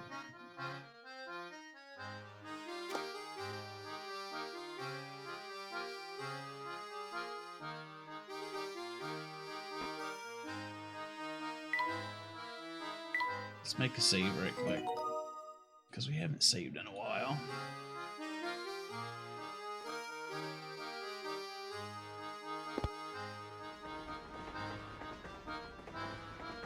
Alright, this guy's got nothing left for us. There's nothing left to do, I don't think, back here.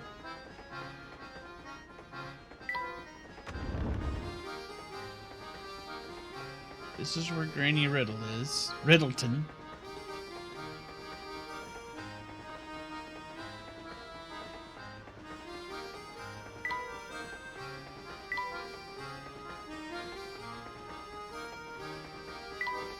car 7. We're clear on that.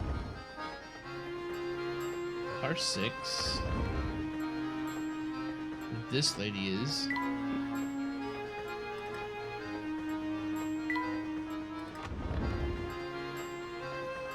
Hold up, I want to see something.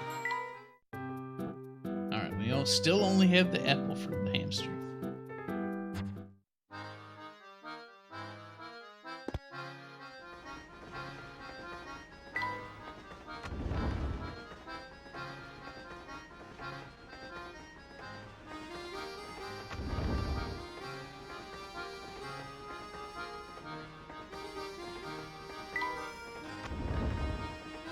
Just looking through stuff. Oh, I found a coin.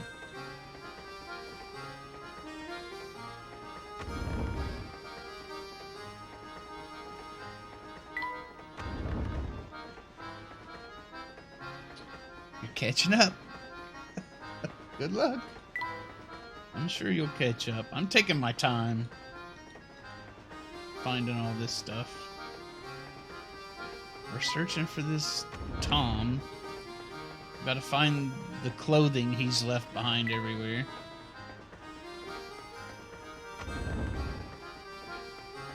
Oh, I guess we didn't come back in here.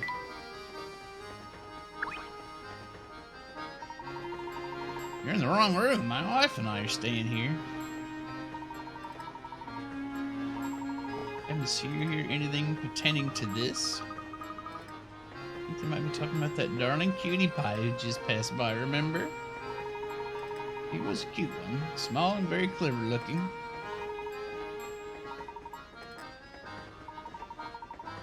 There's a girl or a boy, truth be told. Tom's a right nice name, though.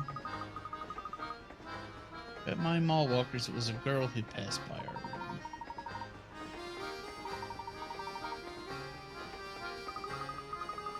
I think so. Who we're talking about? Me neither. What?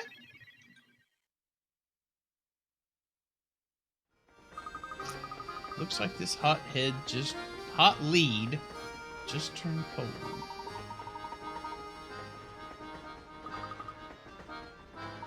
I think Professor Layton has just figured out something that I figured out a long time ago. That we all knew. That we've all known from the beginning.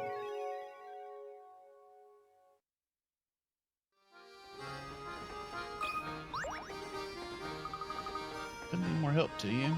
But we got a puzzle for you. As expected. Puzzle number 21. Pass it on. 8 people are playing an unusual communication game. In this game, one person has to get a message across to 7 other people. They're playing the telephone game. It takes 1 minute to pass along the message, and each time the message is spoken, it can only have one recipient. Snow's ears picked up at communication. It can only have one recipient. Using these rules was the shortest amount of time in minutes for the message to pass to all 7 other players. Alright, so there's 8 people.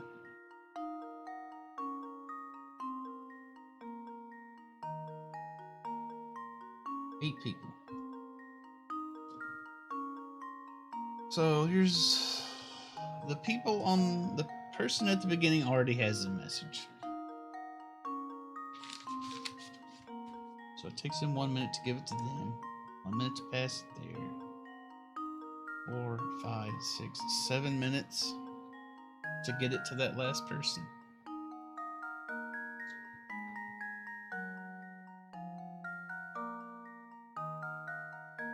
Yeah, that's what I'm thinking, 7. But we're going to read it again and go through it a couple more times because that's what you have to do with the Layton puzzles. Your first impression is sometimes not accurate. So let's see. Let's carefully go over this. It takes 1 minute to pass along the message, and each time the message is spoken, it can only have one recipient. Okay? Using these rules, what's the shortest amount of time in minutes for the message to pass to all 7 other players? So we got a line of 8 people. The first one already has the message, takes no time.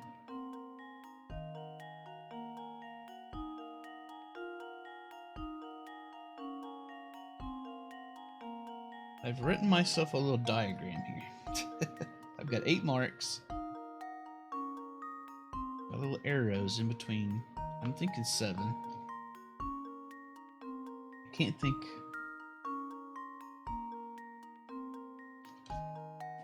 Pretty sure 7. I think that's it. 1 to 2 is 1 to 2, 2 to 3, 3 to 4, 4 to 5, 5 to 6, 6 to 7, then 7 to 8. So that's 7.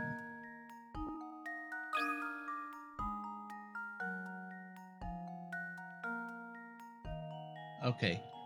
It understands this as 7. But it couldn't read my K, which was clearly a K. It wanted to do that as an R.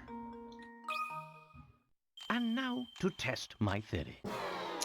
Okay, 7 is wrong. Oh, my. This one is Yeah, quite the formidable. wording of the puzzles always throw me for a loop. So let's look again. Let's be more careful.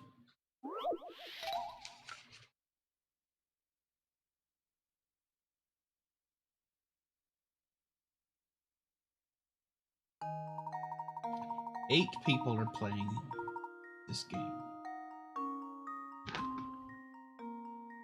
Oh no, it's the same answer I came up with, Manga.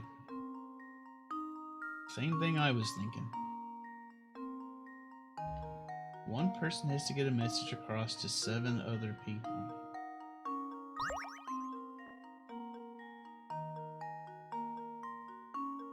It takes 1 minute to pass along the message. Each time the message is spoken, it can only have one recipient.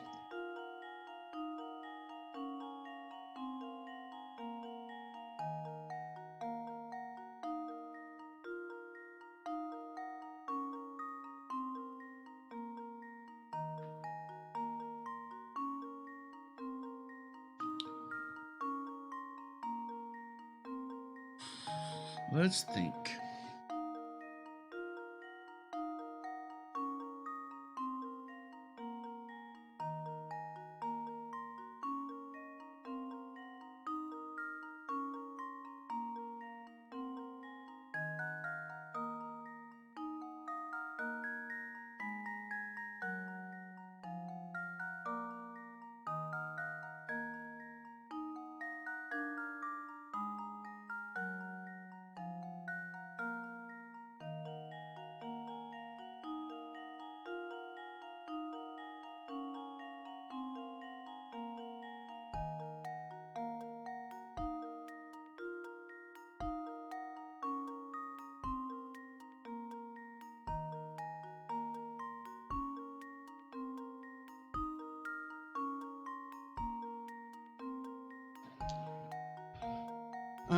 Okay.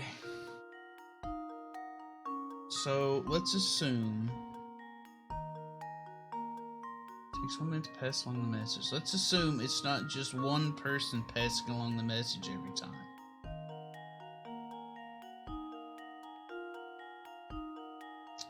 So there's 8 people. Person 1 tells person 2. Now these 2 people tell persons 3 and 4. That takes 1 minute. Oh, no. Person 1 tells person 2. That takes a minute. Now, persons 1 and 2 tell persons 3 and 4. That takes a minute. Now, persons 1 through 4 tell persons 5 through 8. So it's 3 minutes. I was operating under the assumption that only one person's telling at a time, but anybody can talk. Not just the person who just received the message. Is that right? It takes 1 minute to pass on the message, and each time the message is spoken, it can only have one recipient.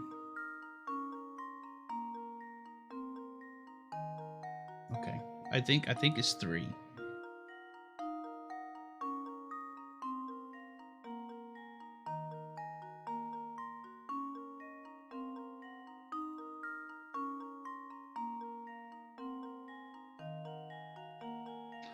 Let's try 3.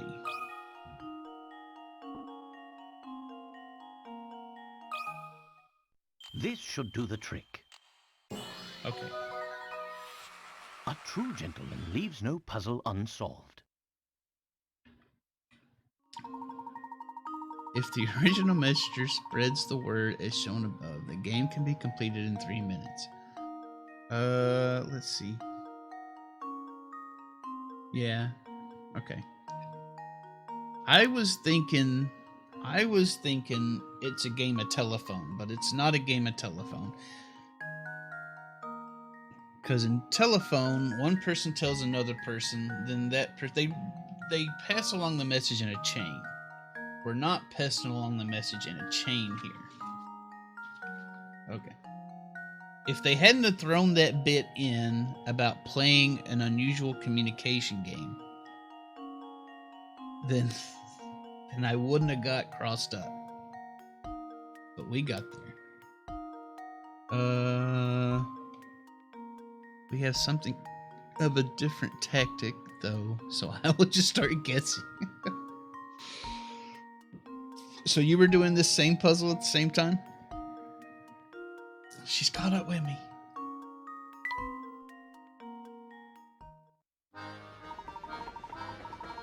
Hair shop tax, you are. Well, it did take us 2 tries.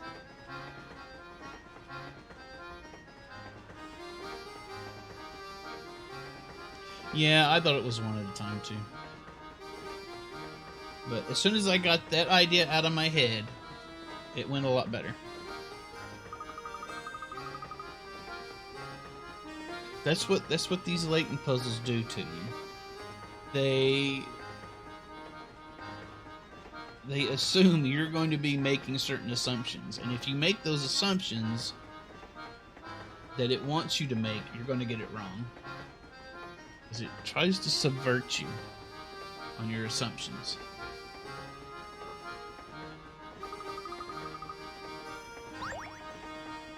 Oh, sweet, camera part. You got a button part. Use it to rebuild the camera. I want hamster minigames is what I want. I don't really care about the camera that much, being honest.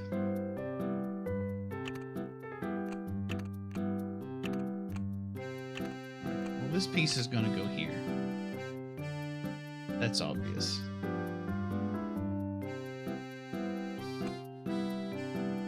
We still don't know where this is going to go. This probably goes over here somewhere.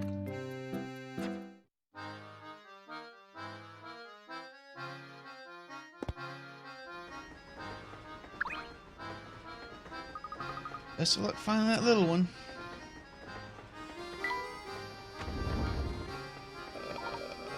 We're going over time, but I don't care. I want to keep going.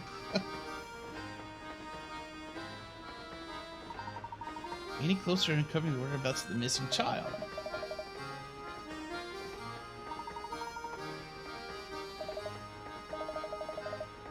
The child is no longer on this train.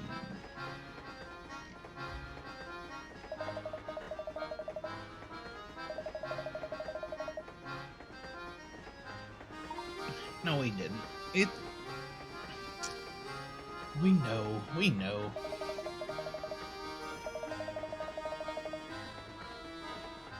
What?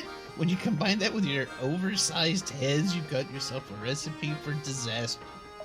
What is this guy thinking?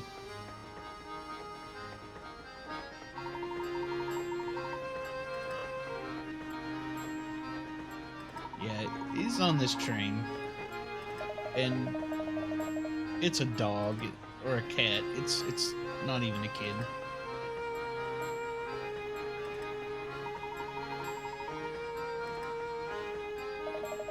There's no reason with you. Fine, keep playing detective. Nothing will come of it. We're smarter than you, Chelmy. We're way smarter than you.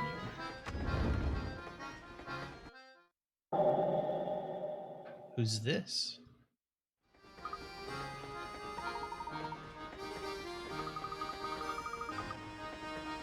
I feel like someone's been watching us for a while. Luke got distracted by that girl's legs.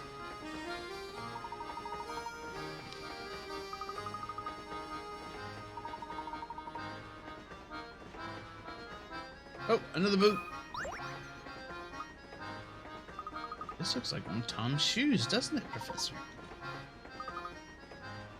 It's for the same foot as the shoe we found earlier. Luke's gonna start piecing it together soon. So is Layton.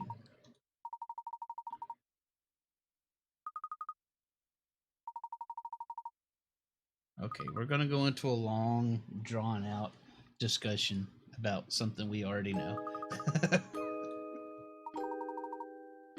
Alright, some shoe small enough for a baby, then the cap in the kitchen, tiny corner.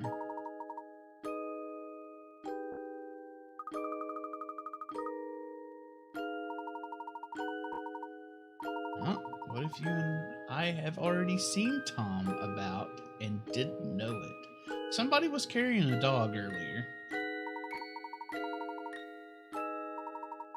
The assumption proves false. What if we've been wrong from the start?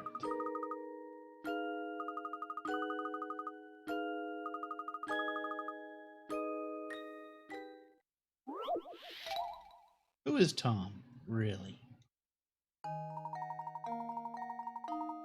Professor Layton has a feeling that Tom may not be the child we suspect him to be. Move the L-shaped pieces around to arrange them into a plus shape in the middle of the board in a way that sheds some light on Tom's true identity.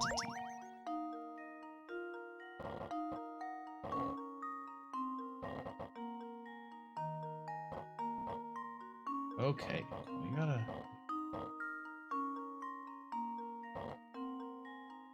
It's another one of these.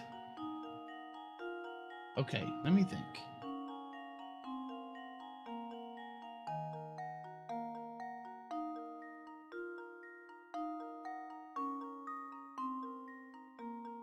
How? This has to be down here.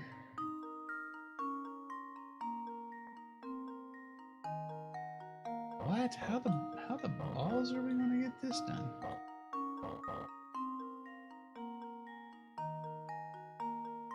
Oh, these are movable too. Oh my god.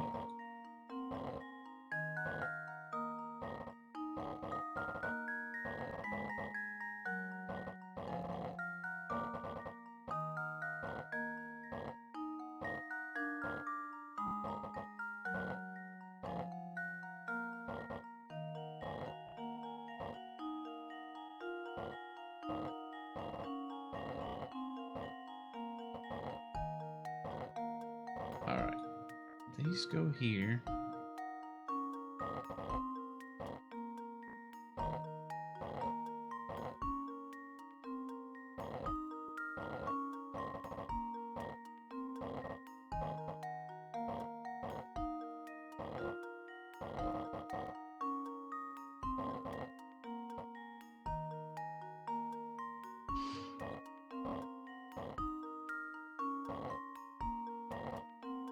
Alright, now how am I going to get all this moved around? I don't mind slide puzzles so much. Even when it gets all smarmy with me and tells me, oh, you could have done that in way less moves.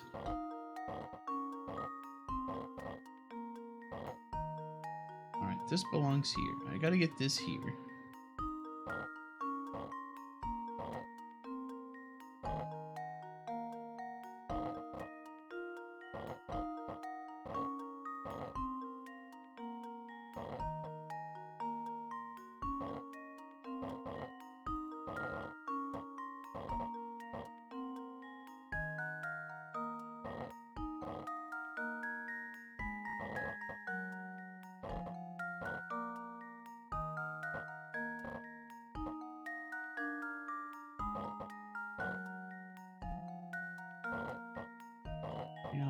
Let's restart this.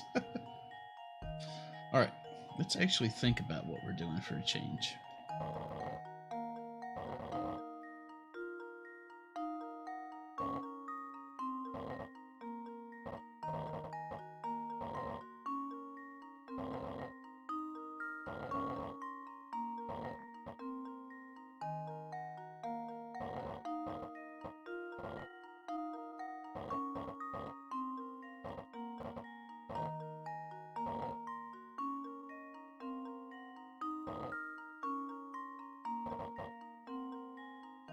Alright, let's see.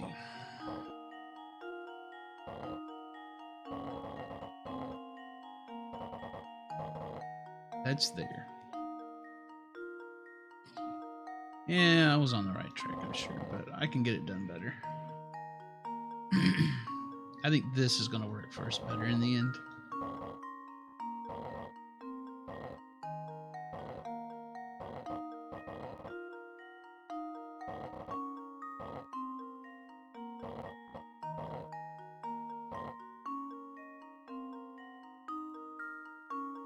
I need to get...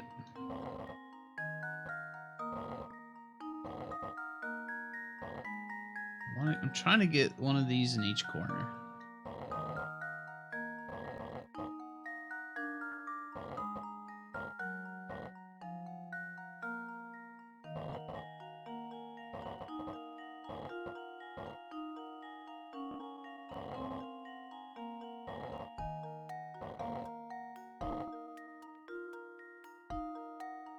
I'm not doing a super job at it.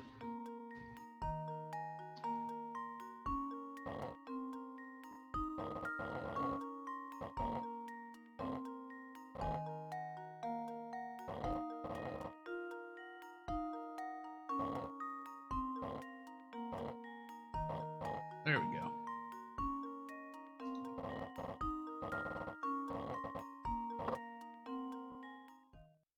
Here goes. Layton's apprentice strikes again. Good job.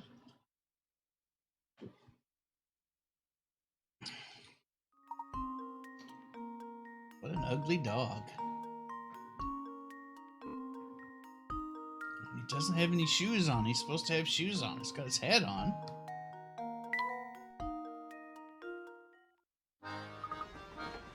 Tom is a dog. Recall the girl we saw holding the small dog.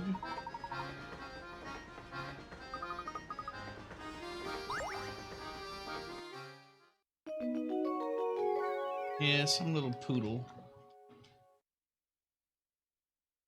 With all its hair shaved off.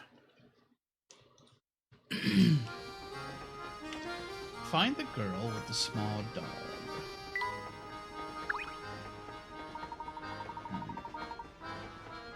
Sammy Thunder still says we can't go in there.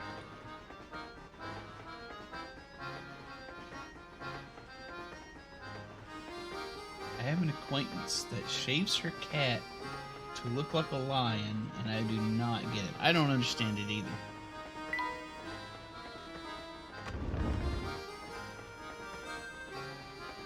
Alright, if I was to have a complaint with this game,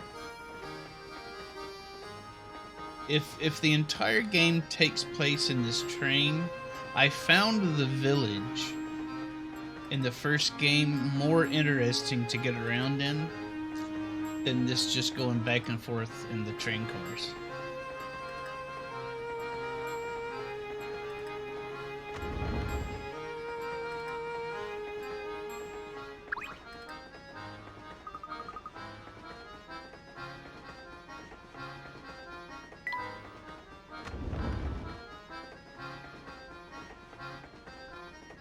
But if that ends up being my only complaint from the game, this is going to be fantastic, though.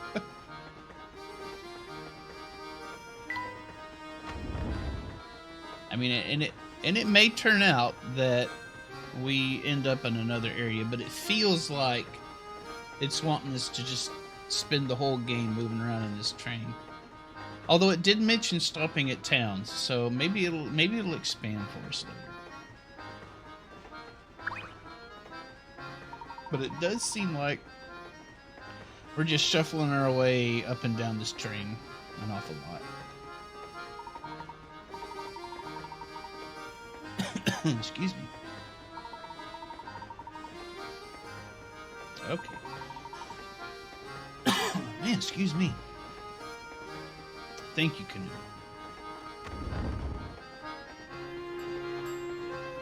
Here's Chummy, our good buddy Chummy.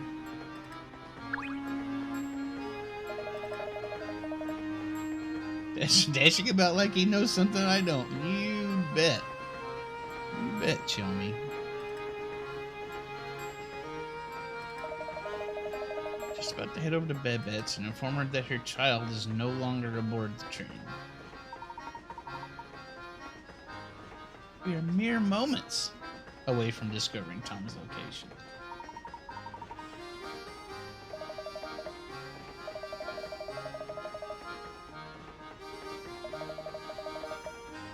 The moment she wakes up, I'm making my findings to her.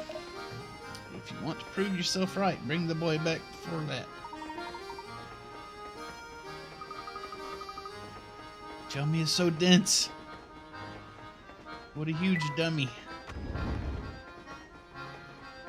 Here's somebody new. Looks kind of hobo-ish. Looky here, you guys have solved at least 12 puzzles. I think we solved like 20 some odd. I can't see how I could dislike a couple of can-do go-getters like yourselves. Okay. Is this guy like a gatekeeper? If we don't solve at least 12 puzzles, we can't get past him?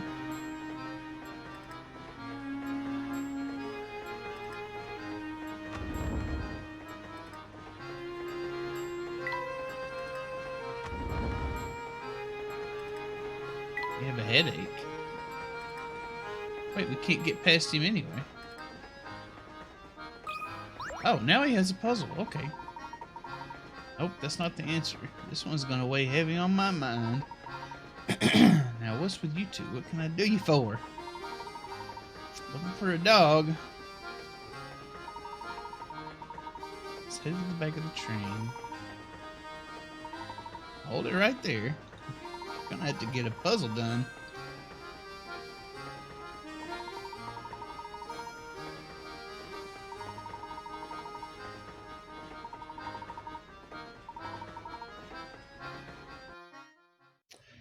You been drinking water, Canoe?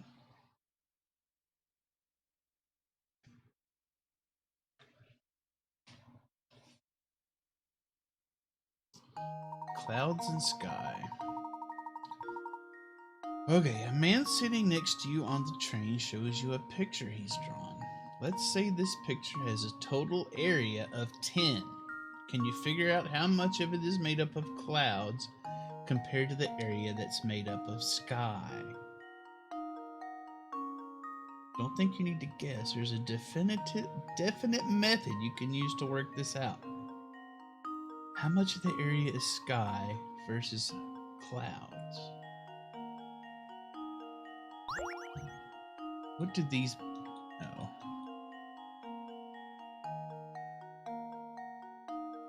Well, this piece fits in there. This fits in there. This is a puzzle. This is just like a jigsaw puzzle. This fits there.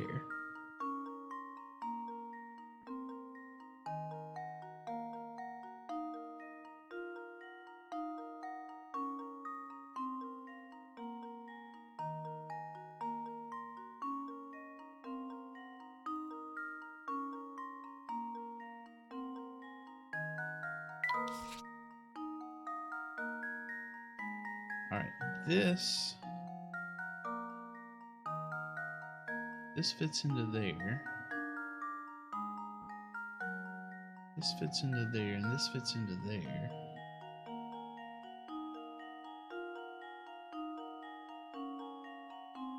Then this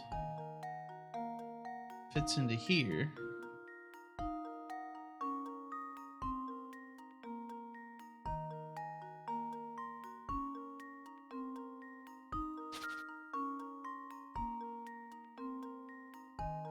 Okay, so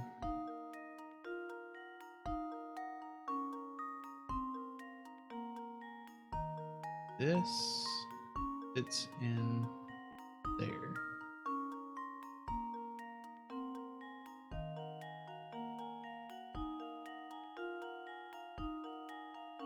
So all of this is gonna be blue. And all of this is gonna be blue. Then this is gonna be blue. So all of this is gonna be white.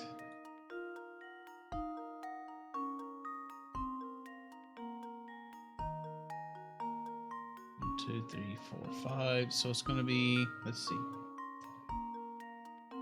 You figured out how much of it is made of clouds compared to it's made up of sky. So 6 is gonna be sky. 4, 1, 2, 3, 4 is gonna be clouds.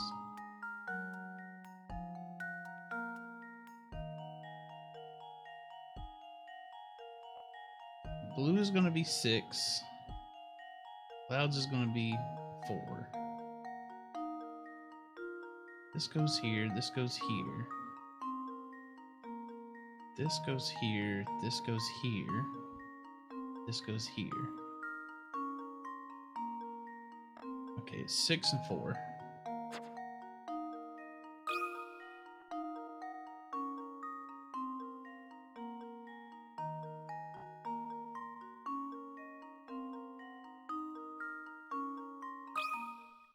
Consider this puzzle solved. A true gentleman leaves no puzzle unsolved. Got it. Key here is to use the studs. Yeah, we figured that out. It should be clear that, yeah. It was more a jigsaw puzzle than it was anything else, really.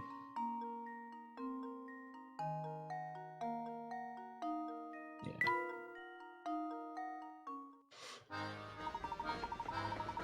So that's how you do it. You got quite a head on your shoulders and a gigantic hat. That's that girl. She's probably on the observation deck. Sweet. Got a glass part.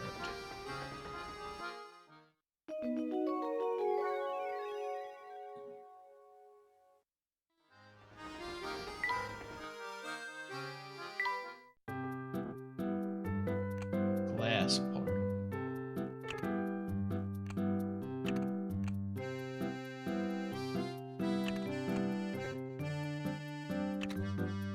That'll go right there.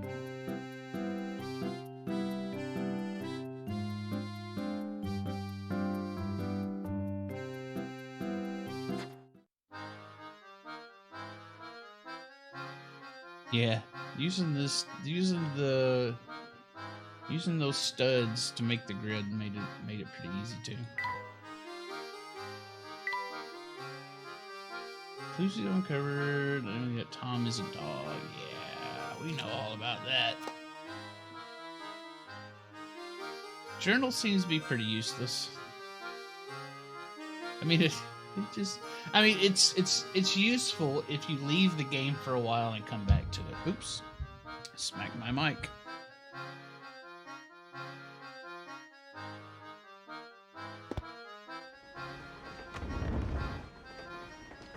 Let's see what this girl has to say. I'm thinking this is the girl from the first game.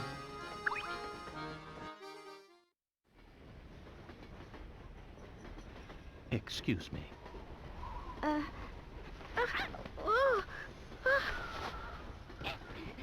Oh no, the dog I stole. Hey, it's you! Yes, I had the sneaking suspicion that it was you who was tailing us. Flora, what are you doing here? I'm sorry. It's just... Well, you see, I just didn't want to be all alone again.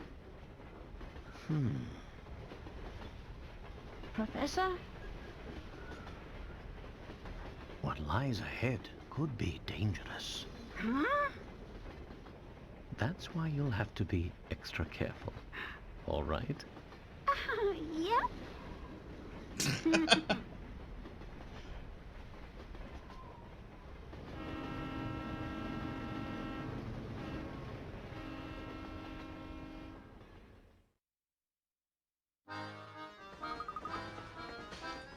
Yep, we found Tom. Quick, grab it. Tom wasn't a boy at all. Well, he's a boy, but he's not a human boy.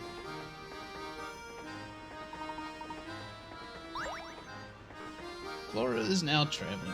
Top screen show who's talking. Yeah, that's the same girl who was the only real person in the first game. Well, I mean, there were other real people. The caretaker, the person that was building the robots, was also a real person. Inspector Chelmy was quote unquote a real person, just not the same person he was saying he was. He was that guy with the spiky hair or whatever. But I think everybody else. Oh, and that explorer was a real person. But everybody else was a robot. A robot. The Professor, Luke, and Flora decide to bring Tom back to his owner, the monster lady Babette. The lady who took our table in the dining car.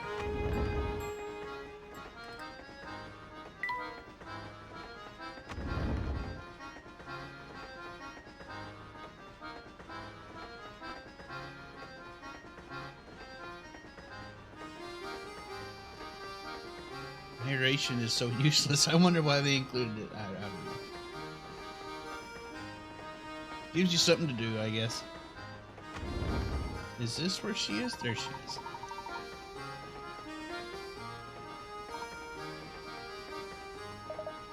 This is Tom?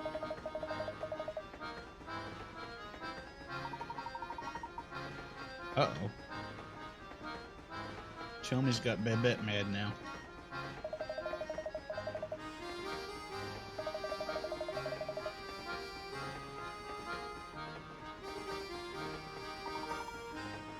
I think that's the first time Barton's spoken. We saw him earlier in the game, but he just sat there like a lump.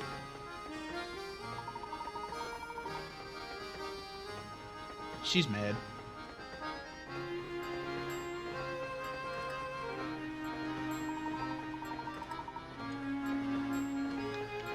Oh my god. Where did my little Tommykins run off to?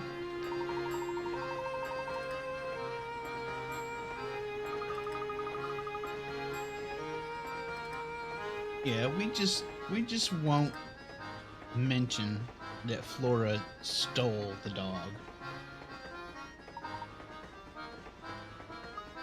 Eek.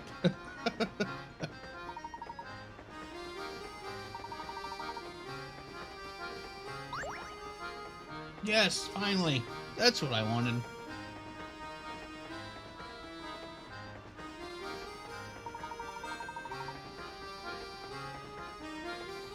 Okay, so we will be, I guess we will be getting off the train. That's good.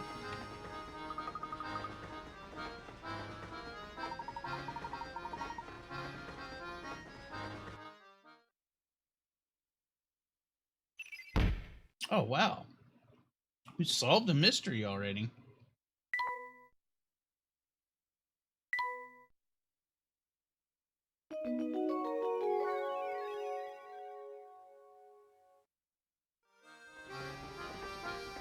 Alright. Let's check out what this hamster can do. Hamster is attracted to this adorable little house when it's within 3 spaces. Always ignores it and heads towards a nearby apple if the choice exists. Arrange it. Okay. So... is this close enough? Don't remember. Yeah, this is our fat little hamster. His name is Clag. For obvious reasons.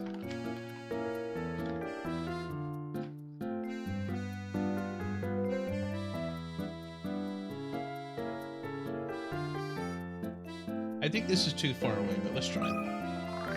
Got any snacks around here? Don't hold out on me. Yeah, it's too far away.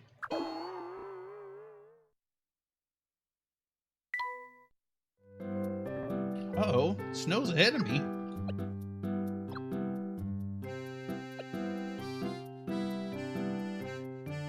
This still isn't enough to reach his goal. Aw, come on. I'm tired.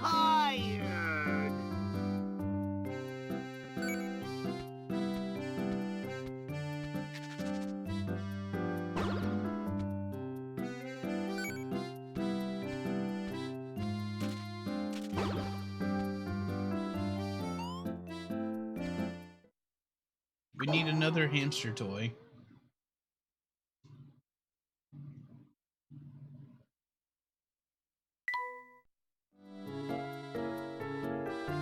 Let's see, what's this one? It's gotta be within 3 spaces. This one, also within 3 spaces.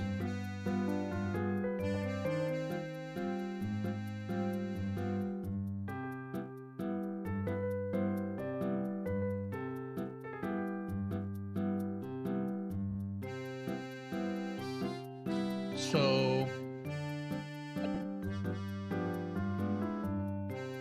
what if I put it here? Go to the apple first.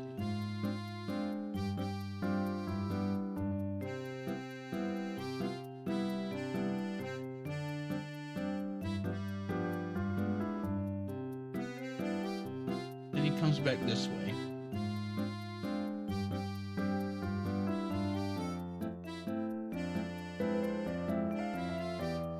The puzzle at the end of chapter 1 was a favorable one for you. It's the only reason you're ahead. So we're real close to chapter 2 then?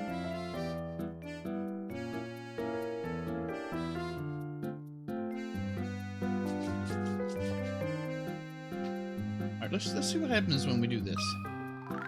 I'm not so good at moving and stuff. Not so good at moving and stuff.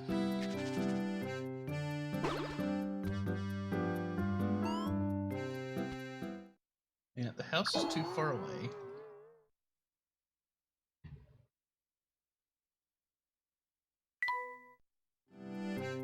All of a sudden, our hamster sounds a lot like Canoe.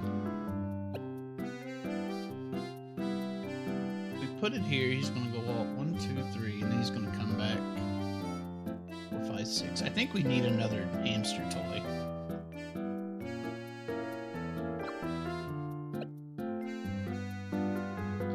I think with what we got, all we can get is 6 spaces. Aw, come on. I'm tired.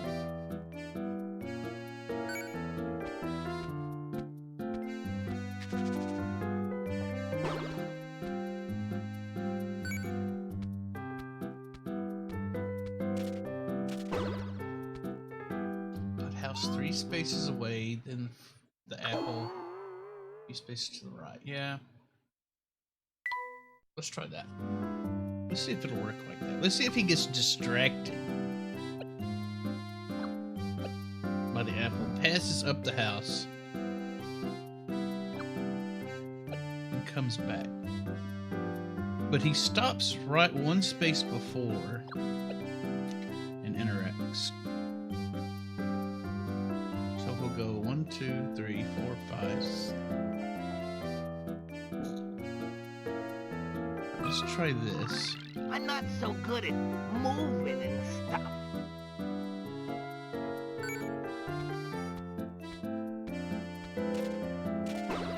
No, he still interacts with the house.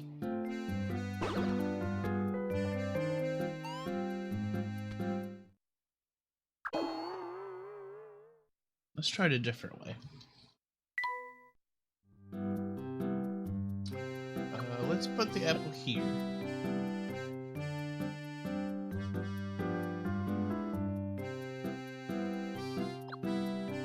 Or let's put the...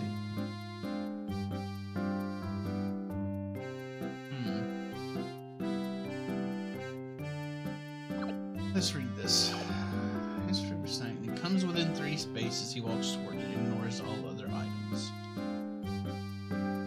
Let's say we put the apple here. When he gets here,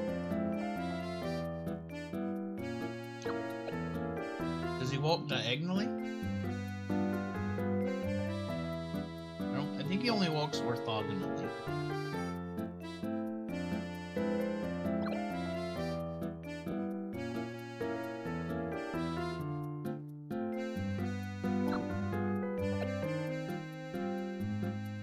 Let's try 1, 2.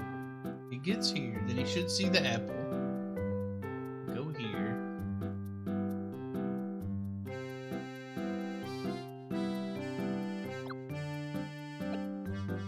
When he gets here, he should see the apple.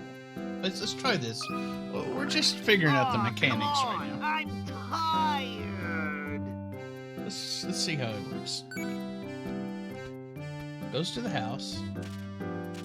No, he interacts with the house.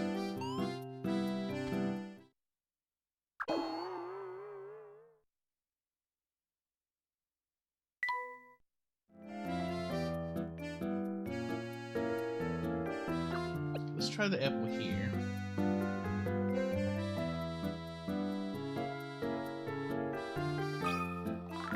Got any snacks around here? Don't hold out on me. I really like the hamster minigame. It's freaking hilarious.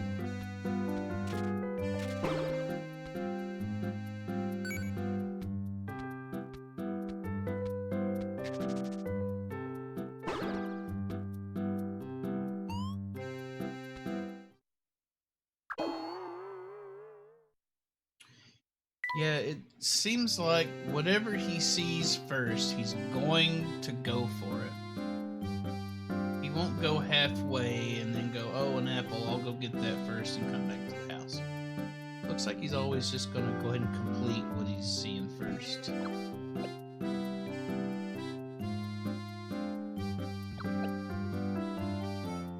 Right, now they're equidistant.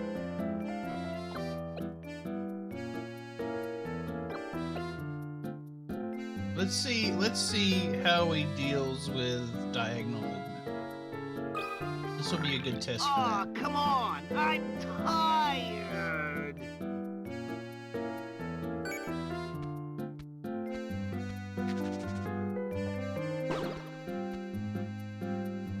Okay. Clegg Hamster doesn't like diagonal movement. Clegg Hamster will only move orthogonally.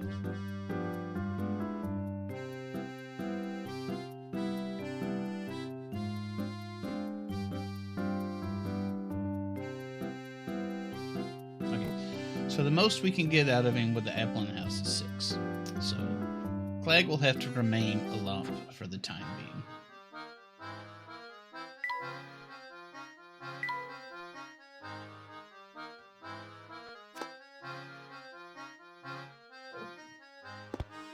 Oh, wait. Before we continue, let's go ahead and save.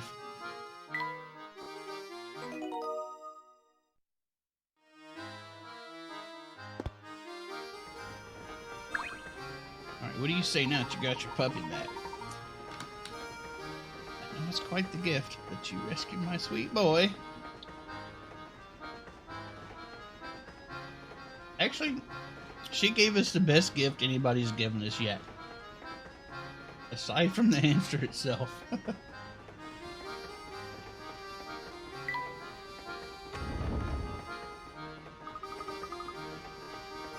Where have you been all this time? Bet she has a first class room. And this is how we get into those other cars.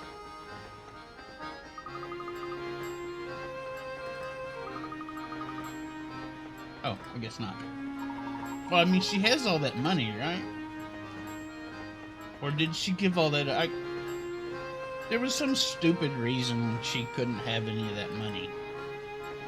That was all hers on the first game.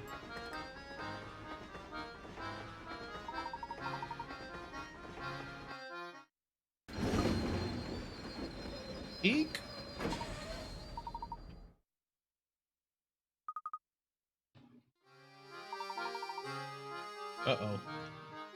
Sam Thunder's in trouble.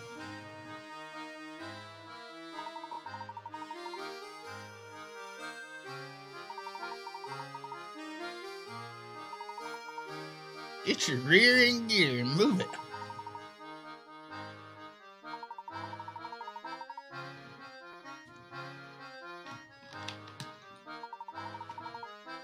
Isn't there a mechanic somewhere?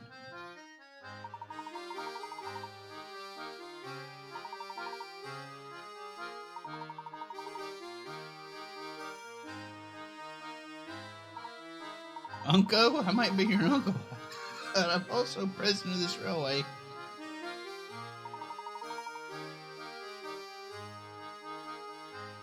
Just a little family squabble.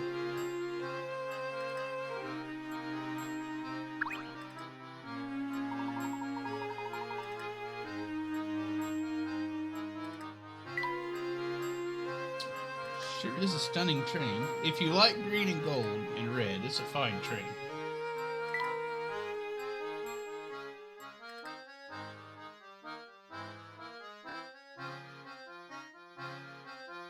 No hint coins. Oh, there's a hint coin.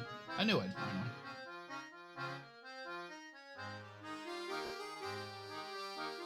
Alright, go here.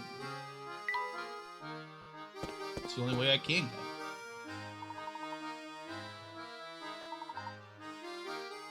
go. Mr. Passenger. Giganto freight train parked on the track, just blocking our way.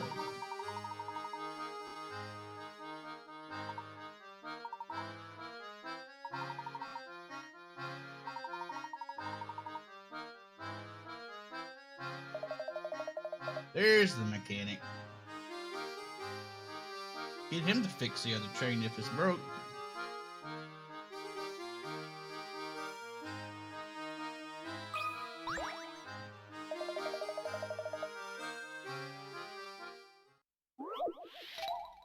Can't you just push it? I mean, where else is it gonna go? Train swap. Swap the positions of the two trains along the tracks. Move the cars one at a time and make sure that the numbers by the side of the track match the numbers on each car.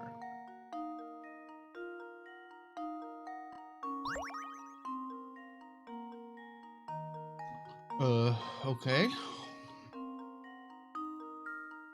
So...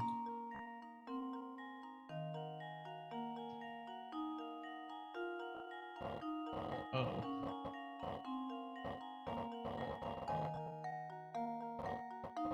Man, this is the easiest movement of trains I've ever seen.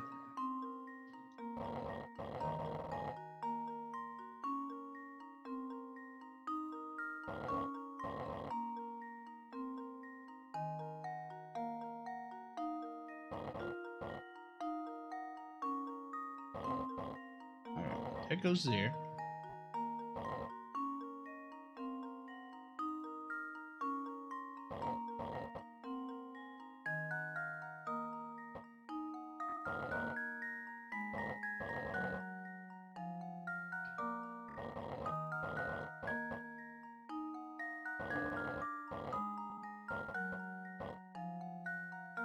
That goes there.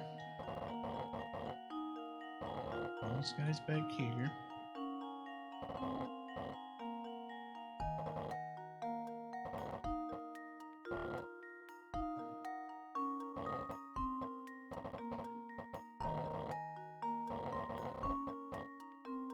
Get that over there. This here. This here.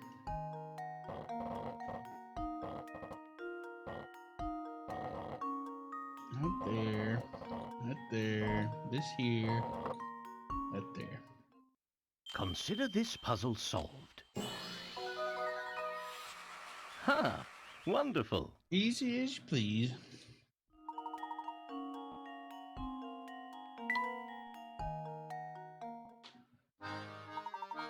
Hopefully we should be able to continue our journey.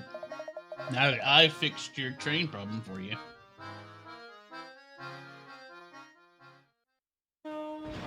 Jeez, all he had to do was drag trains around. I'll see what the big deal was.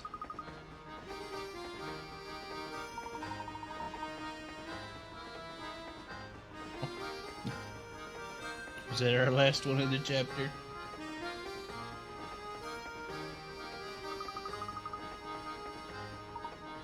It's good timing. Got a round part. I wonder where that goes in the camera, right?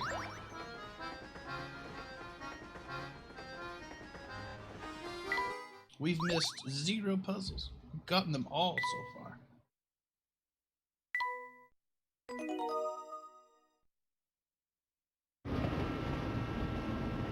Cutscene time.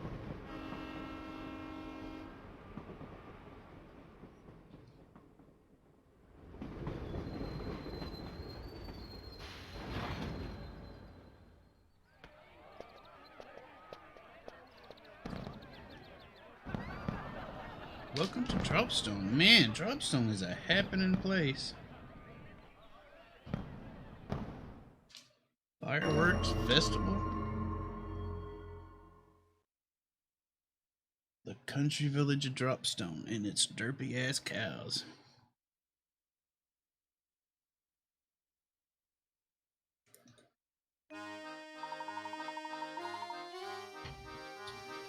The sudden stop back there did a number on our brakes, so we're stopping here for repairs. Country town of Dropstone, also known for its train brake supplies. 3 hours till we're ready.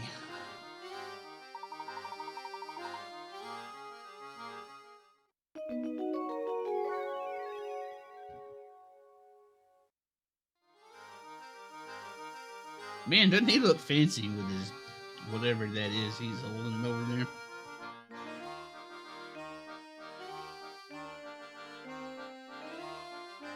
Mm-hmm.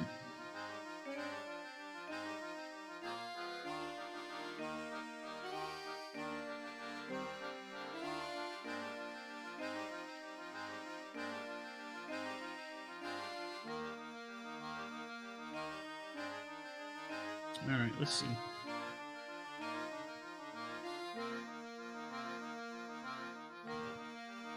Oh, God. Closed out my app.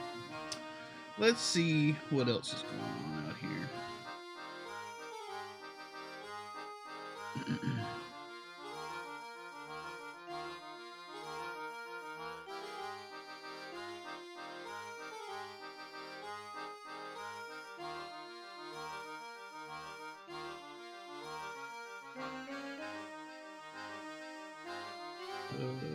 Okay.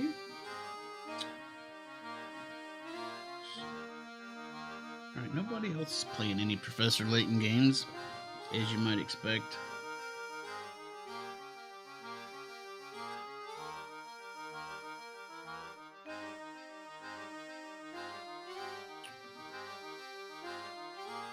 But,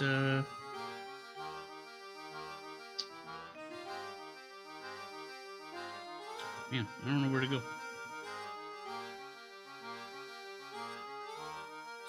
Okay, we're gonna end off here. I think this is a good place to cut. 5 hours is a goodly amount of time. I appreciate everybody hanging out with me today, helping out with the puzzles. It's been fun. I like this one. Maybe I like this one a little better than the first one. It's not nearly as weird as the first one.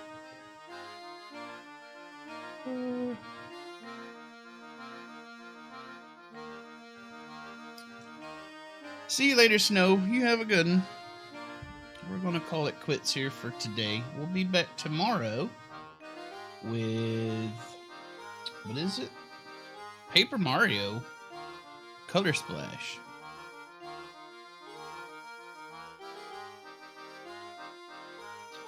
I might be doing some salmons later. It's probably going to be off stream. I'm probably not going to stream anymore today. But I might be doing some salmons later.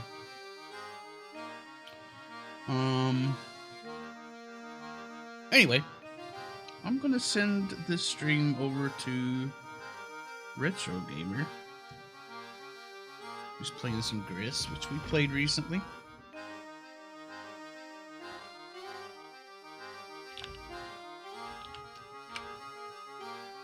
If I can spell the name right.